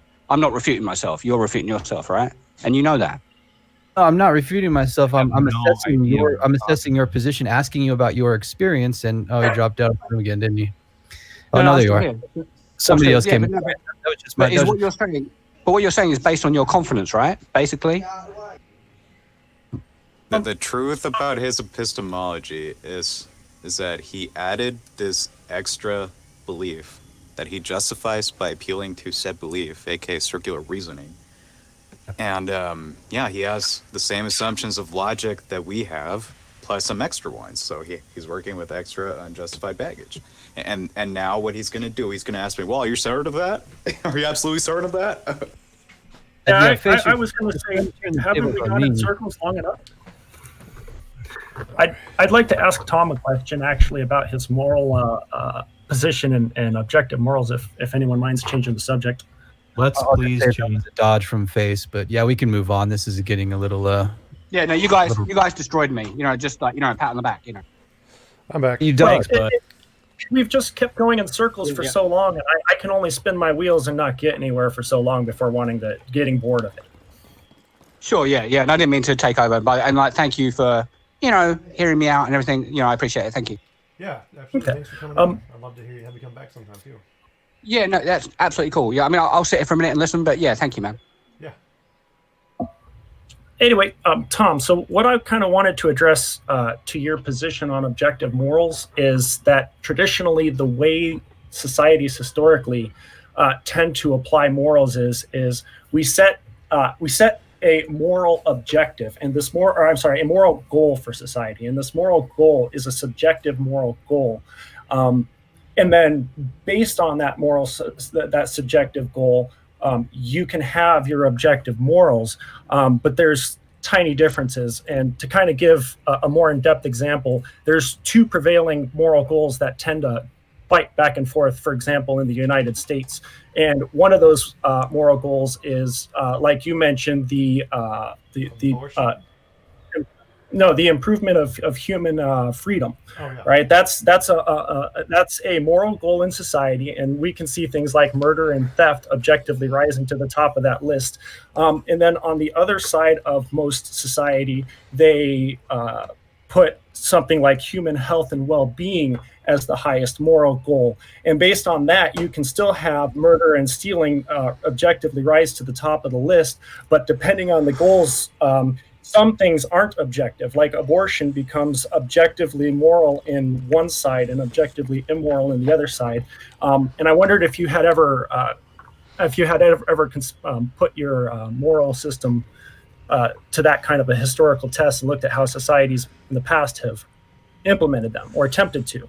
Yeah, so my view is always the same principle. Any involuntary imposition of will is always immoral, no matter what. I apply it to all cases of history, now and in the future, and so it never changes. There's no exception to it. It's always that one rule.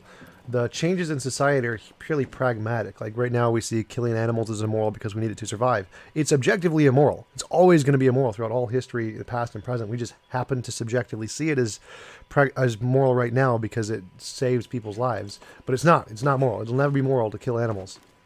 And I see every case What about societies? What about societies that choose a different moral goal? For example, elevating human health and well-being above human freedom. Right, so I see because them as societies like that do exist. Right, I just see them as objectively wrong, like someone who believes the world is flat. Okay, so how did you determine that human freedom is objectively better than human health and well-being?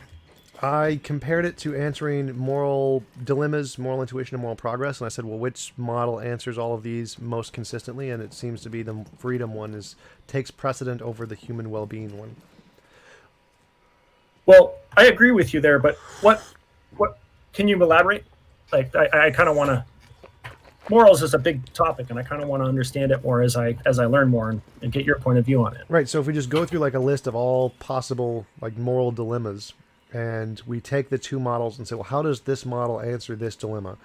It seems that when we come up with answers, there are more problems with like the human flourishing model. Like, would it be okay to kill an entire planet of a different species if it was for human flourishing, if human flourishing required it? And given the human flourishing model, the answer is yes. But I say that's clearly false. Like, no, killing an entire race of another species on another planet is obviously immoral, even if it was to pursue human well-being.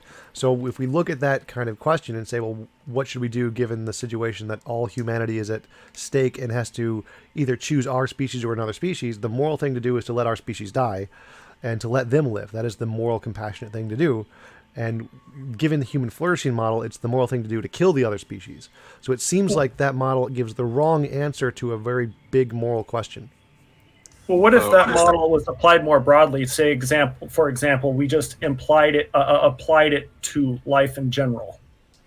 Right, I think we should. That's kind of the goal, is that my analogy was just to make it obvious by making it a different sentient species, but I think the same thing applies to animals in general, that we shouldn't be killing animals to support human life. It's immoral to do so. But what if you're just talking about the flourishing of life in general and your alien scenario? Oh, what would have to, like, what would be if we made the moral objective flourishing of all life?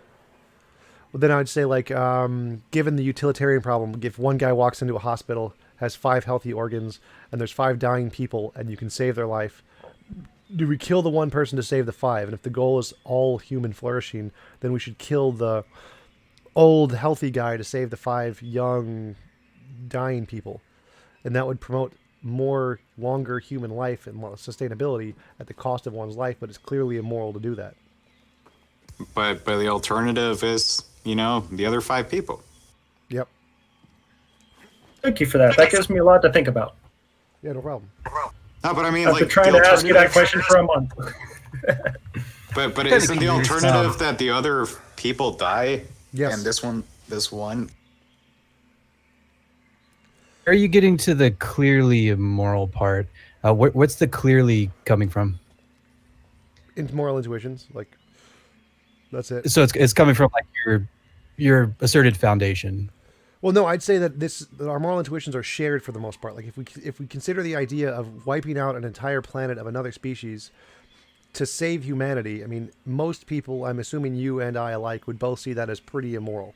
And if a healthy guy walks into a hospital and we're going to kill him and take his organs to save 5 other people, most people, including you and me, would probably see that as immoral, regardless of my moral model or your moral model. So the point is to say that we all have a common moral intuition to some sense, and we have to evaluate how we answer questions and moral dilemmas given our intuition, and which model seems to come up with the correct, as in what reflects our intuitions most accurately. It's like an objective majority, basically. So the proposition would be that it's an objective fact that most people would feel this way about it. Well, no, those are two separate things. So one is that, like, our epistemic means of knowing morality is our moral intuition. So, but that doesn't mean morality is objective. Like, all morality could just be a psychological phenomenon. So the fact that we all happen to have these could just be a product of evolution, tell us nothing about objective morality at all. So that's just a measurement tool to try and assess what would count as a better candidate for objective morality. It doesn't in any way tell us what is the objective morality. So my argument is just that my model can answer these questions and is a better candidate for objective morality than the other candidates. But we can't prove it's objective. There's no absolute proof there. It's just trying to add up moral intuition, moral progress, and moral dilemmas, which is all could be subjective. We don't know. And trying to get what is the best candidate for objective morality, even though we can't justify what it actually is. Okay. Ayn Rand. I think I see now. I think I get it more clearly than I did before. The idea is that your foundation of involuntary impositions on will is what you're saying is the best way to explain a law that would describe what most of our moral intuitions seem to add up to. Would that be a right way to, or fair way to characterize it? Sort of. I think I'd phrase it differently. I'd say that we all have this moral intuition that gives us specific kinds of answers. And there's lots of different ways to explain that. One of which is it's just a subjective part of evolution. The other is maybe it's just tied into an undiscovered law of nature or something. And so the possibility is that maybe it's subjective, maybe it's objective. And if it's objective, we want to propose explanations of what makes it objective. What is the law that describes this objective morality? And we propose laws and see, well, do they correspond to our intuition? And we compare them and say, well, which one corresponds best? Which is the better candidate if we have an objective morality? If we assume there's an objective morality and we assume that our intuitions can describe in some sense what this is, what's the best candidate principle to describe it? And that's my goal, is to drive what is the best principle to describe what that is if we assume it's there and we assume we have some connection to it. Okay, so I see where it's going. So I appreciate that you're being, kind of honest and saying that it's, that's your goal and it's not for certain. To me, it appears that this moral intuition that many of us agree upon all come from individual subjective values that add up to a greater majority, right? Now, my difficulty with conceptualizing this is how we get from those subjective personal values on morality that add up collectively to a majority to get objective morality. All right, that there's absolutely nothing. You can't get from the majority consensus to objective morality. Those are two separate things. So one, I'm assuming there is an objective morality, like in a law of nature as an example. And I'm assuming that our intuitions can express this accurately. Like if I'm visualizing the table in front of me, I'm saying that my eyes accurately represent reality in some sense. And I'm saying, okay, I'm going to use that information to try to describe what it is that we're seeing. So it's not about like how do we get there? It's like saying, do our eyes actually describe reality as itself when we see things? Well, the answer is partially yes, partially no. And so I'm saying the same thing about intuition. Intuition gives us a description of this thing, which we're going to assume is there, and we're trying to figure out what is the best description of it. So it's like asking, how do we know that our eyes describe reality as it really is? Well, we don't. We can't be certain about that. We can only describe it within the context of a framework, which gives us testable predictions, and then that gives us the most reasonable way to move forward. But we can't be certain it describes absolute reality, the objective reality. It's just kind of like an inference from induction. And the case for morality is kind of the same. It's just a lot weaker. Okay. Now you said, if there is this law of morality, we're going to use moral intuitions and moral progress, right, to be able to like do some sort of testing to try and come up with some confirmation that it's there. Yeah. Is that can you think of and propose any sort of like tests that would actually like how that would look to get us to any sort of confidence or raise our confidence? Well, my prediction is that I can predict how moral intuitions are going to change over time, given technological advancement. So I can say that, given this advancement, here's how our moral intuitions are going to shift at this year, whatever, when we get these kind of advancements. We're going to see everyone's going to see eating meat as universally immoral because we no longer need to do that. It's just going to be an agreed upon thing. That's going to be how our moral intuitions shift over time. And then you can keep doing that and project that if involuntary imposition of will is the standard, every time we gain a technological advancement that allows us to no longer impose on someone's will involuntarily, then that thing will always be seen socially as immoral. Our moral intuitions will grow in the sense that they will see that as immoral. And that's kind of the predictions I'm making. I can't actually make a prediction about an asteroid's going to come at year whatever, or something like that, or the particle X is going to have this energy or whatever. It's all about how our intuitions are going to change over time and how we're going to be able to answer the moral dilemmas over time. Okay.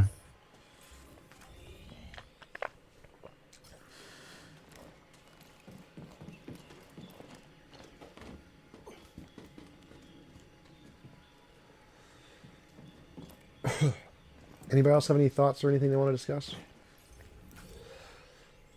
No one else has anything. Tom, it's up to you. I know I've come at you with this a couple of times, and we don't have to go through it if you don't want to. Just a quick thing, but so about the having children is a moral thing. I came up with a little syllogism, and if you wouldn't mind going through it with me, and maybe if you could show where my premises are incorrect or how they might not lead to the conclusion. Sure. Might help me see where you're coming from. So, premise 1, involuntary impositions on will are immoral, and causing beings to experience impositions on will also immoral. Would you agree with that? Sort of. Like, because causing there is really vague. Okay, so like if you like the rock falling on somebody is immoral, right? Because it causes an imposition on. So if somebody, like we would say somebody is immoral if they cause an imposition on somebody else's will that they didn't want, right? Like that's all I'm saying there. Involuntary impositions on will are immoral. If somebody causes an imposition on somebody else's will involuntarily, that's an immoral act, right? Yeah. Okay. It seems like that's what I got from your position. So premise 2 would be human beings that live in this world live in our world will necessarily experience involuntary impositions on their will. Would you agree with that? Yep. Okay. Premise 3, when someone intentionally has children, they cause people to experience involuntary impositions on their will because people who come to exist in this world necessarily experience involuntary impositions on their will. Nope, that is guilt by association. So the parent doesn't actually cause any involuntary impositions of will. That's not what they're doing. The nature does, and the parent knows nature's going to do that, but creates the kid anyway. But the parent doesn't cause any involuntary impositions of will by creating the child. So that there's no immoral action in creating the child. There are immoral actions after that during the child's lifetime that the parent knows is going to happen, but the creation of the child itself is not immoral. Okay. Yeah. Before when we talked, you said, if someone can do with their body what they want to do with their body, right? Yep. So as an example, I would say, I can do with my body what I want to do with my body in my space. So I go and I take my gun and I'm shooting it and I'm shooting into crowds of people. I'm doing what I want with my body. Now I know that the nature of this reality is going to be such that it causes, it will cause harm to somebody. It'll be an imposition of will on somebody else when that bullet hits that person. I'm just doing what I want with my body though. Remember, so you have to put it in the context of the best of all possible worlds. It's only any involuntary imposition of will is immoral given the best of all possible worlds. So in the best of all possible worlds where everything is consensual, you could take a gun and do whatever you want with it and it can't hurt anybody ever. So it's not immoral for you to do that at all. So the immorality is actually In the best, what?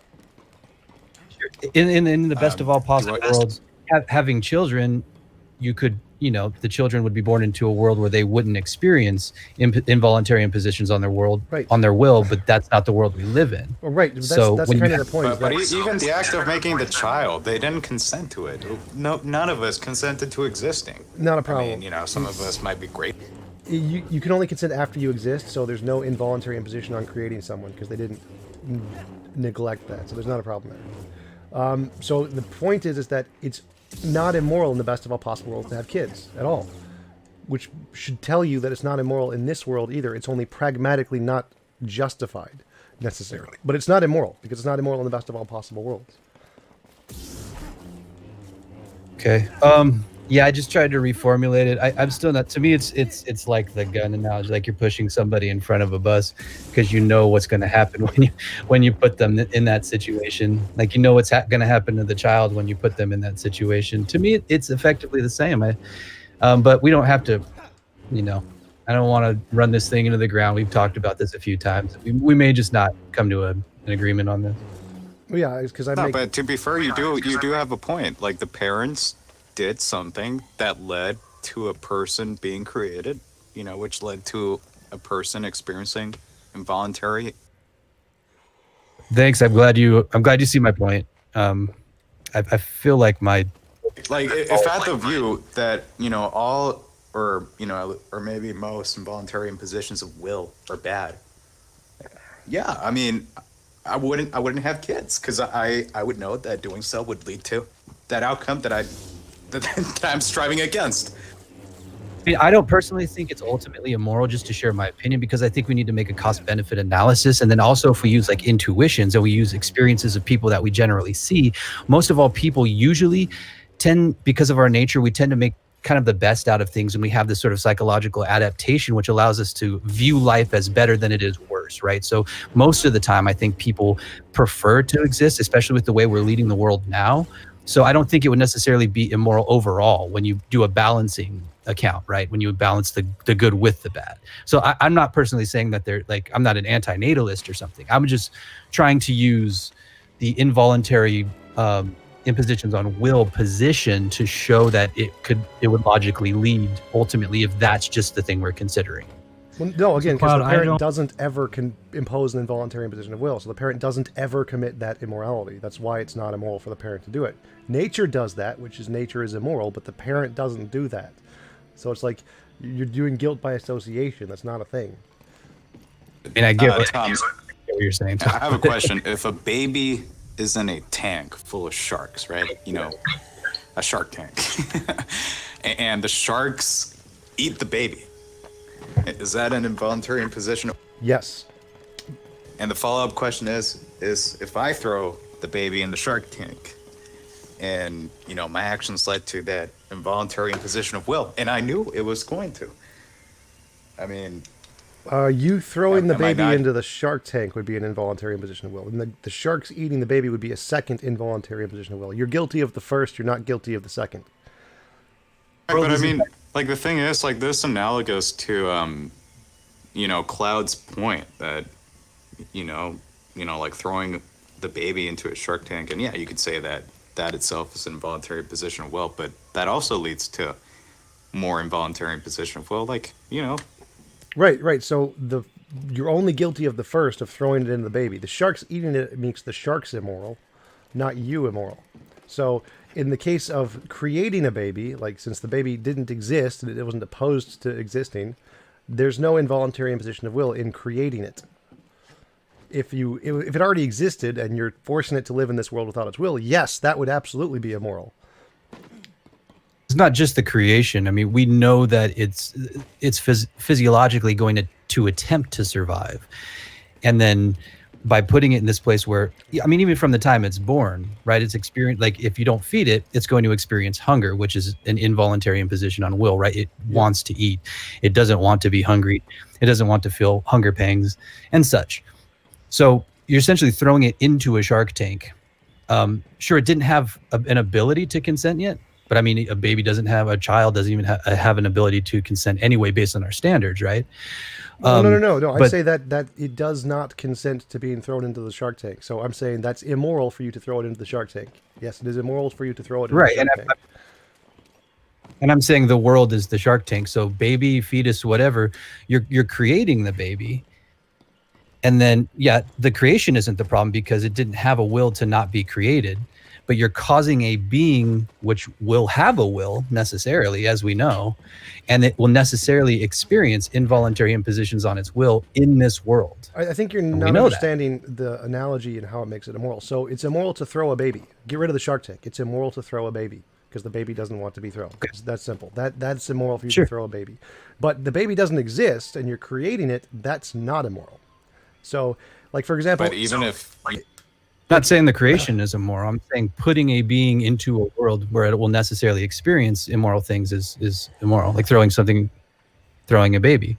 Or You're what creating if, a baby just to throw it. But I mean, I don't think... Like, does it really matter how you put the baby in the shark tank? Like, you know... No. You could get say rid of that- the shark tank. The shark tank isn't what's the immoral part. The immoral part is throwing the baby. So the shark No, tank... but is even if you shark. put the baby in a basket, you know, like the Moses story, and you put him, like, you know, in the basket, and you lay the basket on the surface of the water, and then the sharks eat it. Get rid of the sharks. The sharks do not matter to the analogy. Doing anything to a baby without its consent is immoral. So it's not about the sharks. The sharks don't matter. The world doesn't matter. The river doesn't matter. It's doing something to a baby without its consent is immoral. But if the baby doesn't exist to give consent, then it can't be against consent to cause it to exist. So that's why the analogy doesn't work.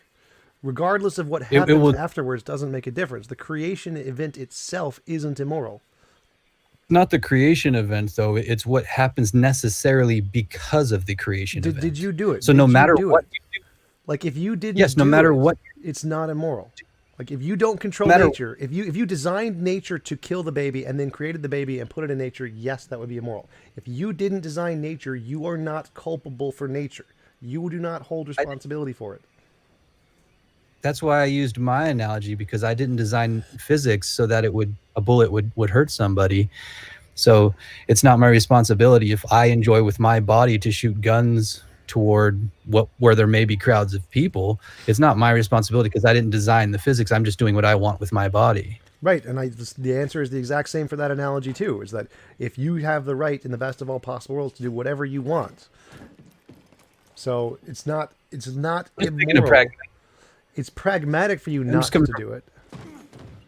Yeah, and I'm just coming from pragmatism, like looking at this with what we're dealing with. This is the world we do have. And so that's the creation different of from morality. That's not morality. Morality has nothing to do with pragmatism. So I would say having a baby may not be pragmatic because you may be bringing it into a world where it can just suffer and die. Like if you don't have enough money to support the baby, I'd say it's not pragmatic for you to bring the baby into the world because you can't support it. So I'd say don't do that. I wouldn't say it's immoral, but it is not pragmatic. So don't do it if you can't afford it, if you can't provide a life for it. In that sense, I'm just saying that it's based on reality and what we're dealing with within the parameters of what we know and what we have the ability to do, like our limitations. So right, but we know that has nothing to do with morality. That's pragmatism and morality are two separate things. I agree with you that it's not pragmatic to have a child, especially if you don't have the finances to support it. But that has nothing to do with morality.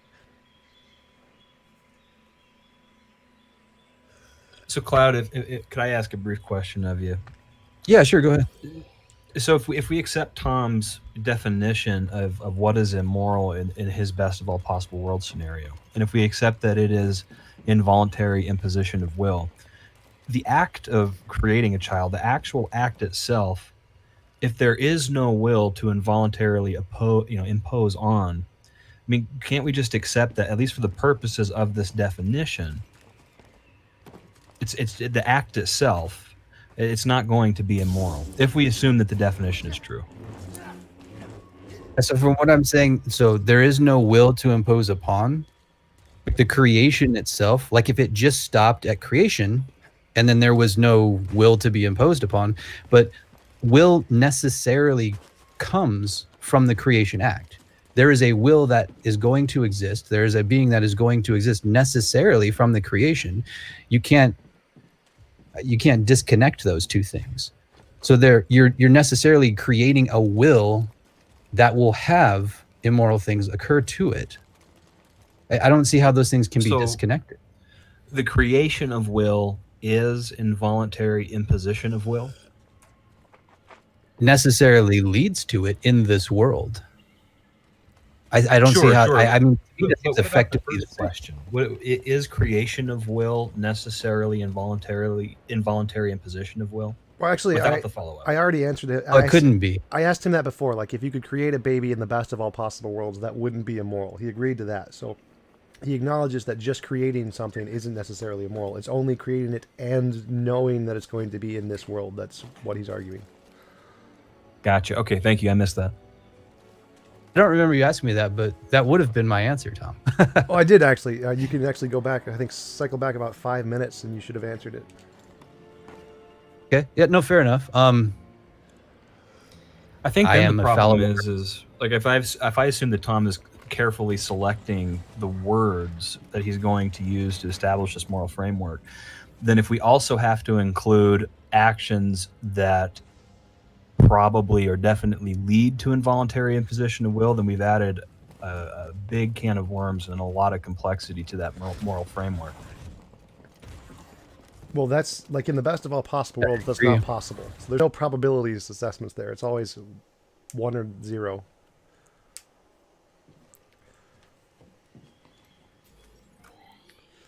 Yeah, so that's the thing. We're not talking about the best of all possible worlds. We're talking about this world, right? The best of all possible world is a guiding point for what we would like to work toward.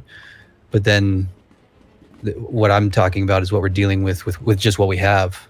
Well, that's the thing, is that morality is only understood through the best of all possible worlds. If you want to know what moral is, you have to put it in the best of all possible worlds. Otherwise, it's just a pragmatic definition. It has nothing to do with morality. You know what? I guess I agree with that. Because, I guess if you want to talk about morality, you have to set up some standard in your mind, which either you're in line with or you deviate from. And, I guess we could call that, the best of all possible worlds. No, I understand that. Yeah, in the best of all possible worlds, when we had children, we'd create beings that were born into a world where they would never have involuntary impositions on will, on their will. Unfortunately, we actually do live in a world where they necessarily will have that occur to them. So yeah, we have something to compare it against, but when we act in a certain way based on what our reality is and what we're dealing with. Well, let me put it to you this way. Let's say. So I mean, we have to be pragmatic. Well, let's say like a parent gives their kid the keys to the car, and the car explodes. Is the parent morally at fault for the child's death because they gave them the keys to the car without knowing that it was going to explode? It's just a normal car. No, of course. That's why I was careful to say initially that if somebody like is aware of this, like they intentionally put somebody in a position and they know this is going to happen. Like, because if somebody does something that they didn't know was going to happen to somebody, you wouldn't say that there's manslaughter and then there's murder, right?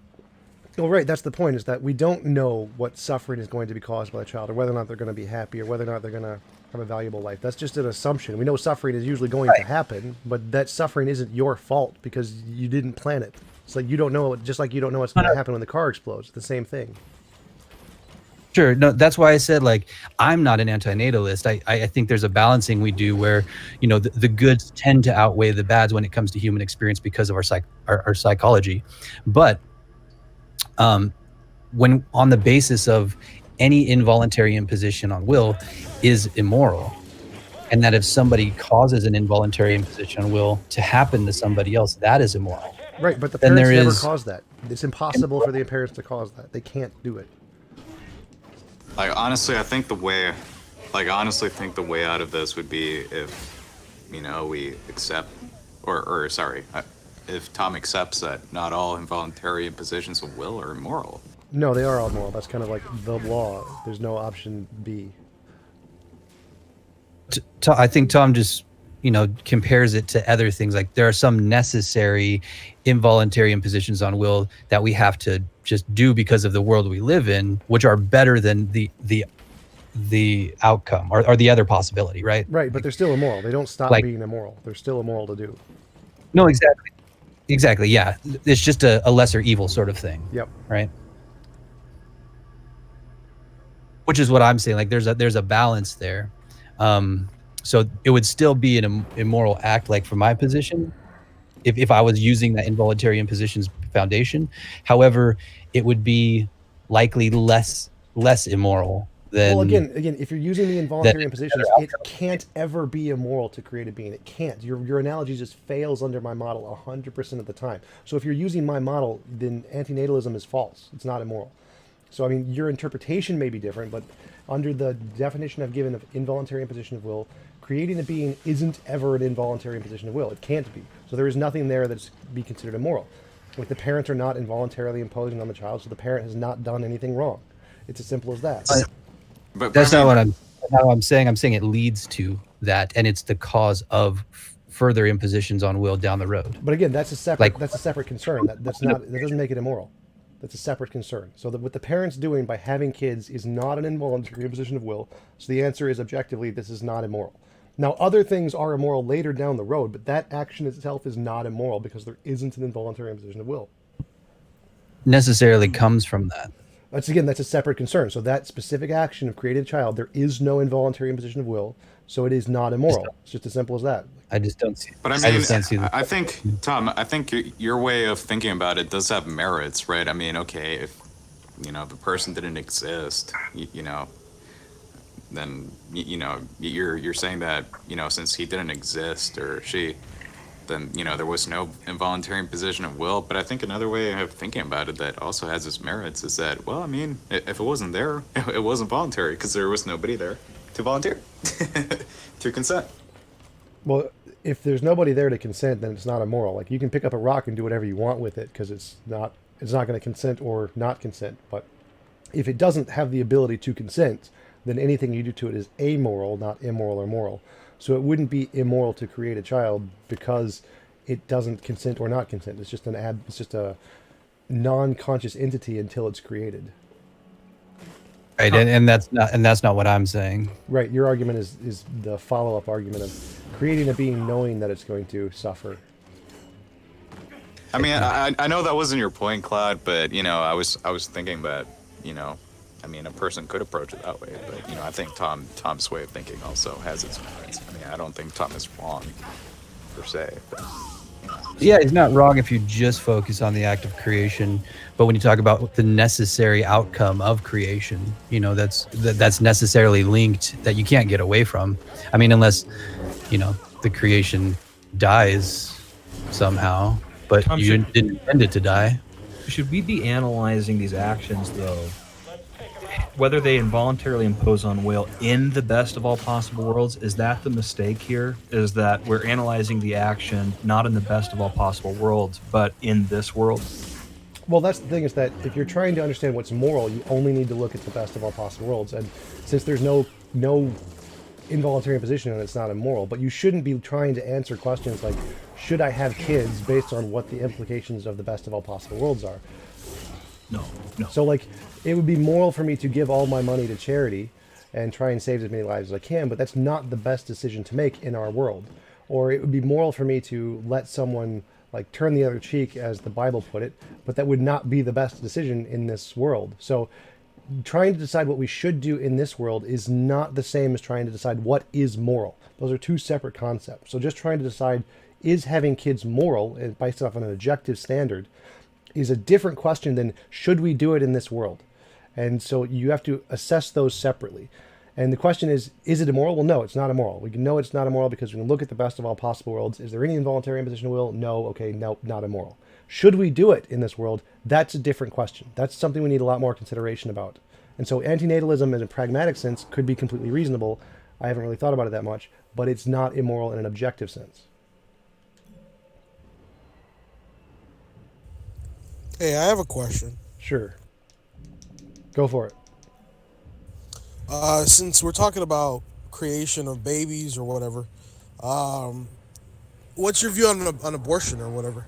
I think that killing anything is wrong, always immoral. So if we just assume that the fetus is conscious, then it's wrong to kill it. But it's also wrong to force a woman to use her body without consent. So either case is going to have an immoral action in it. And you have to pick which one is the lesser evil in this case. And so I say that the woman has the right to remove the child from her body, and then nature is the thing that kills it. Nature is morally culpable for the death of the child, not the mother. You know, I actually admire that you understand that, because, you know, a lot of people are like, her body, her choice, but, you know, they seem to forget that there is another being in there with a body of its own. Yep. Well, that's kind of the thing, is that the moral system I provide seems to be able to answer these questions pretty clearly, because that's how I came to the answer, was just looking at my moral model. That wasn't originally my intuitive response to the question. So.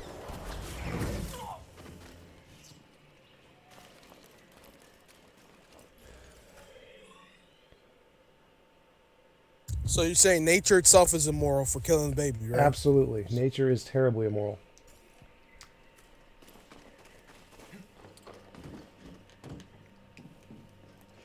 Thanks, Tom. Yeah, no problem. I'd actually go further and say, if there's a God that created this nature, then that God is responsible for, like, the deaths of everyone. The worst being imaginable, almost. Well, you know, this is strong evidence that there isn't at least a God who is all-powerful and loves us, cares about us. That's right, unless he has a very strange notion of love. It's like, it's okay, your suffering is my love. You can just enjoy it. Yeah, Justin Schieber had the perfect analogy. It's like, you know, you're a father and you give, you leave a house for your kid, and that house is booby-trapped all over the place, like Home Alone. Like, Yes, yeah, exactly. That's kinda...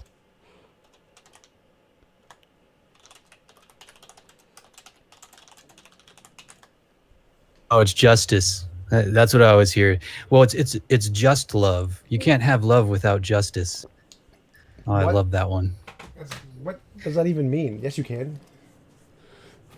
I know, right?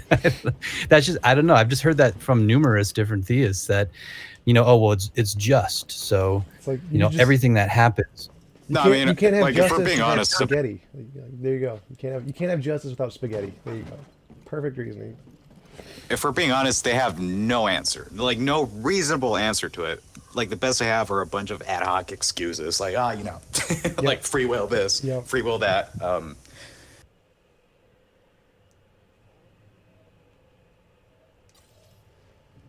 You know, they seem to forget that, you know, if their God is all powerful, I guess, you know, he could create people, a bunch of creatures that would freely choose not to commit evil or you know, not to inflict suffering on each other. But you know, it's like they don't really mean that God is all powerful. Yep. He could just give us the option to go to a world without suffering, and we can still do whatever we want there. We still have free will. Done.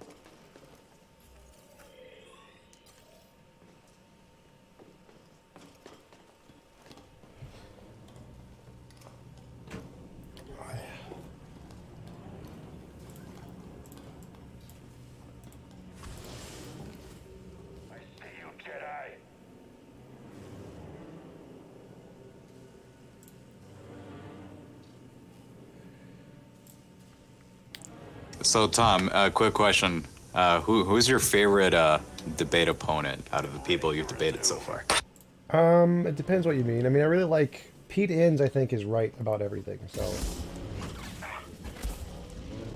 like, which debate experience did you enjoy the most?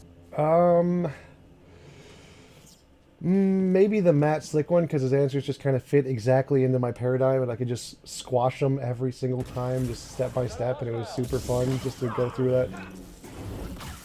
Just don't try to actually squash him, because he is a karate master.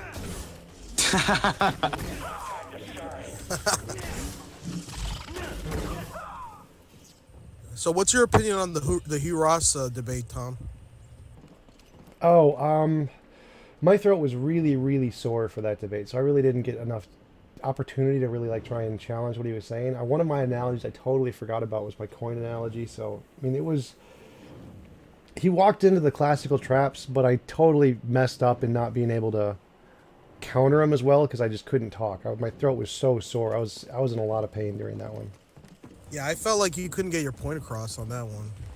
Well, yeah, but it was mostly because I just couldn't talk. It was like I was struggling so hard to like speak. Like you could probably hear it in my voice. My voice was like really cracking. Hugh Ross, is an actual expert on, a lot of the things he speaks about, which would be cosmology, physics, whatever. Yeah, I have a lot of those on. Like Jeff Zwerink, he's an astrophysicist. I had him on. Fuzz Rana is a biochemist. I had him on. Luke Barnes, he's a cosmologist. I had him on. So yeah, I have experts in the field regularly.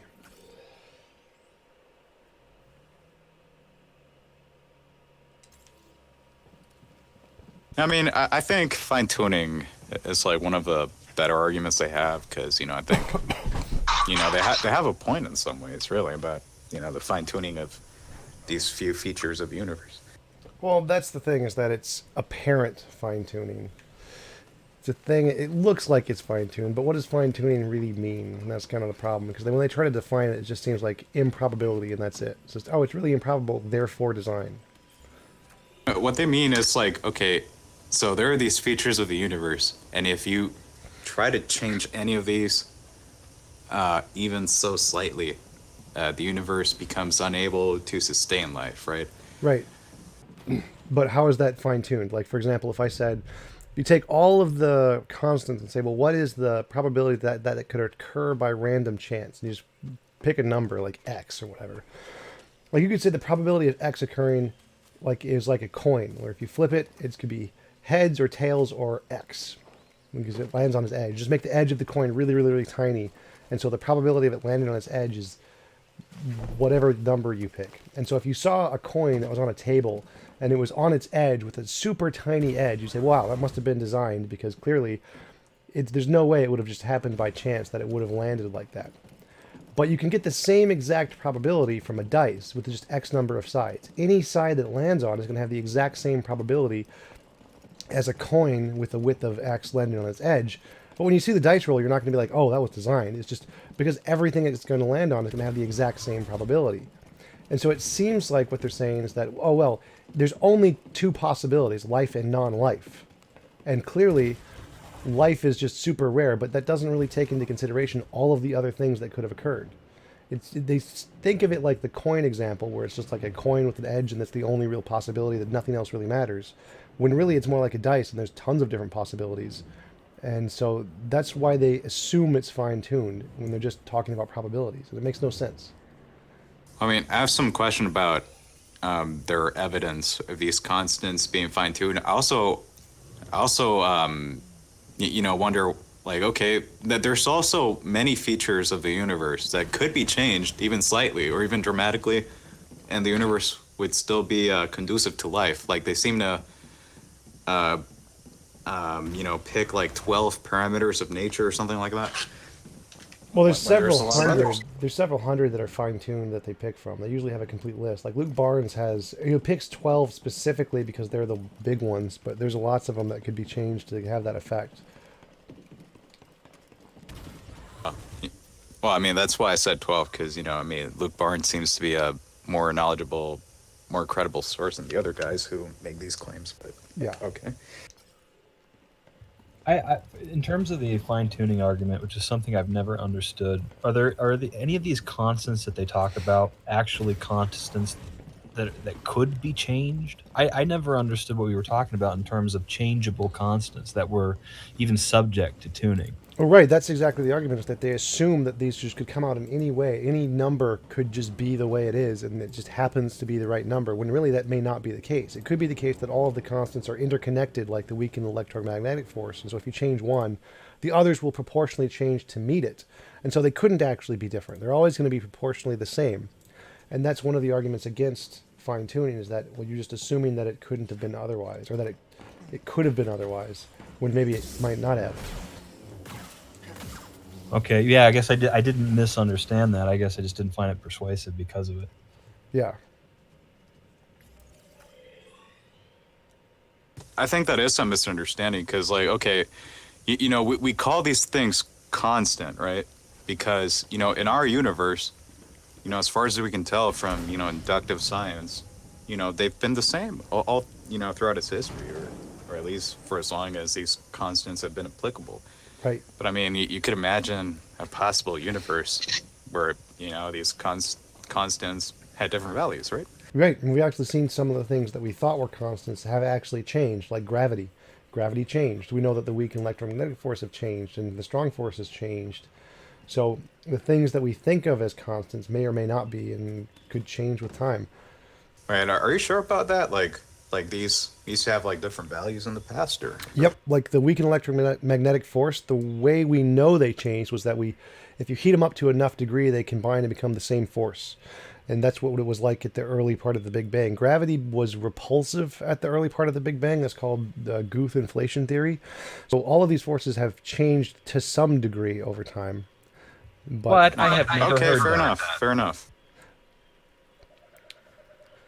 That sounds incredibly interesting. Where could what was that called? The theory? Guth early universe inflation, the inflation theory of the universe. Okay, so I take back what I said. It's Alan Guth. Is there evidence? Yes. Is there evidence on that, or is it just literally, more of a theory that's made in the mind, or is there actual evidence that gravity can push things away? Yeah, it's a predictive model that tries to explain the evidence of the cosmic microwave background and some other things. So yeah, it's well supported. It's essentially accepted universally in physics for the most part. Yeah, but what I mean is, put it this way, is there any kind of actual evidence? Do you know what I'm saying? Yes, I understand it may be accepted. It makes but predictions about the cosmic microwave background that have been proven to be correct within a super high degree of accuracy. So yes, it has a lot of evidence. Okay, I mean, and I suppose maybe sometime I'll kind of hit you up when you're not online, and I'll have a look at it maybe sometime. Yeah, you can just Google it, Guth early universe inflation. It's pretty well supported. Yeah, I mean, I'm aware. Yeah. Sure, but I've never seen any actual evidence. I've just seen the claim, that gravity can push, but I've never seen any actual evidence that gravity can push. Well, again, if it makes testable predictions, that's evidence, and it does, and so it has evidence. So you're saying basically what's the correlation equals causation kind of thing? No, correlation indicates causation. It doesn't equal causation. So it gives evidence. It's not a proof. So testable predictions are evidence. That's how we know things are true for the most part. That's exactly right. You said it pretty well. Well, he's not sure, but I know. We don't need to be sure to have knowledge. So again, that part's covered in philosophy. Well, I mean, think about it. If there's causation, you would expect there to be a correlation, right? Yep. But I mean, yeah, okay, correlation is evidence for causation, but it doesn't mean it is. We have examples of correlation without causation, but as far as I'm concerned, we don't have example of causation without correlation. Right. So it could be causation, or correlation could be causation, but also might not be. But it is evidence of it to some degree. Yeah, I know what you mean. Yeah, like for example, you might turn off the light switch, and at the same exact time, the light bulb blows, and you think that turning off the switch turned off the light, but in fact, the light bulb blew just a microsecond before you turned it off, right? And you thought, oh wow, look, correlation, but it turns out it was false, right? Yeah, it's probabilistically true. So we can say that if I flip the switch and see the light turn off, and I do that repeatedly, the correlation is evidence of causation, but it's not proof of causation, because maybe something else is turning the light off. So it's evidence that there's a correlation, a causation between the two, but it's not proof. Yeah, I know what you mean. It could be that maybe it's wired wrong, and every time you turn it off, it blows the bulb, and you go to bed, and then say your wife comes down, changes the bulb, and then the next night you go up and you turn the light off, and it blows the bulb, and you're convinced that switch turns off the light, when in fact it doesn't. It just breaks the bulb, Yeah, pretty much.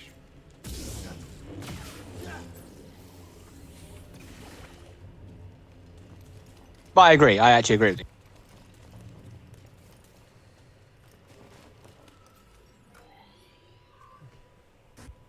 Sorry to interrupt there.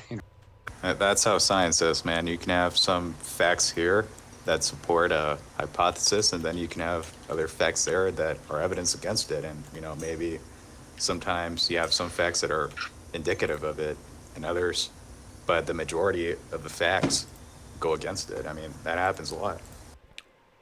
What is the definition of fact within your guys' framework? What is a fact? A statement that is true about reality. But do you mean like a solipsistic fact, or do you mean actually ontologically the case in reality, outside of solipsism? Actually, outside of the case, outside of solipsism. But I thought anything outside of solipsism is uncertain. So you're saying facts you don't need certainty. Certainty is irrelevant. So we can have all the knowledge we want without certainty. Okay, I see what you mean. Something can be the case in reality, and we can know it, but it might be false. No, again, you got to look up fallibilism. So this was already solved by philosophers like decades ago. We already know that we can have knowledge without certainty. Okay, sure, but those people, they could be fallible. But I'm with you. I'm fully with you. You are making a lot of sense.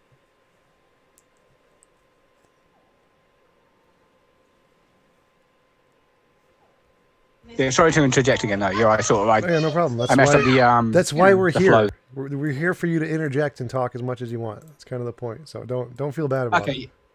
Okay, yeah. It's just sometimes I sort of shut down the convo, with the certainty thing. But cool, thank you though. Thanks. Face, I still find your certainty thing still interesting because I was in a similar position as you when I first took epistemology in college, and I hit that same wall when my professor said, "Hey, absolute certainty, you might not get it. You may not be entitled to it. We might not be able to justify it. But there still can be knowledge." And I feel like the same wall that you're hitting, where I concluded no. The certainty has to be possible at least for us to know things. And I remember how I got over that. I'm just interested in why you hook on that certainty thing, why you like it so much and you need it.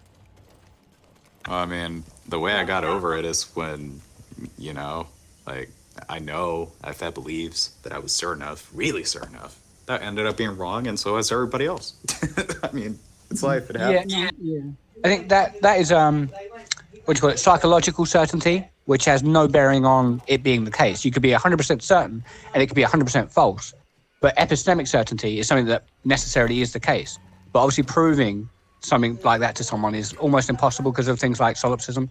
Even if Christ came down from heaven and pinched you, you could say, "Oh yeah, you could be in my mind. It doesn't mean anything," Slaves are people.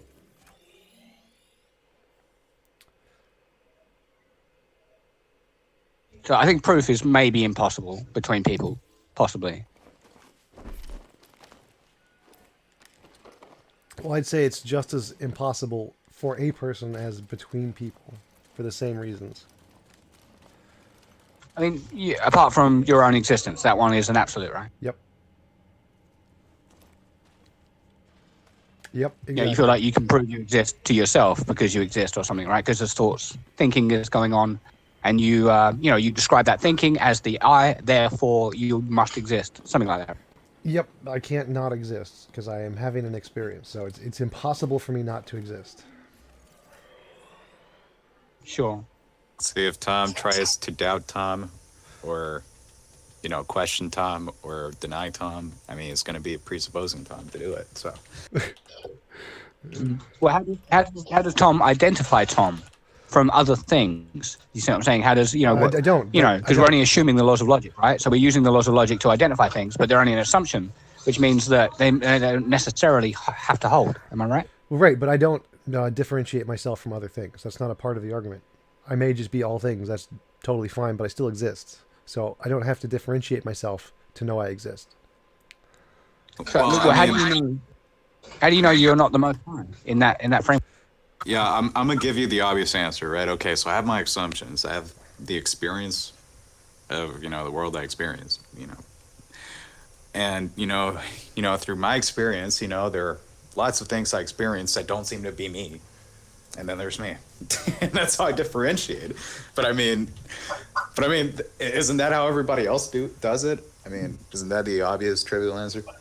Well, they could all be in your head. Maybe. Right? You could be a solipsist and everything's in your head, so it isn't actually different from you.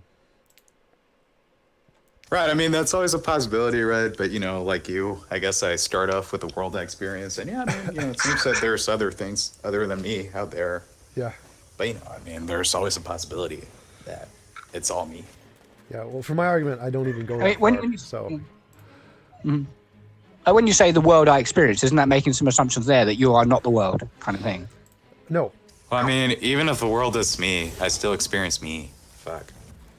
So like if I assume Right. that the world is a part of my imagination, well then there's still some difference between the part of my imagination that isn't the world and a part of my imagination that is the world. So there's still a difference between the two, even if they're both a part of my mind in some sense. Right, yeah, I see what you mean. Yeah, like what's the thing? Subconscious and conscious. Because a lot of people say when we get into solipsism, they say, well, you know, I'm not aware of what that person's aware of. But again, then you're not necessarily aware, like as you would probably agree, like of everything that you know, right? There's things that come to your awareness and things that are suppressed, right, as right. well. You know. So I'm agreeing. If I like agree that, yeah. So if I said like I'm a solipsist and I'm the only thing that exists, and I'm imagining a unicorn, but I don't see a unicorn in front of me. Well, then there's got to be some difference between what I'm imagining and what I'm seeing. Now, maybe they're just two different levels of my imagination, but there's still some difference between them. And so I can still say the one that I see in front of me is the external world. We're going to call it that, even though it's a part of my mind. And the one that's in my internal head, we're going to call that the internal world, even though they're both different levels of internal. There's still some difference between them. Yeah, no, I'm with you. That's fair. That's pretty fair. You can walk in the woods, imagine that there's a unicorn there, right? Like, and you can imagine it clearly. But, you know, at the same time, is that what you see now? Right? Yep, exactly. Well, what is seeing? What is seeing? Because if you imagine something and you close your eyes and you see it, what is seeing? I mean, you're saying seeing is necessarily physical, I guess, is what you're saying? Not that you can prove physical is a real thing. No. So I'm saying Okay, if we just grant that we're a solipsistic mind, it's just my mind, and in my mind we have the thing that I see as the external world and the thing that I'm imagining in my head. There's still a difference between those two. Now I don't know what it is. Like doesn't need to be physical, but I know there's some difference between them. I can say I'm imagining a unicorn and I don't see one. So there's some difference between these two. Now maybe they're just both different layers of my mind. One's like a deeper level of my mind than the other one, but there's still a difference between the two. And we're just going to label those internal and external. It doesn't need to be physical. It doesn't need to be external. It's not a proof of the external world. The only thing it shows is that there's some difference between my imagination and my experience. But we don't know exactly what that is. I would agree. Yeah, I would agree with everything you just said. I think you're correct. But how would you know with certainty, if that's possible, if it's a thing, that there is a difference? I mean, how do you differentiate? Do you just make an assumption that, look, it seems different to me, therefore it's different, or how do you get there? Well, when I'm imagining a unicorn, I don't see a unicorn, so there's necessarily a difference because there's one property in one and one not a property in the other. But isn't that religious? To say like something necessarily is the case, isn't that religion kind of thing? No, it's a part of the I think, therefore I am. It's like a brute fact. It's a necessity because it's something I'm experiencing. Like if I imagine a unicorn but I don't see one, there is necessarily something different between these two categories. Because one thing is happening in one of them, but it's not happening in the other one. So like the law of logic, A equals A, since there's a different property in this thing than there is in the other thing, then they must necessarily not be the same thing. I mean, okay, but that is a personal testimony, is it not? You know, which is obviously it's not super convincing. It's like what religious people do. They say this is a fact, right? Like kind of like me. You know, I make a claim, I don't give any evidence, and then obviously, people can just dismiss it without evidence. But that's basically what you're doing, right? Just making a claim. Well, if I was trying to convince you, it wouldn't be evidence, and you shouldn't believe me because I said so. That would be bad evidence. But since it's part of my experience, I can prove with absolute certainty there's a difference between those two things. Okay, so Thomas making a claim, man, and my stance is that what he's claiming really resembles what I experienced. So I take Tom serious. But you don't know he exists. He could be in your mind, which means that you could be taking your own imagination seriously, which, I mean, again, that would be another testimony, right? Well, no, so that's the thing. I infer Tom exists. I mean, it's a weak inference, I admit it, man, but... Well, no, you don't even have to. You can just say, you can imagine I'm a computer program and I'm just saying these things and I don't exist. The fact that it's true or not is independent of whether or not I exist. So if what I'm saying is true, it can be true without me existing. Like I could be a figment of his imagination or a computer or a brain in a vat. It doesn't make anything I'm saying any more or less true. Sure. Yeah. Okay. Yeah, I'm with you.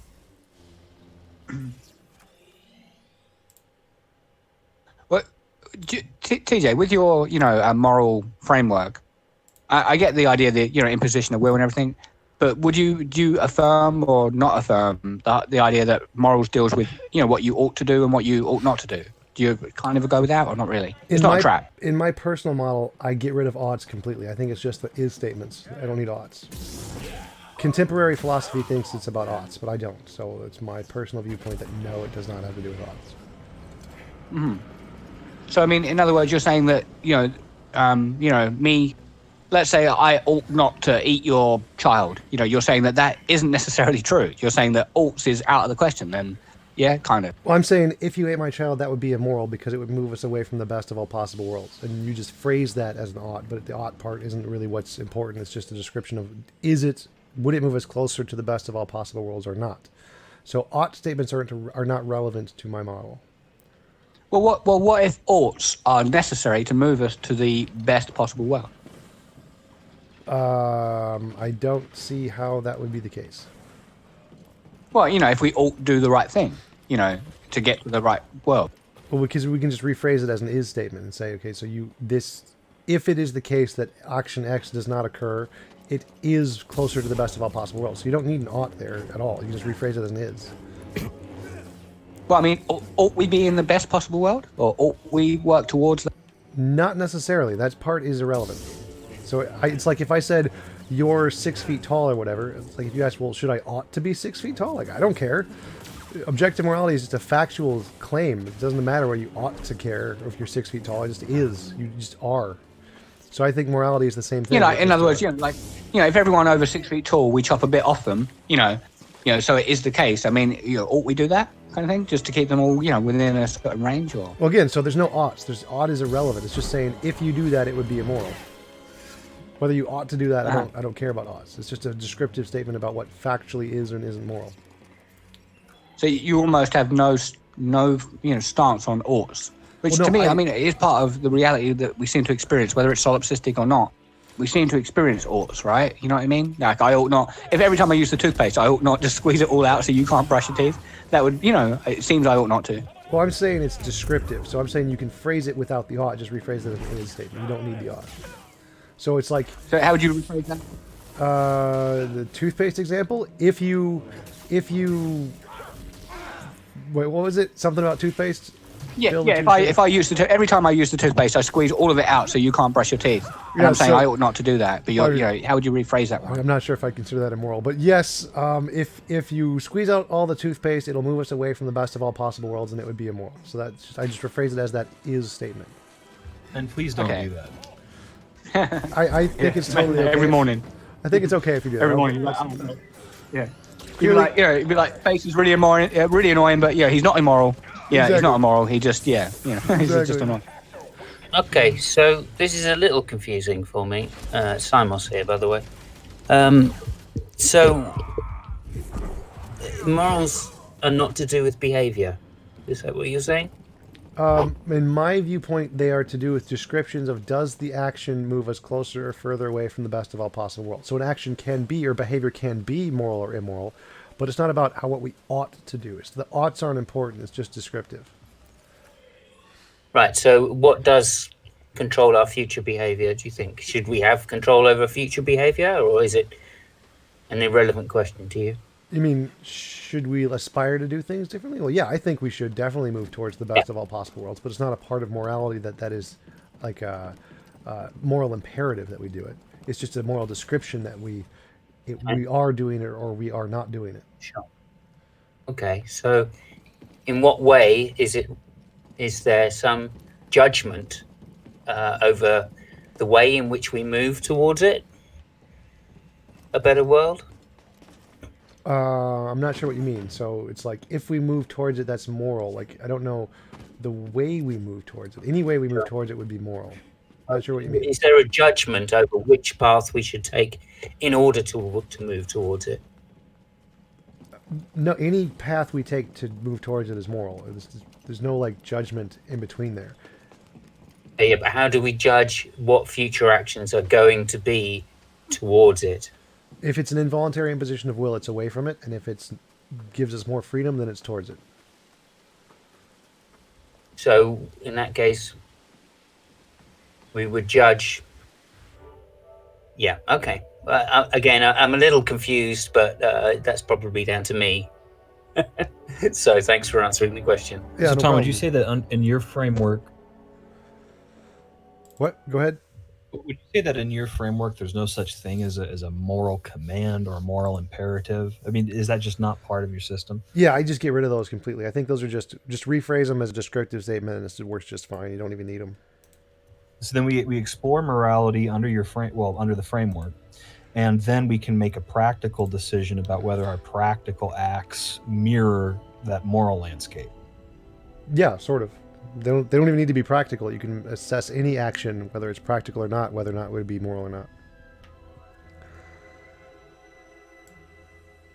Yeah, no, that would that goes back to my earlier question about how people would talk about morality. When I think about the way that people in state houses speak about the law and how we should organize ourselves, it's almost all ought language. I mean, it really is buried in ought. I'm just wondering how we would discuss things, how we would create our plans for living without that language. Well, again, you can just rephrase any ought statement as a sentence of is statements. Like just say, we ought not kill. You can just say, well, if you kill, it's going to move us away from the best of all possible worlds. So it's immoral. I mean, you can rephrase any ought statement as an is statement. It doesn't change or lose anything to do that. Gotcha. And so then the statement, we ought to move towards this best of all possible worlds under this moral framework, that in itself is not a moral command. That's just a practical decision based on what I want. Well, there's no ought to move towards the possible world. That's not a thing. It's just saying if you do action, you will, or if you do action, you won't. So it's like saying if you turn on the heater, it'll get hotter, and if you turn it off, it'll get colder. There's not a statement about ought there at all. It's just stating if you do it, it's going to be moral, and if you don't do it, it will be immoral, or something like that. So it doesn't give us an ought that we should pursue it. That's kind of just a personal choice. You may not pursue it. You may pursue something else if you want. Yeah, I think that makes sense. I agree with you, Tom, but sorry, I'm going to ask yourself for a bit. What's the difference between a moral anti-realist like me and you at this point? I choose to believe in objective morality and you choose not to. That's essentially the difference.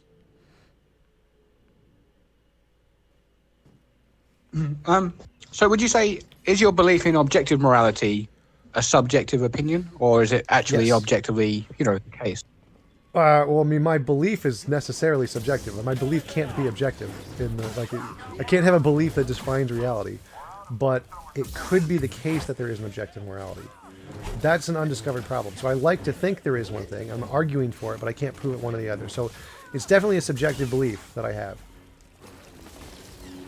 Okay, yeah, and and I wouldn't even attack you on that, because I like atheists to actually have at least believe in objective morals, because then they're more likely to kind of, be decent people. Well, I disagree with that, actually. I think that believing in subjective or objective morality doesn't actually have any impact on being a good person. Actually, usually it's believing in subjective morality makes you a better person in most cases.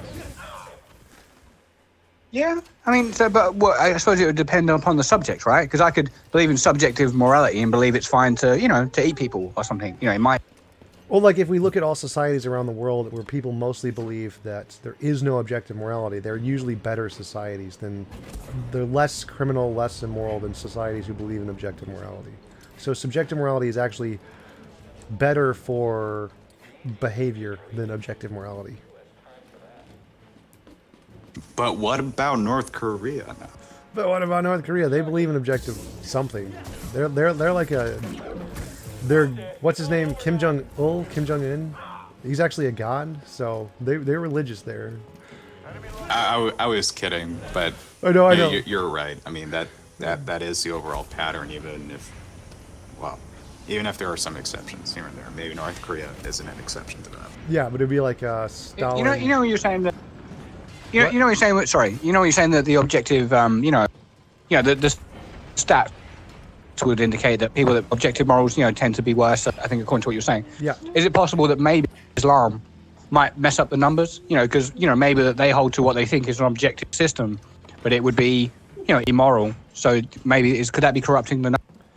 Well, the number is just belief in objective morality as opposed to belief in subjective morality. So if you believe in an objective morality, then that would put you on the objective morality side.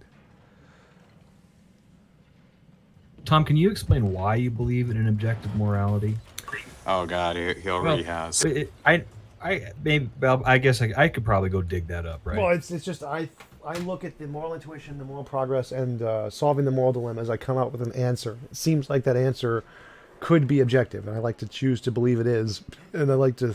It seems like it can answer all of the problems, and I think it's like an abstract kind of relation between people. So that's why I think it's objective.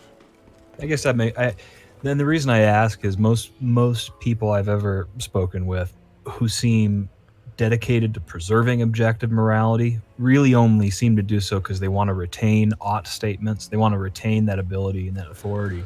But after you say you disregard ought, it just made me think, well, why do you care about objectives? But I think that answer makes sense.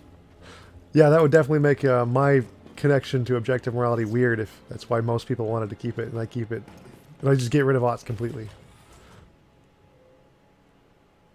Yeah, this is still confusing me, I'm afraid. And so I've got another question for you. Sure. Okay, so why what you're saying seems to, and I'm sure it doesn't, and I'm sure you've got an answer. I do hope you've got an answer. What you're saying seems to go against the concept of a society and law. What do you mean? Well, societies and law are both two things which definitely go against the imposition of will, or do impose will. Oh, yes, absolutely. upon So people. prison is absolutely immoral. Taxes are theft. Any kind of putting someone in prison, all immoral. Stoplights immoral. Cops immoral. All of that, yes. All of that is immoral. It's only justified because we need it to prevent a greater immorality. But yeah, it's definitely immoral. So, hang on, we need it to preserve a greater morality? Prevent a greater immorality. So we put people in prison because if we don't, then they're going to kill people. So it would be more immoral to let them kill people than to put them in prison. So we do the immoral thing, which is put them in prison, to prevent the greater immoral thing, which is let them kill people. Right. And we should put them in prison. It's the least immoral action. So no, we shouldn't put them in prison. It's still immoral, but it's the least immoral thing we can do. Still immoral though. But hold on. Flip that upside down. Yeah. Okay. But what if the people that you're killing only exist in your mind? Would it still be wrong?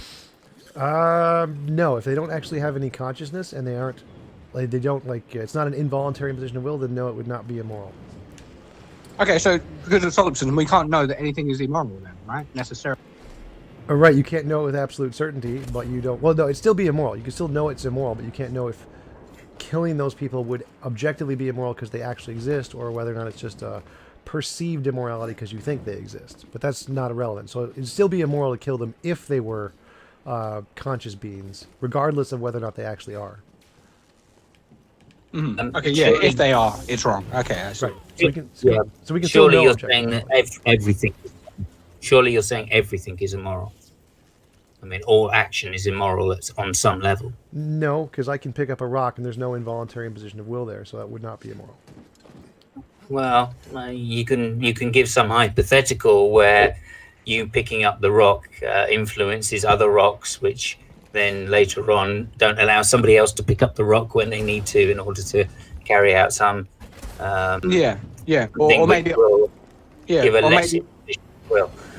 or maybe it contradicts my will. Maybe I don't want you to pick up the rock and you do. So now we're stuck. Like kind of, whether you do it or don't do it, someone is, involuntarily, thingied. Well, no. So breathing. So no, if you have one I was thinking of. Breathing. So you have rights over yourself and your universe essentially, but you don't have rights over a rock. So if you said, "I don't want you to pick up that rock," that has it's not an involuntary imposition for me to pick up the rock because it's not your will. I'm not imposing on your will. Even if I'm imposing on the rock, the fact that you wanted to move the rock is irrelevant. So your will only applies to you, not to just anything you want.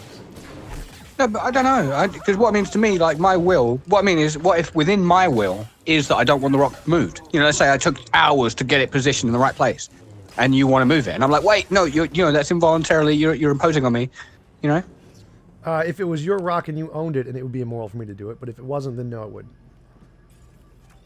wouldn't. Hang on, that's private property. Exactly. That needs to be protected by law, surely. Well, it needs to be regulated by law, which is immoral, but it doesn't make a difference how you regulate it. It's still immoral, regardless of whether or not you regulate it. Okay, it's a bit tricky. I'm kind of reticent for, I guess, the same reasons that I'm not sure where we're getting, whether. I don't know. I think declaring such things like society as immoral seems to me to be a step which I wouldn't want to take, even if I would agree with getting rid of the oughts. Well, I mean, like Christianity does the same thing. Christianity says everyone is immoral. We're all in a broken world or whatever. And my system kind of does the same thing, where it's just saying that we aren't in the most ideal system, which is and that's what morality is the most ideal system. So our society isn't the most ideal, which I think most people would agree with. So I think you would, in a sense, agree that our society is immoral in the sense that it's not the most ideal it could be. Right. Yes, I suppose so. But then I think that's a standard too high for the same reason I wouldn't think of things like absolute truth as being particularly relevant to humans. Right? Right, absolutely. Is that absolutely that's why there's the two different categories. One is objective morality, which is the absolute objective truth, kind of like the absolute truth, which is way beyond human consideration. And the other is what's the pragmatic thing. Those are two separate questions. So when we're answering questions about morality, we're talking about that objective thing, the absolute truth that's out there that's way beyond human conception. But if you want to talk about what pragmatically should apply to this world, then you have to add a different consideration to it. So if the question is about morality, then it's one of those absolute questions that doesn't really apply to human society. I see. Right. So you're using the same definition as objective as the theist would. Yes, that is exactly the point. Right. Okay. Again, that's just come through to me now, and I listen to, I'm a friend of, I know Alex Malpass and Ozzy and those people, and I listened to interest with that conversation that you had with him, and I it took me a while to kind of get through the whole process of trying to understand where you were coming from, and although I really liked the idea of this imposition of will, it did strike me as being somewhat redundant in the fact of being pragmatic, right? And now you've just explained that for me. So yeah, I really appreciate that, Tom. Yeah, thank you. Oh, no problem. Thanks for coming on and telling me, because it's really hard for me to try to explain it because it's such a novel idea and goes against the grain so well. So I really appreciate you coming on and talking with me about it, because it helps me to clarify my own ideas. Yeah, I don't think it's a novel idea at all. I mean, if this have had it for thousands of years, right? Well, I mean, the getting rid of the oughts, that's pretty novel. I don't know of anybody else who gets rid of the oughts in morality. Yeah, I mean, we ought not to believe in ought. Go ahead. Richard Carrier. No, I was saying we ought not to believe in oughts, really. Yeah, exactly. I don't know about that, but Yeah, I'm kidding. I'm just contradicting myself. I'm being crazy. It was a joke. Yeah, I got it. I just think there's something that you're. Ralph invited me. What are you guys talking about? Morality. Morality? Yep. What about morality? Yeah, partially. I think TJ was just saying, like about, was it involuntary imposition of will? Is kind of how he looks at it. But depending upon what world you're in, it gets a bit deep. But yeah, kind of morality. Morality is the individual application of belief. Is that what you just said?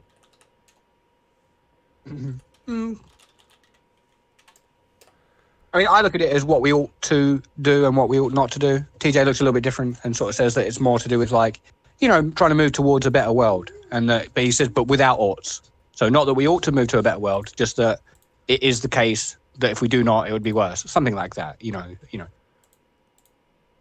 Okay.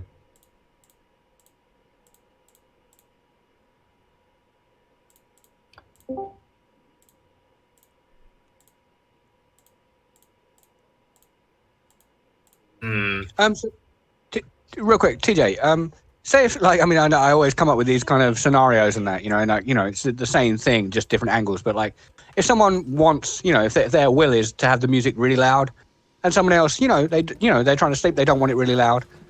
how do we differentiate? How do we sort of solve that issue? Do you know what I mean? It seems subjective, right? It just seems arbitrary, however we try and solve it. Whose house is it? I just say whoever's house it is. You know what I mean? It's their. I'd say whoever's house it is, it's their property, so they have the right to do what they want with their house. And you can leave, but you don't have a right to control their house. No, okay, but if you don't want to leave, now have they imposed upon your will involuntarily or whatever? No, because you're choosing to stay. So I'd say that, like, in my model, in the best of all possible worlds, you have total control over yourself and your universe. So you have a total right to do whatever you want with your universe. And it's not an involuntary imposition to do anything you want with either of those. It's only immoral to impose on somebody else's self or somebody else's universe. And so they could just choose to leave and go back to their own universe, and they can set the music to be whatever they want. So, I mean, what about if it's half and half? Would you put the music right bang in the middle of where you want it? Or, you know, what if you don't want to compromise? You know, you see what I'm saying? It gets deep.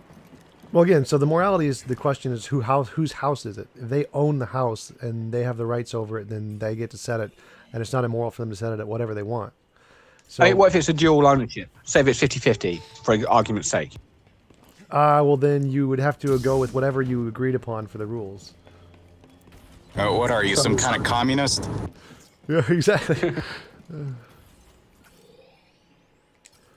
So when you... Well, he wouldn't be...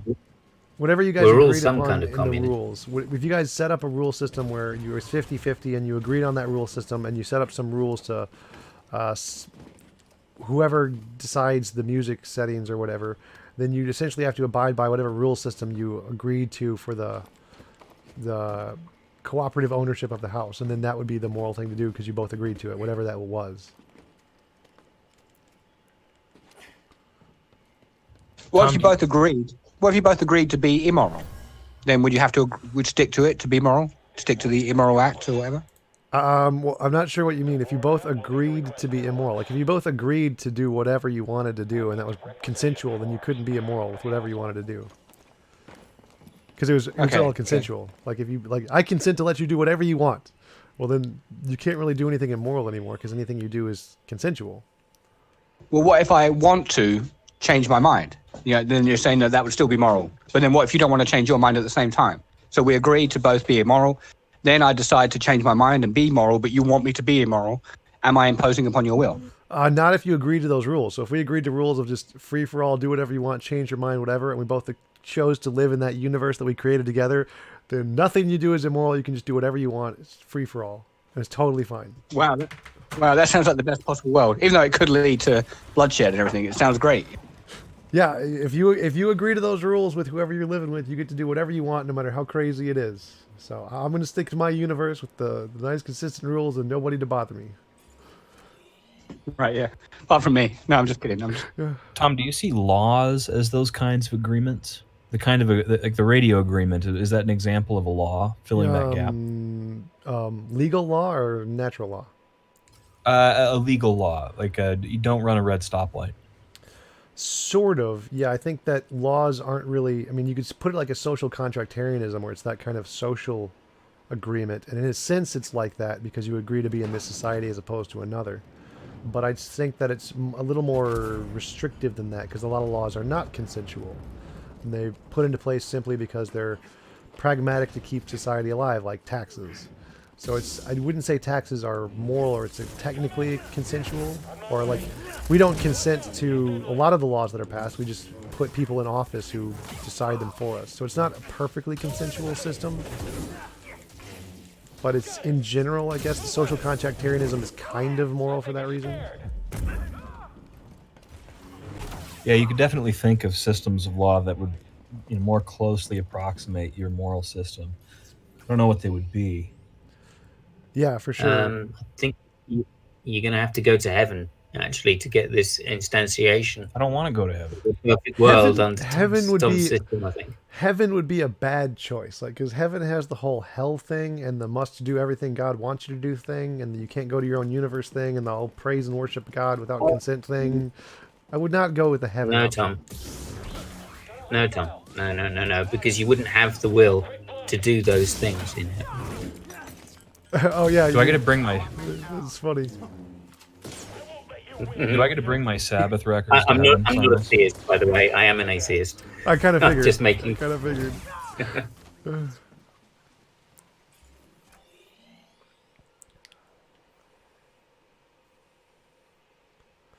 But no Black Sabbath records in heaven. God does not allow it.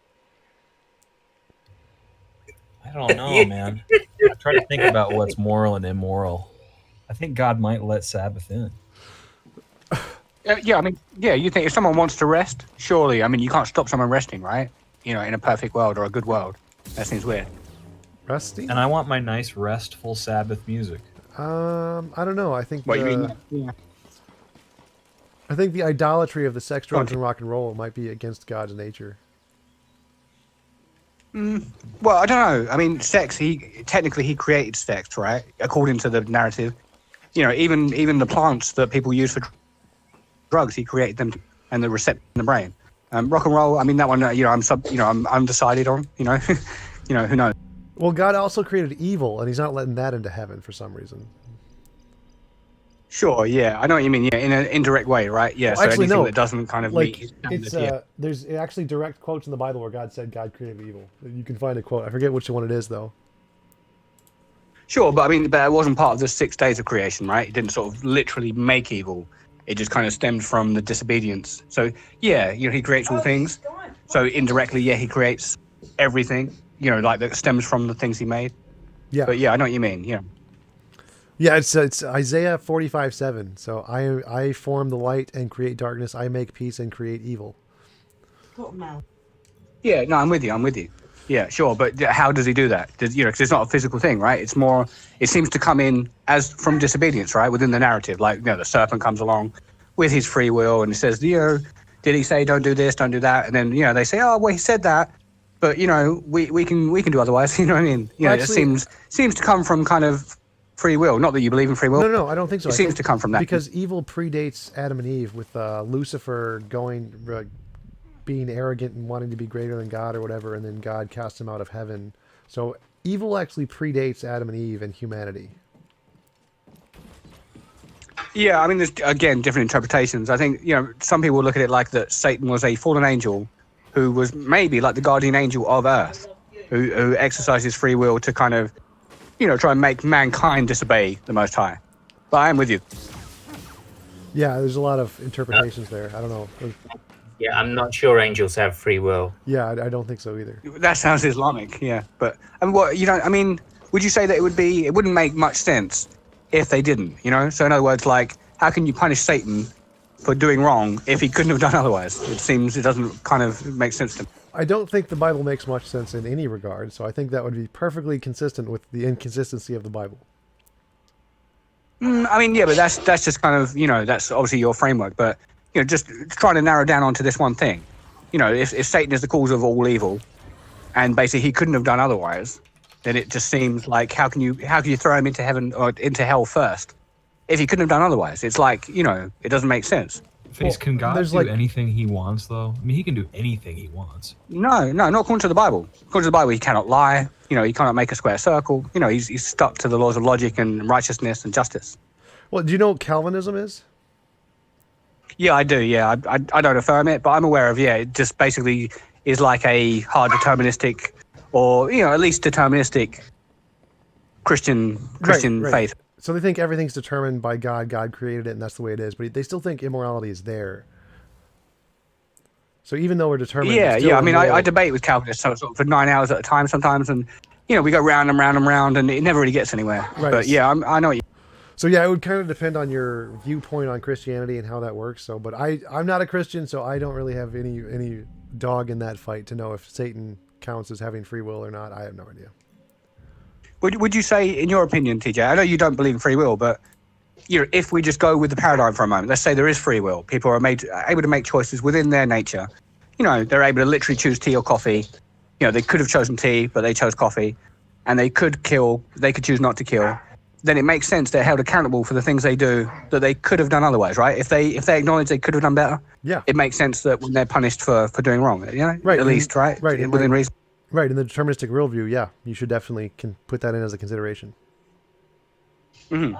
Okay, yeah, I mean, obviously I look at it as a free will worldview, but yeah, I know what you mean. So yeah, it would kind of depend on your viewpoint on Christianity and how that works. So, but I'm not a Christian, so I don't really have any dog in that fight to know if Satan counts as having free will or not. I have no idea. I mean, like TJ. I mean, surely, like, say if you ask your children, you might not have children, but if you ask your children, don't trash this house, or don't drop this vase or whatever, don't run through the hallway, and they ignore you and they go ahead and they do it. You're going to be within reason kind of pissed, right? You're going to say, look, I told you, don't do this, don't do that. And you've gone and done it. And like, you disobeyed me and you're ignorant and, no chocolate for you, right? Yeah. But when you say they couldn't have done otherwise, it seems kind of, I don't know. It seems to kind of destroy the whole thing. Again, it's not really. Like, if you want, you can search for compatibilism, Dan Dennett's compatibilism. He goes into this in detail on how you define free will and culpability and how it doesn't really make a difference if you have libertarian free will or not. So, but if you want a more detailed example, you can go contact or Google search Dan Dennett's view on compatibilism. Okay, yeah, fair enough. Sure. I mean, I'm kind of aware of that. I mean, there's different ways of looking at that too. Some people say that compatibilism boils down to hard determinism still, and other people look at it a different way. It's kind of like a can of worms. It's probably a big topic to raise. Well, yeah, that's exactly the point. Is that compatibilism is determinism. It's not different from determinism, but you still have accountability and agency, even though it's a deterministic model. That was kind of the point I was making. Okay, yeah. So what is it? Is it that basically that you have a nature which you're hard determined to fulfill, but that your free will falls in line, or your will falls in line with that nature, therefore you're culpable for the bit that you fell in line with, or something like that? I probably worded it wrong. Yeah, so essentially it's that your ability to make a neurological decision based off the capabilities of your brains, that is enough freedom to call free will, even though it may be determined fundamentally. Right. Yeah. I mean, it's hard to get my head around. I mean, the way I look at it, you tell me if this is compatibilism or not. Some people accuse me of it. Other people say no. Is that from the most highest position, he knows all things that will happen. He knows whether I'm going to choose tea or coffee or not. So from his perspective, everything's hard determined. He's seen the end from the beginning. But in time, he gives the agents the ability to choose tea or coffee. He knows what they're going to choose. And some people say, well, how can they choose if he knows? But that's the fact. He knows what they're going to choose. So, they're choosing within their nature. He knows what they're going to choose. So it's like determinism and free will kind of rolling together. Like Forrest Gump says, that when he says that maybe it's like fate and choice, working at the same time. You know what I mean? Yeah, exactly. You could probably definitely pass that off as a kind of Christian compatibilism for sure. Compatibilism, Dan Dennett is an atheist, so his version is purely neurological, but I'm sure you could probably make it into a Christian kind of a version in that sense, yeah. Okay, yeah, fair enough. I'm not so sure. I don't think you can, because if free will means being able to have done something different, then that's not free will. Then what you've just described, if God knows you're going to choose, it's still not free will under that definition, because you could not have done something different. So, yeah, it kind of comes down to, though, that if you'd have chosen otherwise, he would have known otherwise. So it's like you're the origin of your choice within your nature, tea or coffee. He doesn't sort of just, hard determine that you will drink coffee forever. But, he gives you those choices. And then if you make a bad choice, then he holds you accountable. So it's like, do you see what I'm saying? It's kind of hard to put it in. I do, but that's not God knowing what you're going to choose. That's God knowing your possible options of choice. No, but I mean, so he knows the options and he knows what you'll choose. So what I'm saying is, but he doesn't cause you to choose it or force you to choose it. He just lays the options out, knowing that what you'll choose, but he's not responsible for the choice. He's not saying you are. You know what I mean? I don't think that's possible under this free will definition that the Christians like to use, which is the ability to have done otherwise. Yeah, that's not possible given libertarian free will, because if he knows what you're going to do before you do it, then you don't actually have the ability to do otherwise. So it would contradict libertarian free will. But if you use the compatibilist definition of free will, you can get that, but it wouldn't be the libertarian thing. It would be a different kind of free will, like a deterministic free will. Okay, so could you give me that definition of free will? Just the ability to make changes in accordance with our neurological state. So it's whatever our brain can do, the capabilities of our neurological freedoms to whatever some measurable degree is free will, and that's it. Even though they're fundamentally determined. Right. So that's not free will under this ability to choose otherwise. Correct. It's completely different. It's just a kind of determinism. Yeah. So isn't that the free will which is required in order to make original sin and Adam's choice non-responsible to God? It depends on which version of Christianity, because Calvinists say no. Calvinists are just pure determinists. They don't say there is any of that such thing, but it's still immoral for some reason. And so it depends on your version of Christianity. Sure. So, but if we take the major versions of Christianity, Calvinism is certainly not one of them. If we take Catholicism or Protestantism in general, Yes. then Yeah, they use this other version of free will, which is right. Adam had a choice to do otherwise, and it's not God doing that he chose to eat the apple. Right. I would say it contradicts the major branches of Christianity, but since I'm not a Christian, that would not be something you should ask me. Yeah. No, I am. I'm curious because of your. Well, I'm tying it around, but carry on. Yahweh, did you want to face with Yahweh? I mean, yeah, I mean, I suppose what I'm saying is, let's say on Judgment Day, I'm held accountable for X, Y, and Z, right? It's like, on that day, basically, I'm saying, when I'm there, I'm basically saying, yeah, okay, you're right. I could have done better. You know, I could have acted better in this situation. I'm acknowledging to him that, you know, ultimately, there's only one choice that I ultimately made, but I could have made a different choice. And I understand what you're saying, that ontologically, you couldn't. You only made one. But what I'm saying is that I had those options available. I'm acknowledging to him that, yeah, you're right. You gave me the option to steal or not steal, and I stole, and it's my, I'm sorry, that kind of thing. You see what I mean?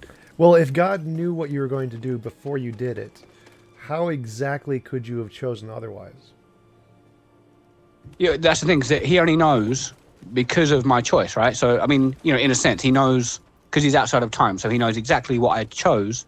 But I'm still choosing. I'm choosing that choice. Like you're agreeing. I chose a choice, and that choice implies options, does it not? You see what I'm saying? Well, yeah, but if he already knew it outside of time before you ever made the decision, if he can know it prior to your making the decision, then it's not a choice anymore. Well, that's the thing. So I'm saying he knows outside of time what I chose, what I will choose. So I understand what you're saying. In some sense, it's not really a choice. You know, like the Matrix, when she says, it says candy, and he's like, do you already know I'm going to take it? And she goes, well, I wouldn't be much of an oracle if I didn't. And he goes, well, then how can I make a choice? And she's like, well, you've already made the choice, but now you're here to understand it. But yeah, it's kind of, it is a pickle. I think that's what she says. It is a pickle. Yeah. So philosophically speaking, those are incompatible viewpoints. You can't have free will and have a God know you're going to do something. Well, yeah, I know what you mean, kind of. But then the thing that the Matrix boils down to, right, is that choice is the problem, right? With the whole, that's what Neo represents, right? Is that you can't make me do anything. Yeah, he's like, fuck you, you can't make me do anything. That choice is that's the epistemic glitch in the Matrix, right? Is that you can't control Neo, that he ultimately will do as he will, right? Kind of thing. Well, yeah, that's the hypothesis in the movie, but the movie doesn't really actually correspond to any philosophical viewpoint that can actually justify that, because it's not really logically possible. Yeah, I mean, I'm aware of the problem. I thought about this a lot. It's, as I'm saying, I'm looking at it two different ways. So you guys are basically looking at it from the most highest perspective, that he knows what you're going to do, therefore you can't choose. And I'm looking at it from the human perspective, that before I've made the choice, I'm given options and I'm the one choosing. Nothing is forcing me to choose. I'm choosing. So in other words, what I'm saying is knowing what's going to happen doesn't equal causation. If you know I'm going to die, doesn't mean you caused me to die, if you see what I'm saying. Right. I agree. And I think we're both saying that only is justifiable in terms of being a coherent explanation under Calvinism. Is that right, Tom? Yeah, I'd say that you can't hold that view and still hold to libertarian free will. Those are contradictory viewpoints. I think by libertarian free will, all we're really saying is we're the origin of our choice. Whether or not it's known by someone else. If you were some kind of medium and you knew what I'm going to choose, you're not responsible. Basically, I'm responsible because I'm the origin of my final choice. You see what I mean? Well, I'm okay with that. If you just want to say that your free will is that you're the origin of your choice, that's fine. But you can't also use the definition of you could have done otherwise. Because if someone knows what you're going to do outside of time, before time, that you're going to do it, then it's not logically possible for you to have done otherwise, even if you are the origin of the reason you did it. Yeah, okay, I'm with you. Yeah, I might have to rephrase it. Okay, I'm with you. Because, but we all kind of operate within this framework that we truly feel like we're choosing our words, right? We truly feel like we're able to, you guys would call it the illusion of free will, I guess, or the illusion of choice. Yeah, so we definitely feel that. Yeah, it seems absurd to say, hey, to sort of, say if I was to choose, to say, you know what, I can't choose. You know what I mean? It just feels, again, it goes into a kind of, there's a lot of problems, I think, like epistemic problems with humanity, with, epistemology and stuff, it gets deep, it gets real.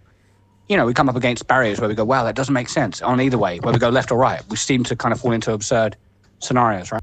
Well, I don't see there's not really any contradiction with saying that it seems like we could choose, but we really can't. Like that's not really a problem. But we choose to say that, right? We choose to say that. You see what I'm saying? Yeah, but we choose to say a lot of things due to our evolutionary nature. Like if I touch an object, I say, this object, this phone I'm holding is actually a solid object, but actually it's 99% empty space. Like it seems to me that the phone is a solid object, but really it's not. It's really 99% empty space.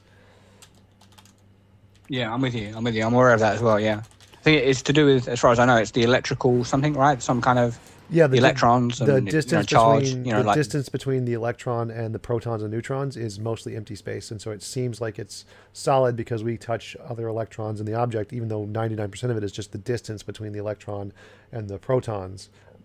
So yeah, it's mostly empty space. Yeah, I'm with you. Well, when you talk about making a choice, you have to look at what does it mean to make a choice? Like you have a desire to choose that thing, right? Where does that desire come from? It occurs to you, right? You experience having the desire for the choice, right? Yeah, it comes, I guess, from the what do you call it, your nature. But the weird thing about this, though, is like, as far as I know, if you say you could perfectly clone genetically a person, let's just say you could, every single, what do they call it, base, every single base, on the base pairs was identical, literally identical. You wouldn't really know for sure that those two people would choose the same things, right? They probably wouldn't. They probably, one would say I have Pepsi, and the other one would say I have Coke, and which is weird. It sort of seems to indicate there's something more than the physicality going on, which gets deeper also. That's super speculative, I'd say, but I don't know, kind of weird speculation there. I really don't know. What I did want to say, going back to the Oracle thing, like the Matrix example, in that situation, you have an Oracle who didn't create everything necessarily, just happens to know what's going to happen. When you compare that to theism with a God who created everything and can see what is going to happen, it chose to create exactly what will happen, I think is the distinction. Well, I don't think that's actually a distinction. Like in the Oracle example, if you suppose that the universe is there and there's a person who is an Oracle who didn't create it but can still see everything that's going to happen, well, you still couldn't have done otherwise when you're going to choose it because she already knows what you're going to do. So you also don't have free will in that case just because she knows you're going to do it. Right. No, I don't think you have free will in that case either. But I think in juxtaposed to what Face was saying about how in the Oracle situation, it was some ability like this is what you were going to do anyway. But you were saying that, well, you didn't have a choice because I think there's more context with the God situation where God created this to happen this way. But yeah, I suppose you're right. I can see your point that either way, free will doesn't work. But I just think the Oracle example is entirely.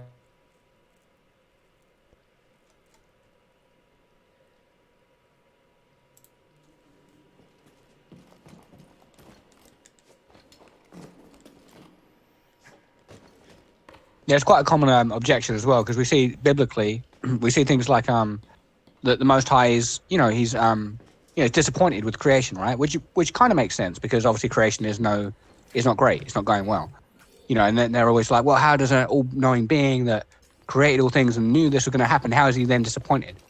But I think it seems biblically we have like a being that has emotions on some level, you know what I mean? That disappointment, sadness, these kind of things, Yeah, but it's kind of hard to be disappointed when you know everything that's going to happen. Well, so say if you cause things, well, no, okay, so cause is the wrong word. So if you're the ultimate cause, but then things through what we would call free will, if people exercise this free will against you, in disobedience and things become, miserable, I think it's fair within that timeline, let's say within time, for him to be upset at that specific time. You know what I mean? But it kind of gets complex. It's, I suppose it really is deep, You can't do So that. Face, would that be like if I knew if I poured hot water on my foot, that I would be very disappointed because it would hurt. And I did it, and I poured the hot water on my foot, and I hurt myself, and I'm disappointed. You're saying that I don't understand the force of this particular point.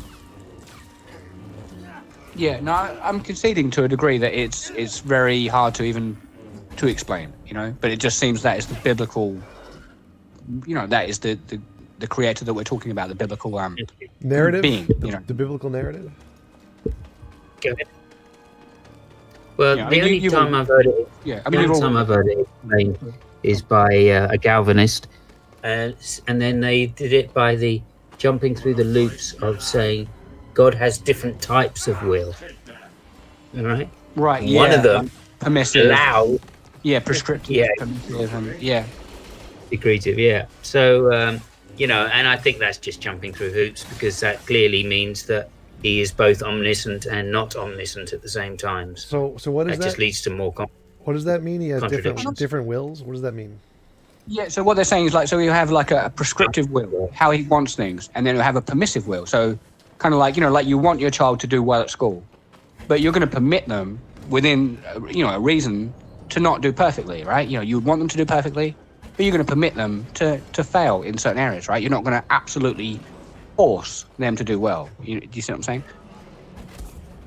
Not exactly. Like, how would you go about doing that and forcing them to do well in all situations?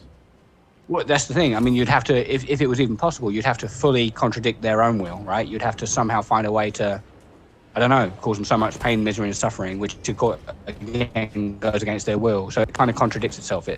Yeah. Well, right. So if it contradicts itself, how is that even a thing? Like, how is that a possible consideration for a god? I mean, well, so from this Calvinistic perspective, which, you know, I'm kind of agnostic on, it just seems that, you know, there's the will, how he it, and then how he's allowed it to you know, free moral agents to be. So he's allowed it to be not so good. He wants it better, and that's where the disappointment.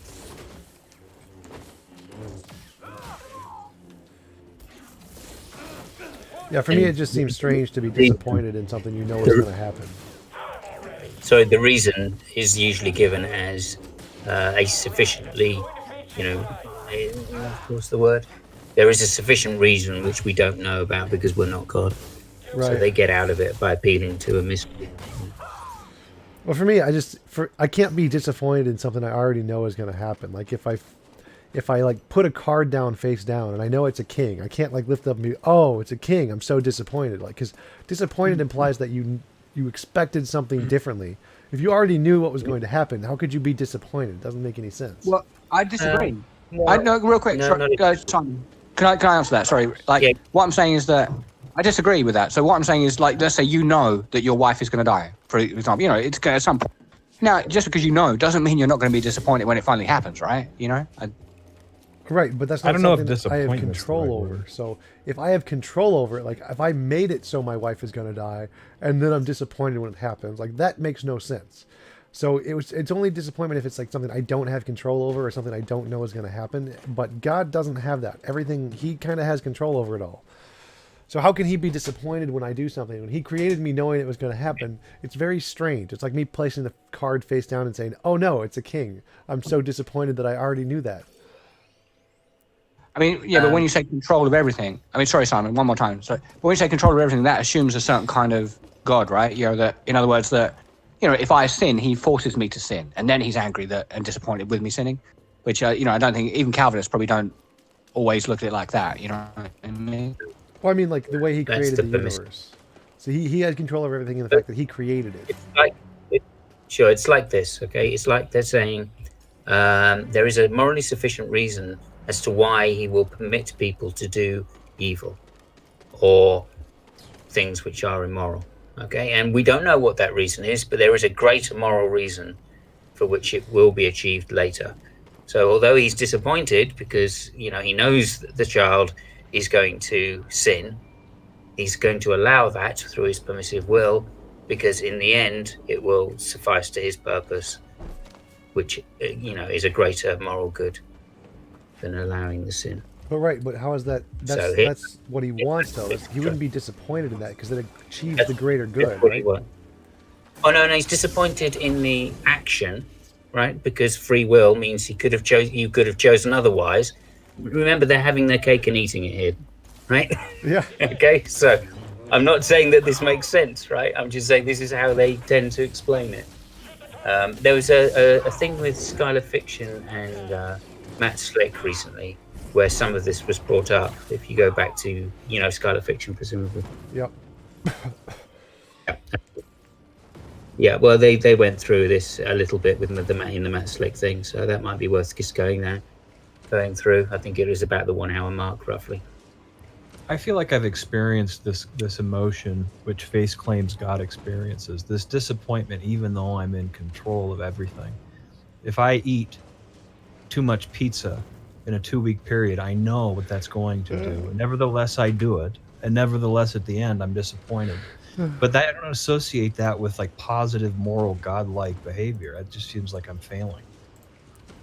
I disagree. I think pizza is good. More pizza, the better. But the pizza pain at the end, that pizza pain. It depends what Yeah, no. it depends what you put on it, Tom. Anyway, look, I've got to get out of here. Thank you so much for the chat, guys. I really appreciate it, and I'll see you again sometime. Yeah, absolutely. Thanks for stopping by. Come back anytime. Cheers. See you later. Yeah, I agree with Titan though. I know that feeling when if someone buys a load of pizza and you eat like ridiculous amount, and then not only do you feel like physically bad, but like a week later you look silly. You look in the mirror and you go, oh wow, did I really kind of put on a stone or something? And you knew it was going to happen, and you do it more than once, and you repeat the same behavior, again and again. Is that what God did though? It just seems pretty lame if that's what God's up to. Yeah, definitely. It's just failing to keep to his diet. Yeah, I'm not sure. I mean, the biblical understanding that he's perfect and that he's disappointed with all of the imperfect beings that he allowed to exist, kind of thing.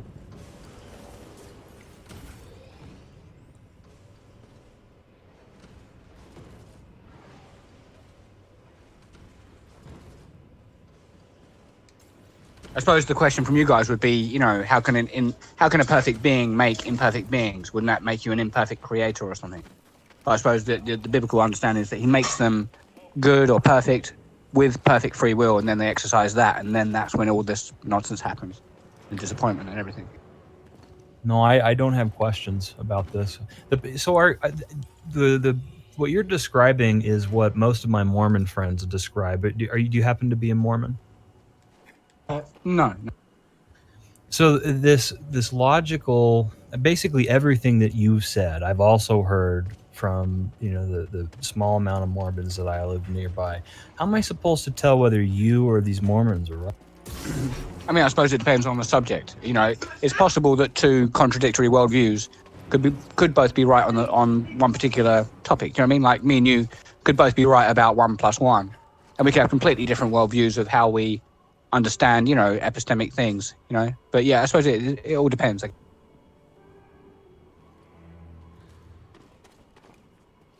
I mean, in some ways, like I suppose you cannot know. I mean, I suppose you could know by revelation.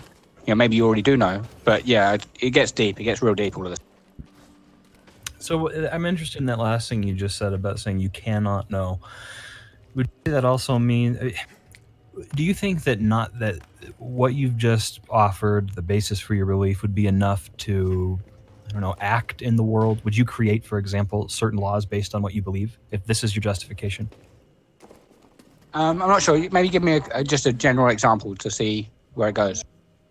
Well, if you were a legislator, would you vote to ban or permit certain kinds of abortion in this specific instance?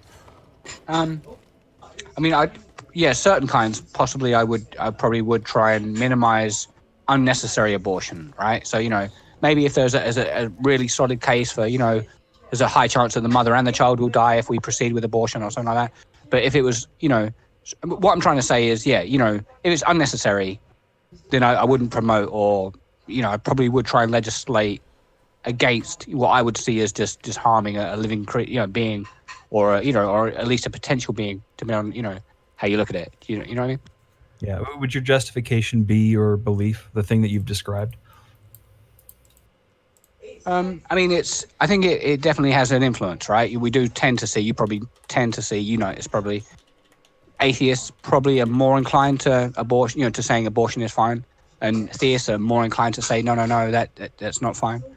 Would you agree? You see that? No, I agree. So if you were a legislator then, and you were exercising authority over others, you just recently said that you kind of can't know. When I asked if you could really distinguish between people who believe different things, he said it kind of gets too deep and you can't know. Do you think that it's fair to control or attempt to control other people based on a belief system that you really can't know about?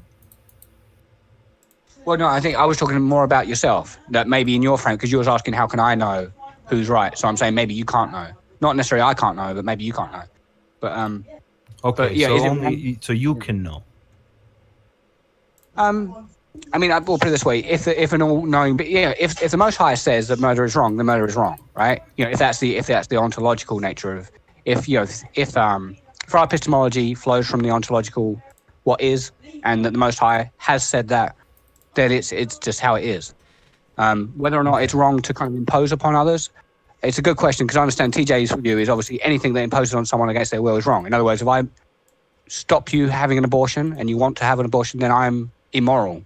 You know, even though I'm protecting your child, I would be the immoral one, and you guys would be the immoral ones for killing it. And it gets kind of, it gets again deep. Would you be comfortable with, I know you've mentioned Islam, with somebody who believed in that spiritual framework using the same justification to control you? Would you be comfortable with that? I mean, maybe comfortable is the wrong word. I mean, I don't really want to be led off like a lamb to the slaughter and beheaded or anything because of their belief system. I suppose I'll just take what reality gives me, but yeah, it doesn't seem fair.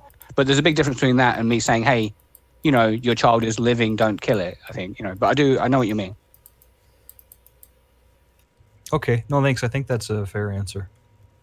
Okay, thank you. I thought he was going to go round and round for ages, but thank you, man. Because these are awkward, there are awkward, convos and that sometimes.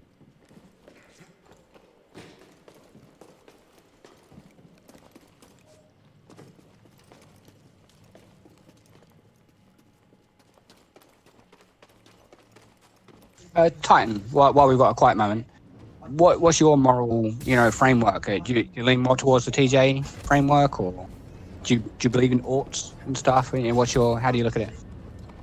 I don't know. I don't think about it that much. I really like TJump's framework. I feel like that sounds closest to what I feel like, but I don't think about it that much. Uh-huh. I mean, you wouldn't say that in general you do believe in oughts? Kind of, it's not a trap, it's just I think most people do tend to. I think even when TJ rephrases it. Yeah, exactly, yeah. I feel like even when TJ... I use ought language. I definitely act as if people should do certain things certain ways, but I don't know if I could justify it. Sure. Okay, yeah, it's just like a inner testimony, maybe. Your heart testifies to you. When I say heart, I mean spiritually, like that you should. No, I wouldn't classify it as a testimony. I would classify it as a reaction to my upbringing and cultural. Which stems from ultimately what? I mean, evolution or something. What I've been subjected to, the media I've consumed, the people I've known, but, I mean, the way I saw my parents. But I mean, yeah. So I mean, that's a justification. That's cool. But if we trace it back, some people will trace it back to, a being who said this is how you should act, and that's consistent. And then other people will say, no, we trace it back to, at first, the fittest survived. It was better to eat the weak, and that was how we got here. And now we work as a team, and it's better not, Well, I don't know if I would trace it back yet. I don't see why I have to. I know how I feel and how I act. I think I have a good idea why, but I don't know if I have to trace it back.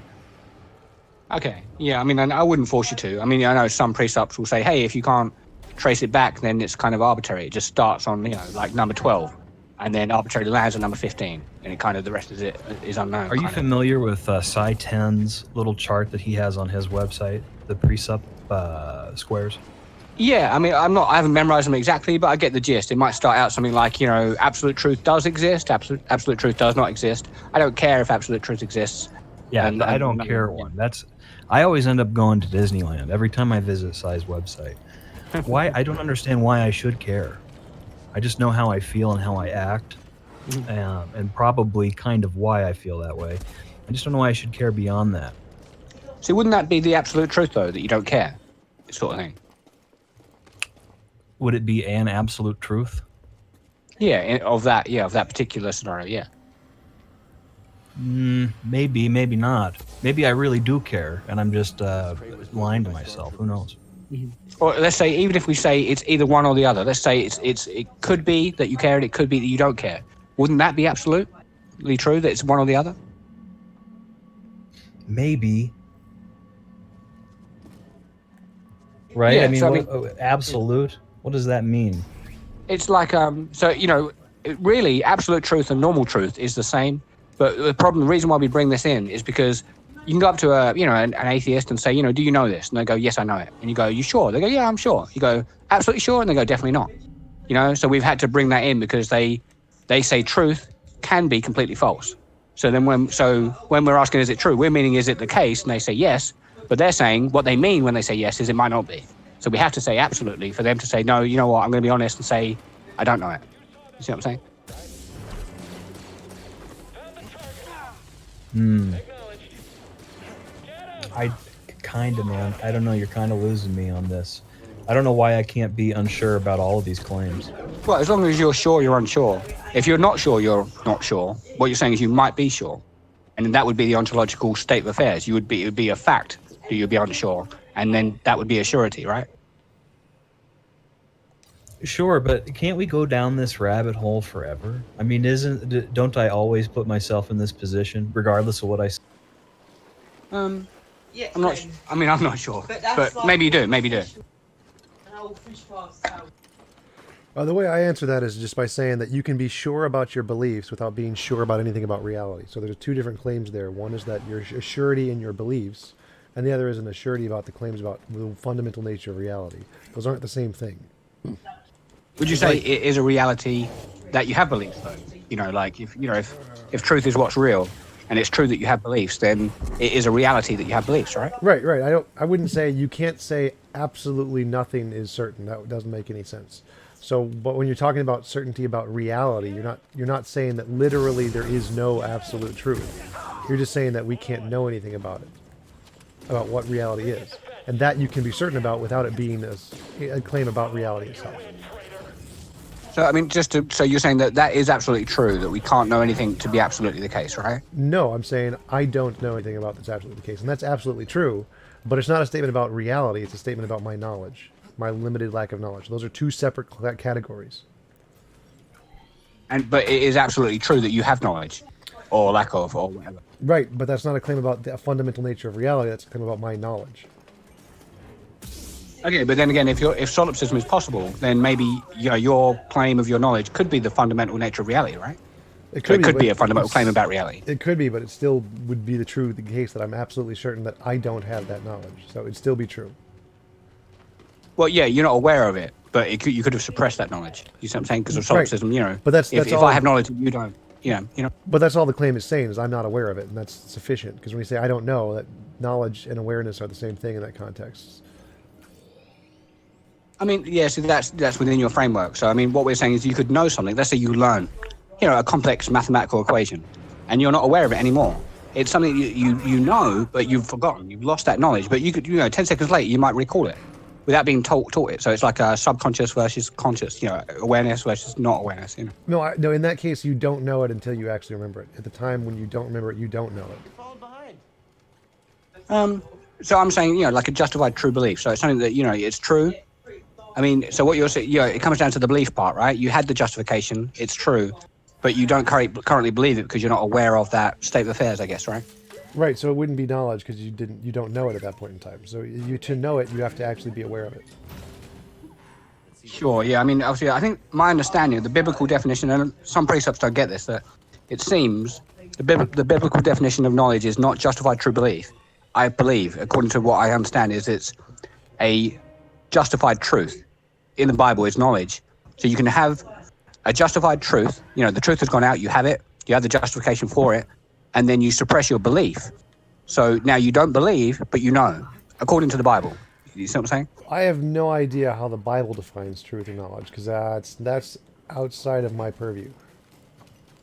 Okay, yeah. Because Christ sometimes will say to people, you know who I am. You know where I came from and where I'm going. So he says, you know. Then he says, believe in me. Believe. As if they can know him and not have a real belief. They've suppressed, like it says in Romans, that though they knew God, they neither glorified him as God and they neither gave him, respect or whatever, and that So it's like they've lost the belief in him, but the knowledge is already, they've already received the knowledge. They're fully justified in that knowledge, but they don't believe, you know? Right. So I'm not. Like you said, I yeah, wouldn't. I wouldn't really use the Bible's definition of knowledge. So I don't know how that would conform to the philosophical definition. Yeah. Yeah, I'm with you. So, Face, is it true, based on what you're saying, that I must absolutely know something? Is that what you're trying to get me to say, that I have to absolutely know something? I mean, I think it follows, right? Even if you claim that you know nothing, you know, then I mean that would be a knowledge claim, right? It would basically be, you'd be saying it is the case that you know nothing, and that would be, you know, knowledge, wouldn't it? Would it not? I don't think so. But if I take what you say as true, that every single person must absolutely know something, then what? What's the next step?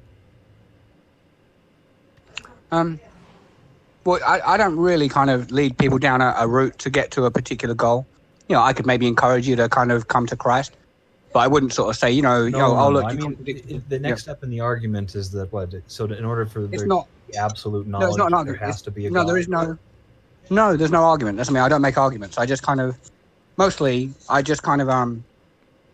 and reason with people, you know? So when people say, I can't know anything, it's more, I don't really have an argument. Not necessarily. It's not really where I'm coming from. So I might encourage you to come to Christ, but I wouldn't say, hey, because you don't know anything and you're contradicting, therefore come to, I wouldn't bother, What would it look like if I didn't know anything? Is it possible for me to not know anything absolutely? I'm not sure. I don't really believe so. I'm not sure. I suppose it depends. I suppose you could be, maybe if you had a car crash or something, maybe you just completely blank. It's possible, I guess.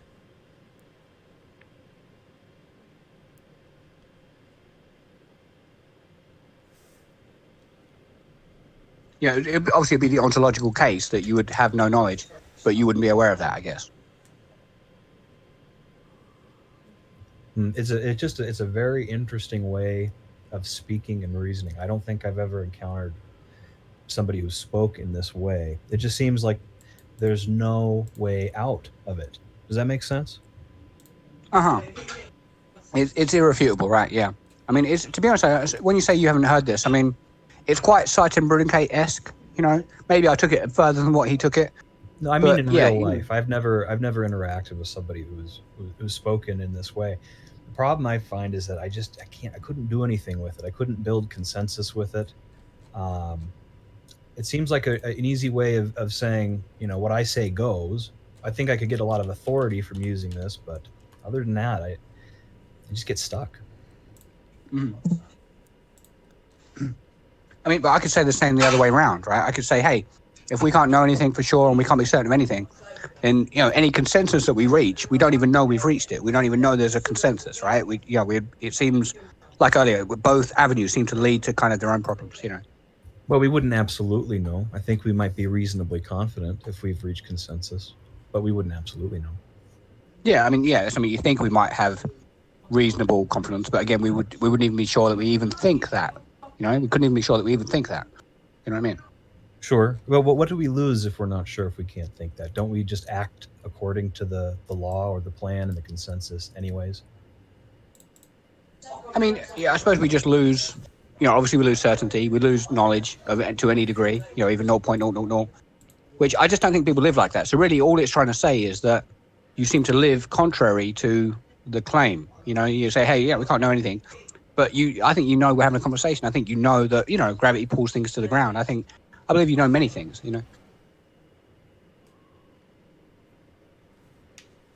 No, I think that you understand my point.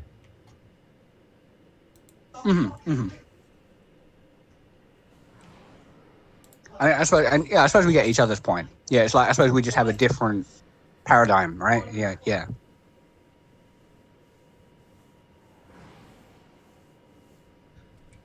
So TJump, if you're still streaming there, what's the weather like? Did you get hit by the gigantic snowstorm? Yeah. Yeah. Absolute killers up there. Yep. Absolute or partial? I'm just kidding. Darn it! Hey. Yeah, it snowed a whole bunch yesterday and today. causes many problems. I do not like the snow. Snow is terrible. It is like the worst thing ever. Absolutely, with 100% certainty. They're pretty good at keeping the streets clean, you know, based on, I don't know, the years of experience they have up there. But I don't know, it's an uphill battle. Yep. Until global warming solves it and just makes everything hot, that'll be nice. They I think they dump a lot of that excess snow over near the campus. They make these huge snow mountains. And if global warming were to solve that problem, it would be an absolute shame because there are a lot of people who will not be breaking their arms and legs sliding off of those snow mountains. Yeah, exactly.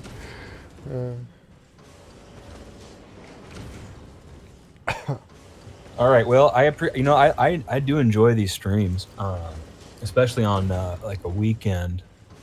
You know, it's an interesting way to interact. So I'd say keep going with the idea. I don't know if the you know how you've seen the success of it, but it's pretty unique also in this crowd. Yeah, for sure. And I was like, because a lot of people ask me to debate all the time, but I don't want to like invite them on my channel since they're not like a PhD or something. And I've been just pushing them off to James, say go talk to James and set something up. But this will give more people an opportunity to interact if they want to when I'm just hanging out playing video games. So yeah, absolutely. I'm kind of with I can't remember who said. I think it might have been Pine Creek saying how uninteresting it can be to speak to practiced apologists or people who have a routine down. Yeah. You know, speaking to actual people it's more interesting to listen to. Yeah, for sure. All right, man. Well, I'm signing off. Appreciate the stream. Yeah, thanks for coming by. Bye-bye.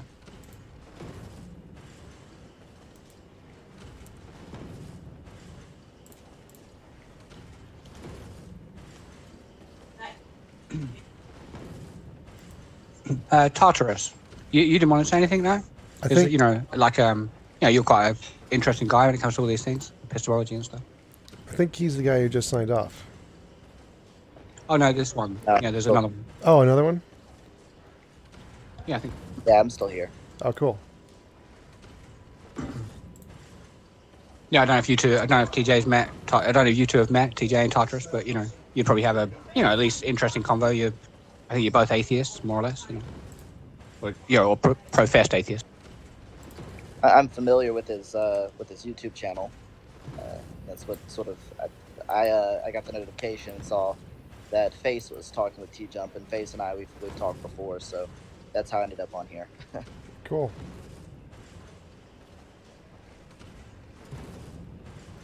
Yeah. Yeah, I invite you in, yeah. I'm gonna switch over to my computer actually, just a moment. All right, cool.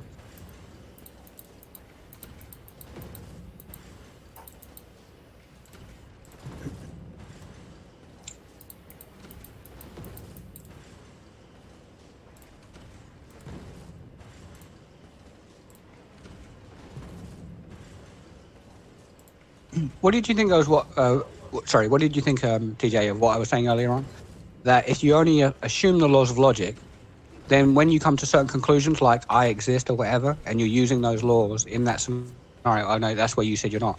As far as I'm concerned, though, you are using them because you're identifying something, like identifying the self, you know, or even each word you're using has an identity, right? So, you know, it is what it is, it's not what it's not. Because you're using those laws to identify things, if you're saying they're just assumed, wouldn't that kind of mean that those conclusions ultimately are based off an assumption that is not known, and therefore you can't be certain that the conclusion is valid, right? Well, no, the laws of logic are just describing what reality is. So they're not a part of reality. You don't need to assume anything. They're just like words. So they're words to describe reality. We know reality exists, but that's all you really need. You don't need anything. The laws of logic don't do anything.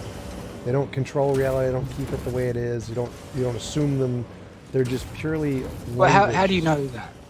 Do you know what I mean? Because what I'm saying is, I understand that's your belief, but obviously in the Christian paradigm, the laws of logic are prescriptive. They come from the mind of the Most High, who upholds things. You know, so things are, you know, they are what they are because of that, prescription. Well, like one way is we know the laws of logic have problems. So if the laws of logic are from a god's mind, well then God's mind has some big problems with it. So we know. Yeah, I mean, obviously the atheist is always going to think. Yeah, go on. Well, we know the laws of logic are just man-made because there's problems with them. Like, there's the Lynchwinsky-Skolem theorem, which is the fact that standard logic can't express enumerable infinites. There's Gödel's incompleteness theorem 1, which says that there are certain statements in logic that can't be resolved. And there's Gödel's incompleteness theorem 2, which says that there are that no system of logic can be shown to be internally consistent without reference to an external logic. So we know logic is just a human language. It's just a formal human language and nothing more. It's not like, there's no, like, magic to it. So I mean, have you memorized any of those problems? I understand that you kind of laid them out, you named them and stuff, but you know, is there an example that you can remember where we can show something is not what it is, or something like that? Like Gödel's incompleteness theorem 2 says no system of logic can be shown to be internally consistent without reference to an external logic. And what that means is that if you have like God's mind, or essentially if you think that's logic, well then you can't ever show that it's internally consistent, meaning God could not actually know that he's all-knowing. It would be logically impossible if he is using the laws of logic to do it. I don't see how that follows, necessarily. I don't see what you mean. It's but you'd have to Google like Gödel's incompleteness theorem 2. It's really complicated logic stuff. Sure, but I mean, what I mean is, so if things are what they are, and if the thing that we're identifying is all-knowing, revelatory, etc., surely he doesn't then have to go to someone else or to another logical system to try and find out if he knows everything. Surely not, right? Well, yeah, you absolutely would. You could say, so I'm an existing being, and suppose I want to know if I'm all-knowing. Well, how do I know it? If I just ask myself, well, that's not enough, because there could be something outside of myself that I just don't know about. So there's no way for me to justify the belief I'm all-knowing simply by believing I'm already all-knowing in the first place. Like, how do you demonstrate that I'm an all-knowing being to myself? Yeah, I mean, I think we identifying this being. So he literally would be, above and beyond, transcendent in all ways, permeating all of reality and knowing all potentialities, even things that aren't real. Like he would know how you would react if you was an Indian woman in like Pakistan. Even though you never have been and never will be, he would know how you'd react. So I mean, so it's like deep knowledge. But I understand what you're saying. You're saying, well, how does he know that? He just does. It's, ultimately, either the nature of reality has a Most High, or it does not. And if it does have a Most High, then the Most High would know by, just by definition, all things. It's just how it is, right? Well, no, because even if you claim that the universe has a Most High and it knows everything about the universe, well, how does it know that it's the only thing, that's the extent of everything? Like, it doesn't. It can know everything in our universe without, and just have something else be out there that it just doesn't know about. Like, it may not be the Most High. It may think it's the Most High, but not actually be the Most High. So it knows everything within the context of its grounds of knowledge. It claims that it's the Most High. It's just wrong and just doesn't know it. Well, I mean, put it this way. Would an ontological Most High, who knows all things, would he know he is the Most High? Or are you still saying that he, there could be something bigger kind of thing? Well, right. That's the point, is that even if there was a thing that's the Most High, there is no way for it, at least there's no human way that we can recognize, for it to recognize that it's the Most High. It would still, like, how do you justify belief that you're the Most High? There's no way to do it. Now, maybe there could be that we just don't know about, but there's no way within logic to be able to justify that. So if it's using logic, it can't do it. So if logic is a reflection of God's mind, and God is using logic to try and show that he himself is the Most High, he can't do it. It's not possible. So there'd have to be something else. I mean, so I'm saying he is logical, but what I'm saying is he might not be using it in the way that you think. So he's not sort of just sitting around eternally thinking, you know what, premise 1, premise 2, I do know everything. You know what I mean? Well, again, logic is a human system. You know, so we made up logic. We know everything about logic that there is to know because it's a human system of invention. So if God is using logic, then he can't know anything more than we do. I don't know if that follows. You know, I mean, you know, you're saying that literally, like, you know, he could not know you know, I don't know, like he could not know how many atoms that the moon are made of. You're saying he could not know that? No, I'm saying Is that like, what you're saying? Unless just following logic. Like, we know what logic is because we invented logic. So we know that Gödel's completeness theorem 2 holds to all logic. So if God is using the logic that you're talking about, then there's this problem and he can't get out of it because it's a problem with logic itself, because logic is man-made. So he would have to either have some different thing, a new addition that's outside of logic or outside of human logic, to be able to know that he's the all-powerful. He can't know that with logic. Using logic, he can't know that. There was one little thing that you said that obviously doesn't follow in the because we're sort of doing an internal critique here. Yeah. And when you said, you know, because logic is man-made, obviously in this critique we're doing, logic is not man-made. You know, in this critique, logic is just emanating from his very being. Right. So what I'm saying is that the logic that we're talking about, you're claiming that logic is supernatural. It's a part of this being's mind. And we know all of the laws of logic outside of this thought experiment. The thing that you're talking about when you're saying logic is a part of God's mind is a human construction. We made it up. But we know that there's problems with it. We know it can't solve certain things. We know that it doesn't work for certain things. But if you want to claim that it's a part of a divine mind, and the divine mind can use it to know things, well, one thing it can't use it to know is that it's divine. Because we know that's one of the problems that our logic can't solve. It's just a fundamental problem with the logic itself, that it can't solve that problem. So God could not use logic to be able to solve that problem, just because it's a fundamental problem with logic itself. It can't do that. Yeah, I mean, obviously, again, if we're doing internal critique, though, you must have heard this said, right? That did it ever occur to you that nothing ever occurred to him? You know, basically that, you know, in this scenario, he's not coming to conclusions as such. He already knew them. You know. Well, again, that's not a part of the argument. So the argument is that we know what logic is. We know logic has problems. So if it is true that logic is an extension of a God's mind, then God's mind has the same problems. So there has to be a different thing. We can't say that logic is a fundamental part of reality because the logic we know about isn't. We know it's flawed. So there has to be something else there. And it can't be logic. Logic can't be the most fundamental thing that's a part of the God's mind because we know it has problems. There has to be something else there to be the most fundamental thing. That's the problem. I suppose, okay, I mean, you keep saying that, and I suppose when I asked the specifics, you're saying it's too big a topic to really get into, right? You're saying it's a, well, it's, you know, it's a big, the thing. example was that there's no way using logic to justify, like I said, there's no way using any logic to be able to show that the logic is self-consistent. That's Gödel's incompleteness theorem. The proof for it is absolutely ridiculously math heavy. Like, there's no way for me to explain that. Like, I can't memorize that, but it proves definitively that logic can't do it. It's not possible for logic to accomplish that. So if you're right that God, or that logic is a representation of God's mind, then God can't do it. Or logic isn't a representation of God's mind, and logic is just a made-up human language. Those are kind of the two options. Sure. I mean, obviously, from my perspective, I'm unconvinced. You know, you're saying, look, he cannot, but we can't really kind of lay out why. We're just saying, you know, trust me. It seems like, obviously, I can't. Oh no, it's a logical. And it seems even new to some degree. It's a logical proof where they take all of the axioms of logic and write it out like step by step in a mathematical formula to show it's logically impossible for logic to do this. So you can look it up. It's Gödel's incompleteness theorem 2. It's out there. You can totally read it. There's no way am I going to try and spend the time to learn all of that math. No, it's ridiculous. But it's proven. It's like it's absolutely using the laws of logic. Logic can't do this kind of like absolute proof. Yeah. Okay. Do you reckon someone's on YouTube trying to show this?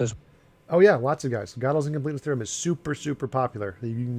They explain it on YouTube all the time, and did not go through that because it's so complicated. Freaking don't like Gödel, Escher, Bach. Freaking logical proofs. Annoying. Okay. And to be honest, I don't even understand those higher mathematics anyway. Not really.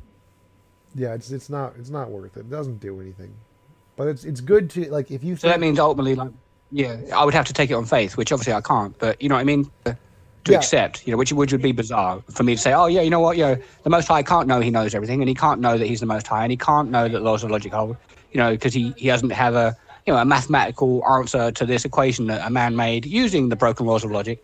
it does sound absurd, right? A little bit. Right. So you would, I mean, since that's a really important part of your theology, it might be worth it for you to actually try and learn that stuff, because we know for a fact that that's wrong. It's been proven that that can't be the case. So we know logic has problems. We know logic is a human made up language that doesn't apply to like the fundamental nature of reality because of certain problems that it has. And because logic is such an important part of your worldview, it might be worth it for you to want to actually research it to try and discover that, but it would totally just be up to you. So Yeah. I mean, it's definitely worth me having a look for sure, seeing if I can grasp it, for sure.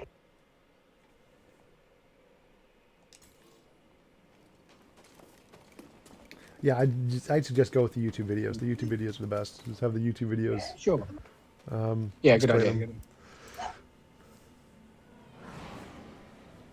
them. But at the same time, even though you've said this, you would say that, things are what they are, right? And things are not what they're not. You still use these laws, right? Right. So there's still descriptive laws. They're like, logic is a formal language. You can just go to the Stanford Encyclopedia of Philosophy, Classical Logic, line 1, logic is a formal language. So we can still use it to describe things, but it doesn't govern the universe. The universe governs Tom, logic. Sorry, Tom. Do you think logic has any basis in nature? It describes nature. Logic itself isn't a part of nature. It describes nature. You're really loud. Could you turn your volume down a little bit? Yeah, sure. Is that better? Yeah, that's a little better. No? Yep, that sounds good. Yeah, I was just wondering, so you think it's purely like a construct of conscious entities then? Yes, logic is a formal language. Conscious beings? Yep.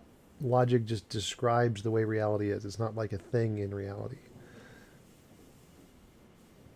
Why do you think computable machines work based on these kind of theories, if that's the case, if it doesn't?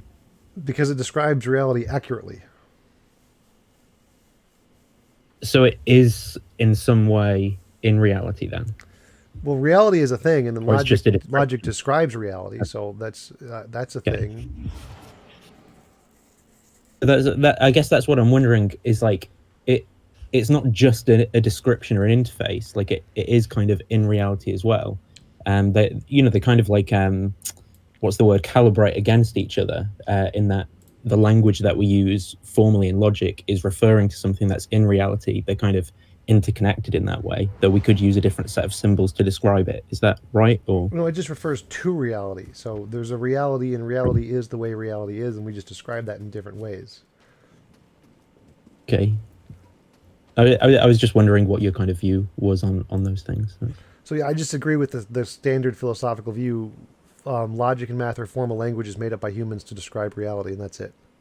There's actually, I got a quote. I have a quote somewhere from a Christian philosopher I actually talked with. While you're looking that up, TJ, wouldn't you say, I think it's a similar question to what Nathan asked, is like, whether or not we describe it and formally, go into the formalities and stuff like that, surely, like a tree is a tree. That's fundamental, right? Right. So, regardless, let's say like if all human minds cease to exist and there was no, all animal minds, no one ever formalized these thoughts. A tree is a tree, right? I mean, that does follow, right? Is. You know what I'm saying? Is that fair or not? Yeah, a tree is a tree, but that's just a fact of reality. It's not because of the laws of logic. That's just the way it is.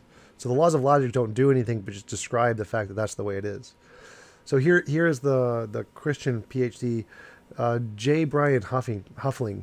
The law of non-contradiction is that something in existence can't be... the law of non-contradiction is that something in existence that can't be and not be simultaneously in the same way. In other words, a tree can't be a tree and not a tree at the same time in the same manner. These laws are thus grounded in being and abstracted via our knowing process. We have experience of reality and then induce said principles of being and know they apply to all thought and experience. So they're just figments of thought to describe the way reality is. The logic and the math isn't something independent of our thought. It's just our thought to describe the way reality is. But then the logic does exist, right? It's just that it's irrelevant kind of what language and concepts we use to describe it. Well, no, reality exists, and logic just describes reality. Yeah. So logic doesn't exist. Yes. It's just reality. Do you not think that's kind of... like like physics. So physics is a math that describes our physical world. If physics disappeared, the sort of formalized manner that we talk about physics, anyways, if that disappeared, that doesn't mean that gravity would go away. Physics helps us describe gravity. Logic helps us describe the world. Exactly. I think when I'm asking these questions, it's because what I mean by logic is not the formal language that I use to describe it, but what it actually represents. I don't know. I think maybe that's where a bit of the misunderstanding. It represents comes in. reality. So so when you're saying if Yeah. no reality existed, then yes, there would be no logic. But that's the thing, is that it just describes reality. So do you think like Yeah. the three laws of logic then are actual things? No, they're just Self descriptions. identity. Is it? No, they're just descriptions of Oh yeah, reality. yeah. Sorry. Okay. Yeah.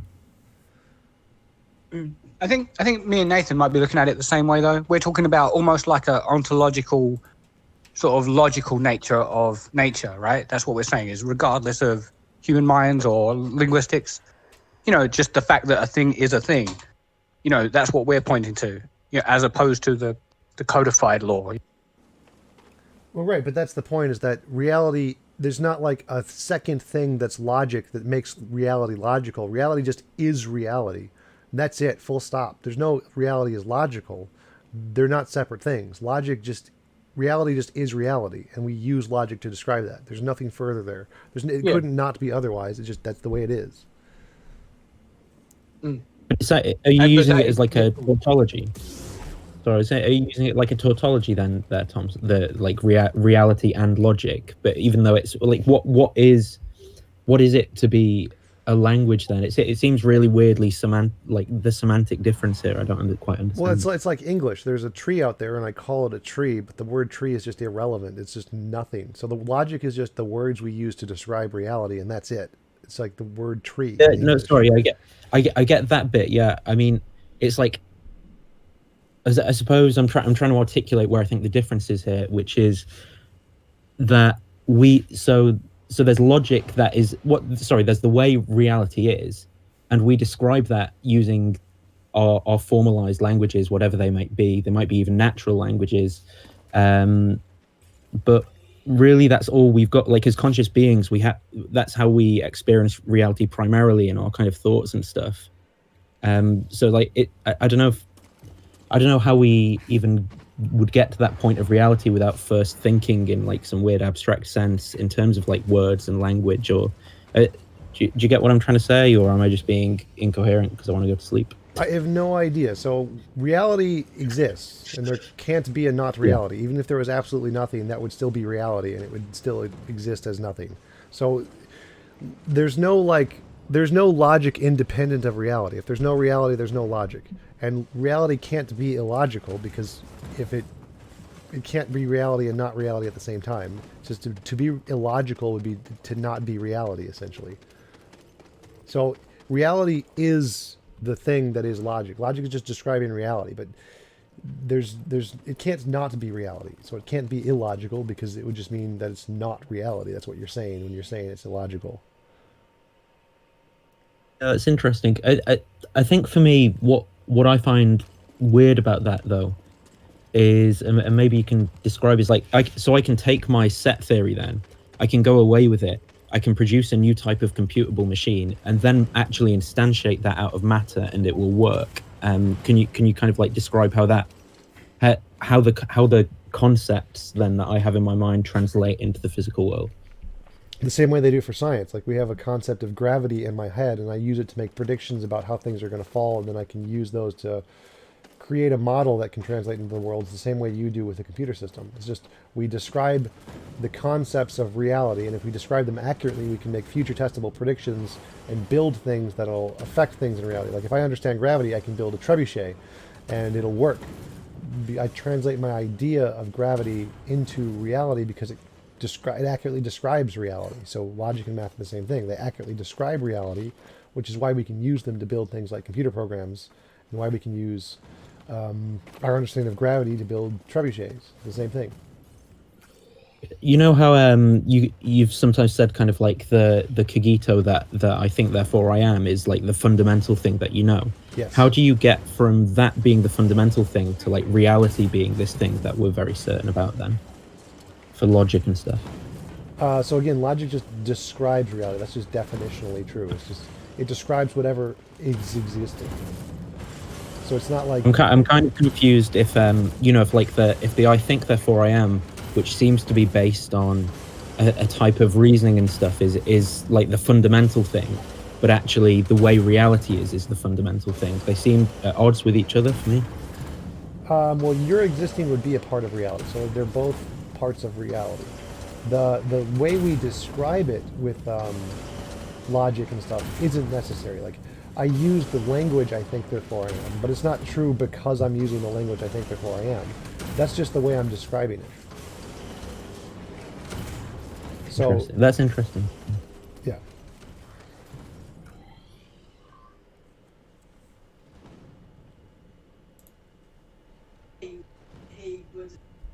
So I mean, this might seem what's the word, like a unnecessary question, but just got to make sure that what you're saying, TJ. So, yeah, you're going to say it. Yeah, you're going to say, look, reality just is reality, regardless of whether we codified it, which is that logical law, right? It's it's basically A equals A, reality equals reality, regardless of the codification. In other words, you're saying that the laws of logic, even if we had nothing, if you had no universe, you just had blank equals blank, right? Yeah, basically. Yeah, that's reality. So reality is reality, and we use logic to describe reality. Yeah, but then I suppose me and Nathan would point to it seems reality has a nature of logicalness. You know what I'm saying? It just seems like things. that's the redundant part. That's just saying the same thing twice. Like, reality can't not have a logical aspect to it. It'd be a contradiction to say that reality is illogical and you're saying reality isn't reality. So you can't have reality that has a logical component to it. Reality just is reality. It's redundant to say that reality has a logical component to it. It makes no sense. I mean, would it be impossible, for reality to have been different? Imagine if in reality things, A always converts to B. Imagine just every time you check A, it's B, and every time you check B, now it's C. That wouldn't have been impossible, right? It's not the case, but it wouldn't have been impossible. Well, if you're talking about like a violation of the law of identity, yeah, that's impossible. Yeah, I mean, it is currently. It is actually. But what I'm saying is it's not, at least conceptually, you can conceive of, a bit like the quantum physics, right? Every time you check something, it changes its state, goes from the wave function and collapses into a particle. It's at least conceivable that, A could have changed every time you check, Well, there are different logics that deal with the laws of identity differently. Like, there's some that reject identity, the non-contradiction, and excluded middle, and any of those could be a description of reality, and then our standard logic would just be wrong. So it's not like... Yeah, there's a good... Sorry, Tom. Go ahead. I was going to say there's a good answer on the philosophy stack exchange as to whether wave particle duality kind of ruins the law, the traditional kind of laws of logic, and there's a load of papers and things linked through there, some of which get into that kind of quantum logic stuff, and it's quite interesting if people are interested in that to look it up. Yeah, I see that. Yeah, is it that within there you have 4 states of logic? Like, it is the case, it is not the case, and then 2 other ones, or was it like an infinite state? Was it 4? I can't remember. It depends on what you're using. Usually it's like is not. And then there's I forget the third one. The fourth one is like a biconditional. I don't remember. But if then, or something like that. If then biconditional. I don't remember. I'm too tired. Sure, yeah, I'm with you. But the funny thing is, I find no matter how wild we, think of something, you can still cram that into it is what it is, right? We could come up with a long list and say, okay, the long list is what it is, kind of thing. Right. So the one that rejects the law of identity is ones that are partially something and partially something else. Okay. Right. Yeah.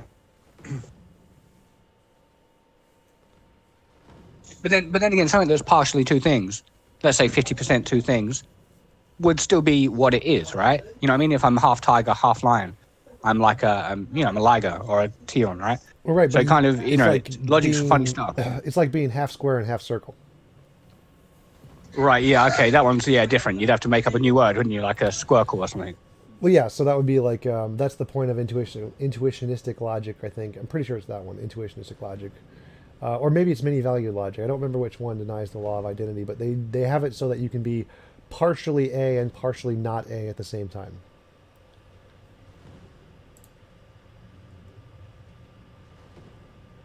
I mean, some Christians would freak out at me saying this, but do you think you could apply that to Christ? You could sort of like say, because they would say he's fully man and fully God, but like, and I don't really argue with that, but in some sense, it seems, at least in some sense, there is you could say it's like a partiality, right? It's like it's two separate scenarios that are both the case. I don't know if that even makes, if you see what I'm.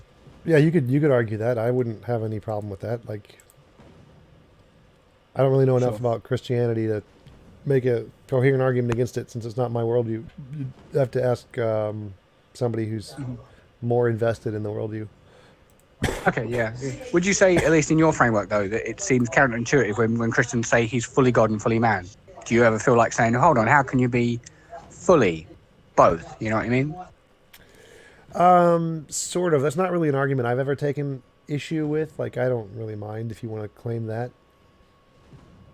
Sure, yeah. I mean, I've heard Christians answer it, and they say, well, he's fully man in the flesh, and he's fully God in the spirit, and it kind of, as long as you're willing to entertain the spirit, it kind of solves it. Pretty sure that one would be a heresy. Maybe. I suppose it depends on, who you're talking to, because, what Christians are like, of the 32,000 denominations, according to them, each one, they're all oh, go on. Yeah. Yeah, I get what you mean. I was going to say, like, I think there's some of the early church council stuff that go into that, and there's all like Greek words that we don't really have a good translation for, that where they define it, hash it all out or whatever. Tom, at what point did you because you used to be a Christian, right? Was this like, but did you stop being a Christian, would you say, like before you were doing philosophy then, or was your philosophy ever like a part of trying to make sense of the worldview, or what? No, I lost my Christianity because none of my prayers were ever answered. So it had nothing to do with philosophy. I never even got into philosophy until years later. I was just wondering. Go on. I was just going to say that's really interesting. Yeah, I think so, something similar maybe for a lot of people. It's like when you can be suffering and stuff, and that's what you turn to, and there's nothing resultant from it. It can be very, very difficult and disheartening. That was all I was going to say. Yep. That's why most people leave the faith, I think. So that's what I was going to ask, though, is that I suppose it depends on how you look at prayer. Like, is the Most High technically there just to pander to our needs? So we can say, my leg's sore, my PlayStation broke down again, and then if he doesn't answer, oh well, there you go, that proves he's not there. Or do you know what I mean? I suppose these prayers, I guess, would have to be in line with his will, and understand that kind of maybe makes you feel like, well, what's the point of praying for his will if he's all knowing and everything? It gets into a deep thing, but apparently we're still supposed to pray for his will be done, according to Christ, right? Thy will be done on earth as it is in heaven, But I just have fundamental issues with what God's will is. So, given the stories in the Bible and the way suffering works, it was so immoral the way the God is fundamentally that's what kind of led me away. And the fact that none of my prayers were ever answered when I desperately needed help, when I was expecting a personal being to be there, I was like, nope. So, I mean, without getting too personal, I mean, what kind of things? I mean, would they be, would it be like pain and suffering? Would it be money? Would it be, or is it too personal a question? I had major depression my entire life. I never had a single human being who meant anything to me, or a conversation that really mattered to me, or anybody who made me feel good about myself. So I was like alone my entire life. And that's what I was praying to change, just for friends and family and close relationships, which I never got. Would you say that you've received that since you came away from the Most High? That now you have, it seems like you have friends, you know what I mean? Like now, like in the present. Sort of. I'm definitely better off than I was, probably, but still haven't gotten anything near like a solution to my depression. Still working on that. Maybe everyone is on the scale, you know what I mean? that of depression possibly. Even like you could be like mega rich and all the women in the world, and maybe you hit 50 and you realize it's all kind of meaningless and vanity, maybe. I don't think so. I think that if you want to continue living, if you enjoy being alive, then you probably don't qualify as major depression. Sure. Yeah, I suppose so. Yeah, I was going to say, what's similar for me if I was to describe, like when I've felt that way, and then I've thought, because it seems to be what the Gospels prescribe, for example, to go off somewhere like on your own and just to pray and to really like plead with God to try and make things different, and it's just silence, it's just the nature's still there, nothing changes in your life over like vast periods of times and things. I think that type of experience can be the difficult one. Like you keep going back and doing what seems to be prescribed, but nothing happens or changes, and that's very difficult to deal with. And now I'd say that there's a part of me that still, maybe despite depression and things, wants to say there's got to be some hope, and so I hold on to like a form of fideism. But it's very difficult to say there's a morally omnibenevolent God who's like dealing with this situation in that way, at least with my knowledge. Yeah, I can understand that. I think within that prayer though, when he's like, I say that thy will be done, it's like basically it's asking for the kingdom of heaven to come on earth, right? It's saying, thy kingdom come, thy will be done. So it's like seemingly it seems for some, for whatever reason, his will is that we suffer in this world, and that, like it says, blessed are the poor in spirit, blessed are those who, hunger and thirst for righteousness. So it seems, we have a whole different metric to what he does, it would seem. From our perspective, he's not just, but from his metric, he's all just. It's kind of complex. All right, and I just see that as so unbelievably immoral that I could never worship that kind of a God. Yeah, but I'm with you. But it's kind of subjective, I guess, right? It's just from a human perspective, we want it all now. We want to feel no pain now. We want our family and friends to live forever now. And because they don't, we're like, if you do exist, then I can't worship you, right? Because you took my brother, you took my friend, you took, everything I had, and then eventually you take my life too, and you want me to love you, I guess is what you mean.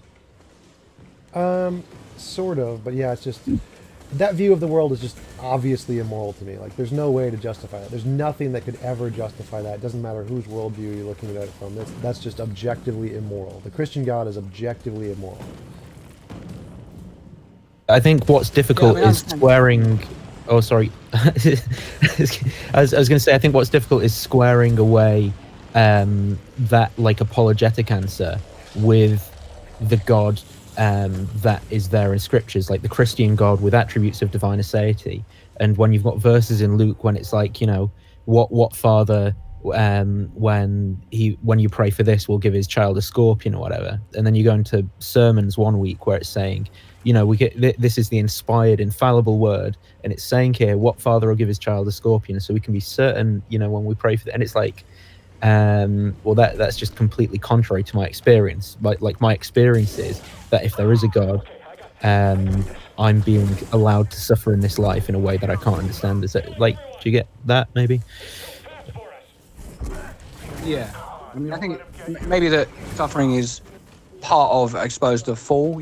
So the understanding that it's supposed to bring us to an understanding of the relationship with the Most High is broken. So in other words, the source of life, we're no longer in the presence of the source of life. We've fallen away from it, and we're in pain, misery, and suffering. And that verse you're talking about is something along the lines of, if your child asks for a fish, would you give him a snake? And if you who are evil are able to give good things to your children, how much more would the Heavenly Father give you if you ask him? But then again, it's not necessarily in the flesh. It may be in the spirit. He'll give you what you need in the spirit. But I know it doesn't really help much when you're like, look, I need it now. I'm homeless now. And you're telling me blessed are the poor. Like, thanks a lot. But that's not helping, right? Well, if there was a really all good God, he'd just give it to you both. There wouldn't be an option of one or the other. That's just immoral for him to do that. Well, no, but when you say all good, I mean, I think you're assuming that, like, if we're evil, that's, he said, if you that are evil can give good presents to your children. So if we're evil, what you're saying is he should still, okay, when you say all good, okay, that's, I think, the problem there. he is good, but he isn't necessarily all good to evil, right? He doesn't necessarily reward evil. You see what I'm saying? Well, no, I'm saying there could be a better God, and that's just one who started us off with a better world, and we're done. So the conception of the Christian God is just immoral the way it is. Like there's a better God that could exist, and it's not the Christian God. Yeah, I mean, I suppose, obviously we're saying there's only one, and it is him. But I understand from your perspective, you're like, well, if it is, I don't care, and but you're probably saying it's not even that one anyway. Well, no, I'm saying that the Christian God claims to be all good and all knowing, and we know that's false because there could be a better God, and it's just one that would start us off without the suffering. So the Christian God can't be all good simply because there's a better God that could exist. If you claim to be perfectly moral and there's something that's more moral than you, well, then you're clearly not perfectly moral. But when you say better, what you mean is better to evil people, right? Is what you mean. You want you want to be showered with good things right now, even though you're not perfect. I'm not perfect, right? No, I just mean objectively moral. Like I believe in objective morality, so there is an objective moral standard, which is involuntary impositions of will. So, like the Christian God could have given us the option and say, created us without putting us into the world and say, would you like to be a part of this world with all the suffering that I created? Or would you like to go to a different world without all the suffering and of your own choosing? And if he did that, then the God would be objectively more moral than the God who forced us to be here without our consent. So the fact that there is this better option that God didn't choose proves definitively he's not moral. Yeah, I mean, I understand from that framework. What if it's both? What if he puts you in this world and then says, you can choose to like live in a perfect world. I made you to live in a better scenario. Like you'll be born into a world that's fallen, but I want you to have a relationship in a perfect world. Right, it would just be objectively immoral to force us to be here first without our consent. Like, if I could snap my fingers and go to my own world, then that would be a better, more moral God. And since I can't do that, it's clearly not the case that God is perfectly moral. But what if you committed suicide and that's like you're snapping of the fingers and you end up in a different world? Well, that is definitely not a snapping of the fingers, because there's a great deal of suffering that goes along with committing suicide. It is not a fun or pleasant process to commit suicide. So just a God who created a world where you had to kill yourself to get to the better world, there would still be a better God who just made it where you could snap your fingers and you didn't have to kill yourself. So there's still a better option. Yeah, I mean, obviously that's hypothetical, obviously, right? But I know what you mean. I mean, it's not really, it's pretty simple. It's not like a super complicated thing to do.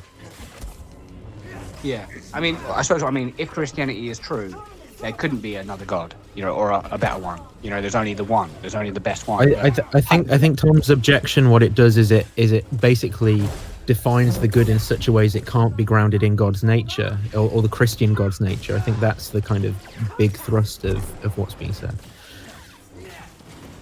Sure. Even though, but then it may well be that goodness is grounded in his nature, Well, no, but yeah, I understand it. We can imagine a different one. Well, given my definition, it's logically impossible for the Christian God to ever exist. Like, if my definition of objective morality means, nope, Christian God cannot exist, it's a square circle.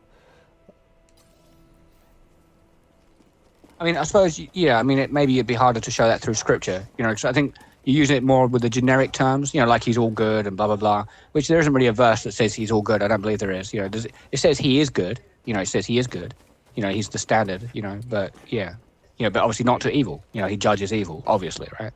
Oh, sure. If you just want to grant that God isn't omnibenevolent in the classical sense, that's fine. You can totally go that route. Sure, yeah. I mean, it's, unless someone's got a scripture, not right now, I'm not challenging you, but, as far as I know the Bible quite well, I don't think it ever says that generic term, like all good, and a lot of people think I'm splitting hairs there, because when I say he's the only good, he's the standard, they go, well, what's the difference? And, I suppose, yeah, it isn't a big difference, but it's still trying to hold to exactly what it says as opposed to what it could be, you know what I mean? I think if we hold to what it says, that is more fair, at least, to the description. Yeah, that's like an internal critique of Christianity. So you'd have to take that up with other Christians who believe God is omnibenevolent. So I don't know. Like, if you want to grant that, then I'm okay with that. That argument's fine. Sure. Okay. Thank you. Cool. Your kind of moral system. Can I ask how does it kind of like supervene moral properties onto situations, or how does that work? What is that me or TJump?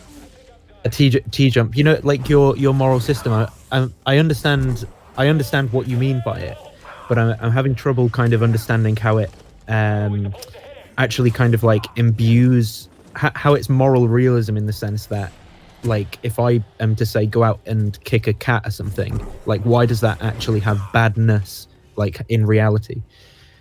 So the description is that if it moves us towards the best of all possible worlds, it's moral, and if it moves us away, it's immoral, and that's just what morality is fundamentally. So kicking a cat would move us away from the best of all possible worlds, which would imbue it with moral badness simply because it moves us away from the best of all possible worlds.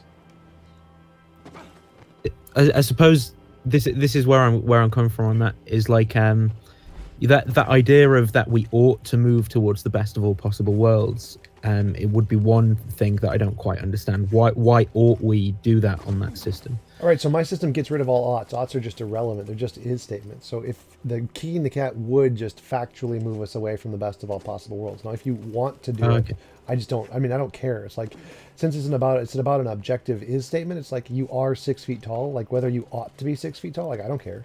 I don't care what height you want to be. I don't care what your opinion on the matter is. The whole point of objective morality is just to say, well, this is the way it is, whether you like it or not. So the oughts are kind of. I have a question. Sure. I have a question. So, what if the only way to get to the best possible world is by destroying some evil people against their will to get there? That would be immoral, and you shouldn't do it. No, but it means that we wouldn't be able to get to the best possible world. You see what I'm saying? So yeah, that's totally fine. You see what I'm saying? So the goal again isn't to get there. Getting there is irrelevant. It's just a statement of doing this action is immoral or doing this action is immoral or is moral or immoral.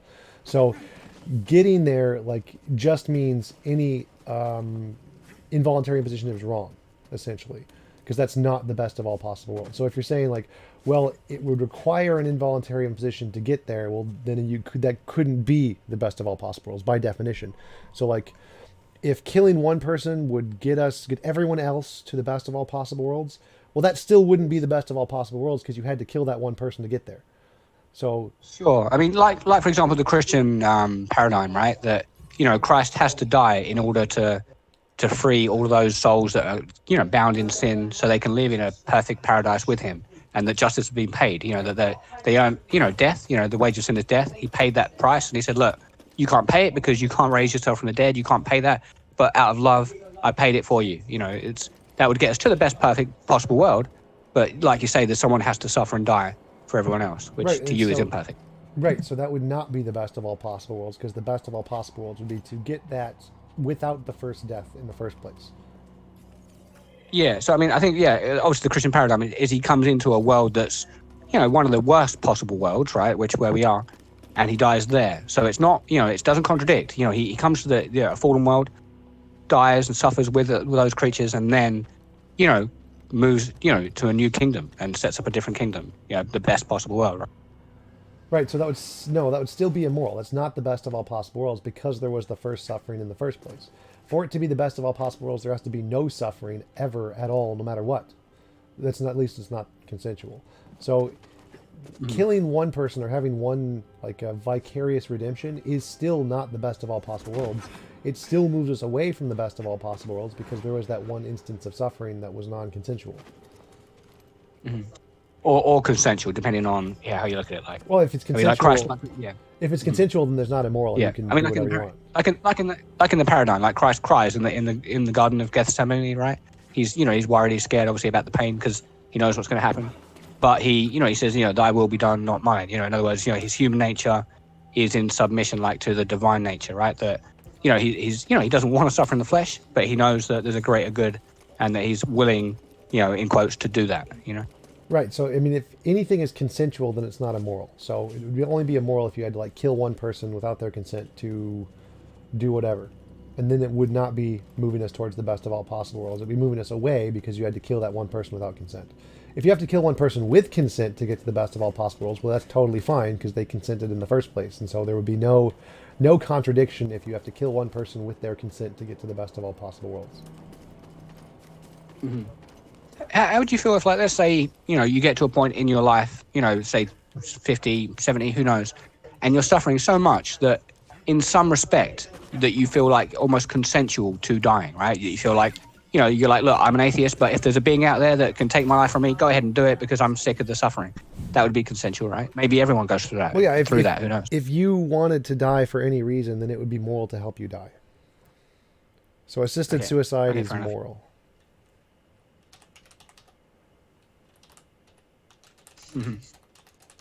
Tom, I'm still kind of in like the meta-ethics sense with your theory. What I think I'm struggling with is, you know, like say someone who's a natural realist, they might say that there's some natural property which is like a tautology of good when we use it in language, or like a Platonist who's not even necessarily theistic. They say that there's the good that supervenes onto a situation, but they seem to be trying to like describe the way reality is when they do that.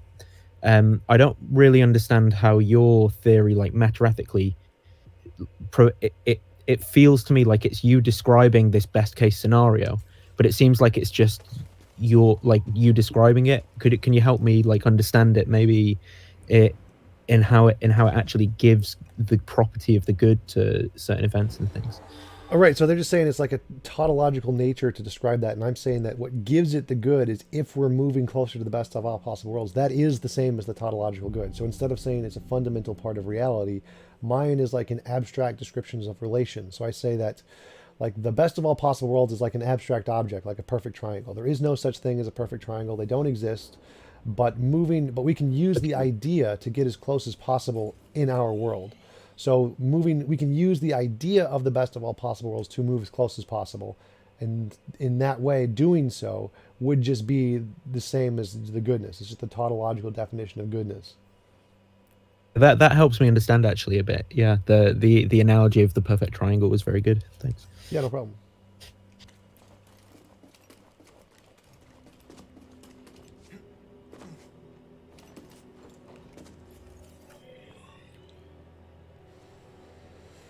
All right, guys, I'm going to get off. Been streaming for who knows how many hours, like 12 hours probably.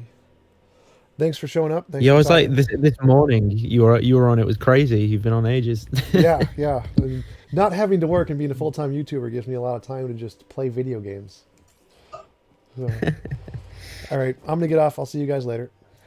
Yep, Peace out. thanks. Cool. See you.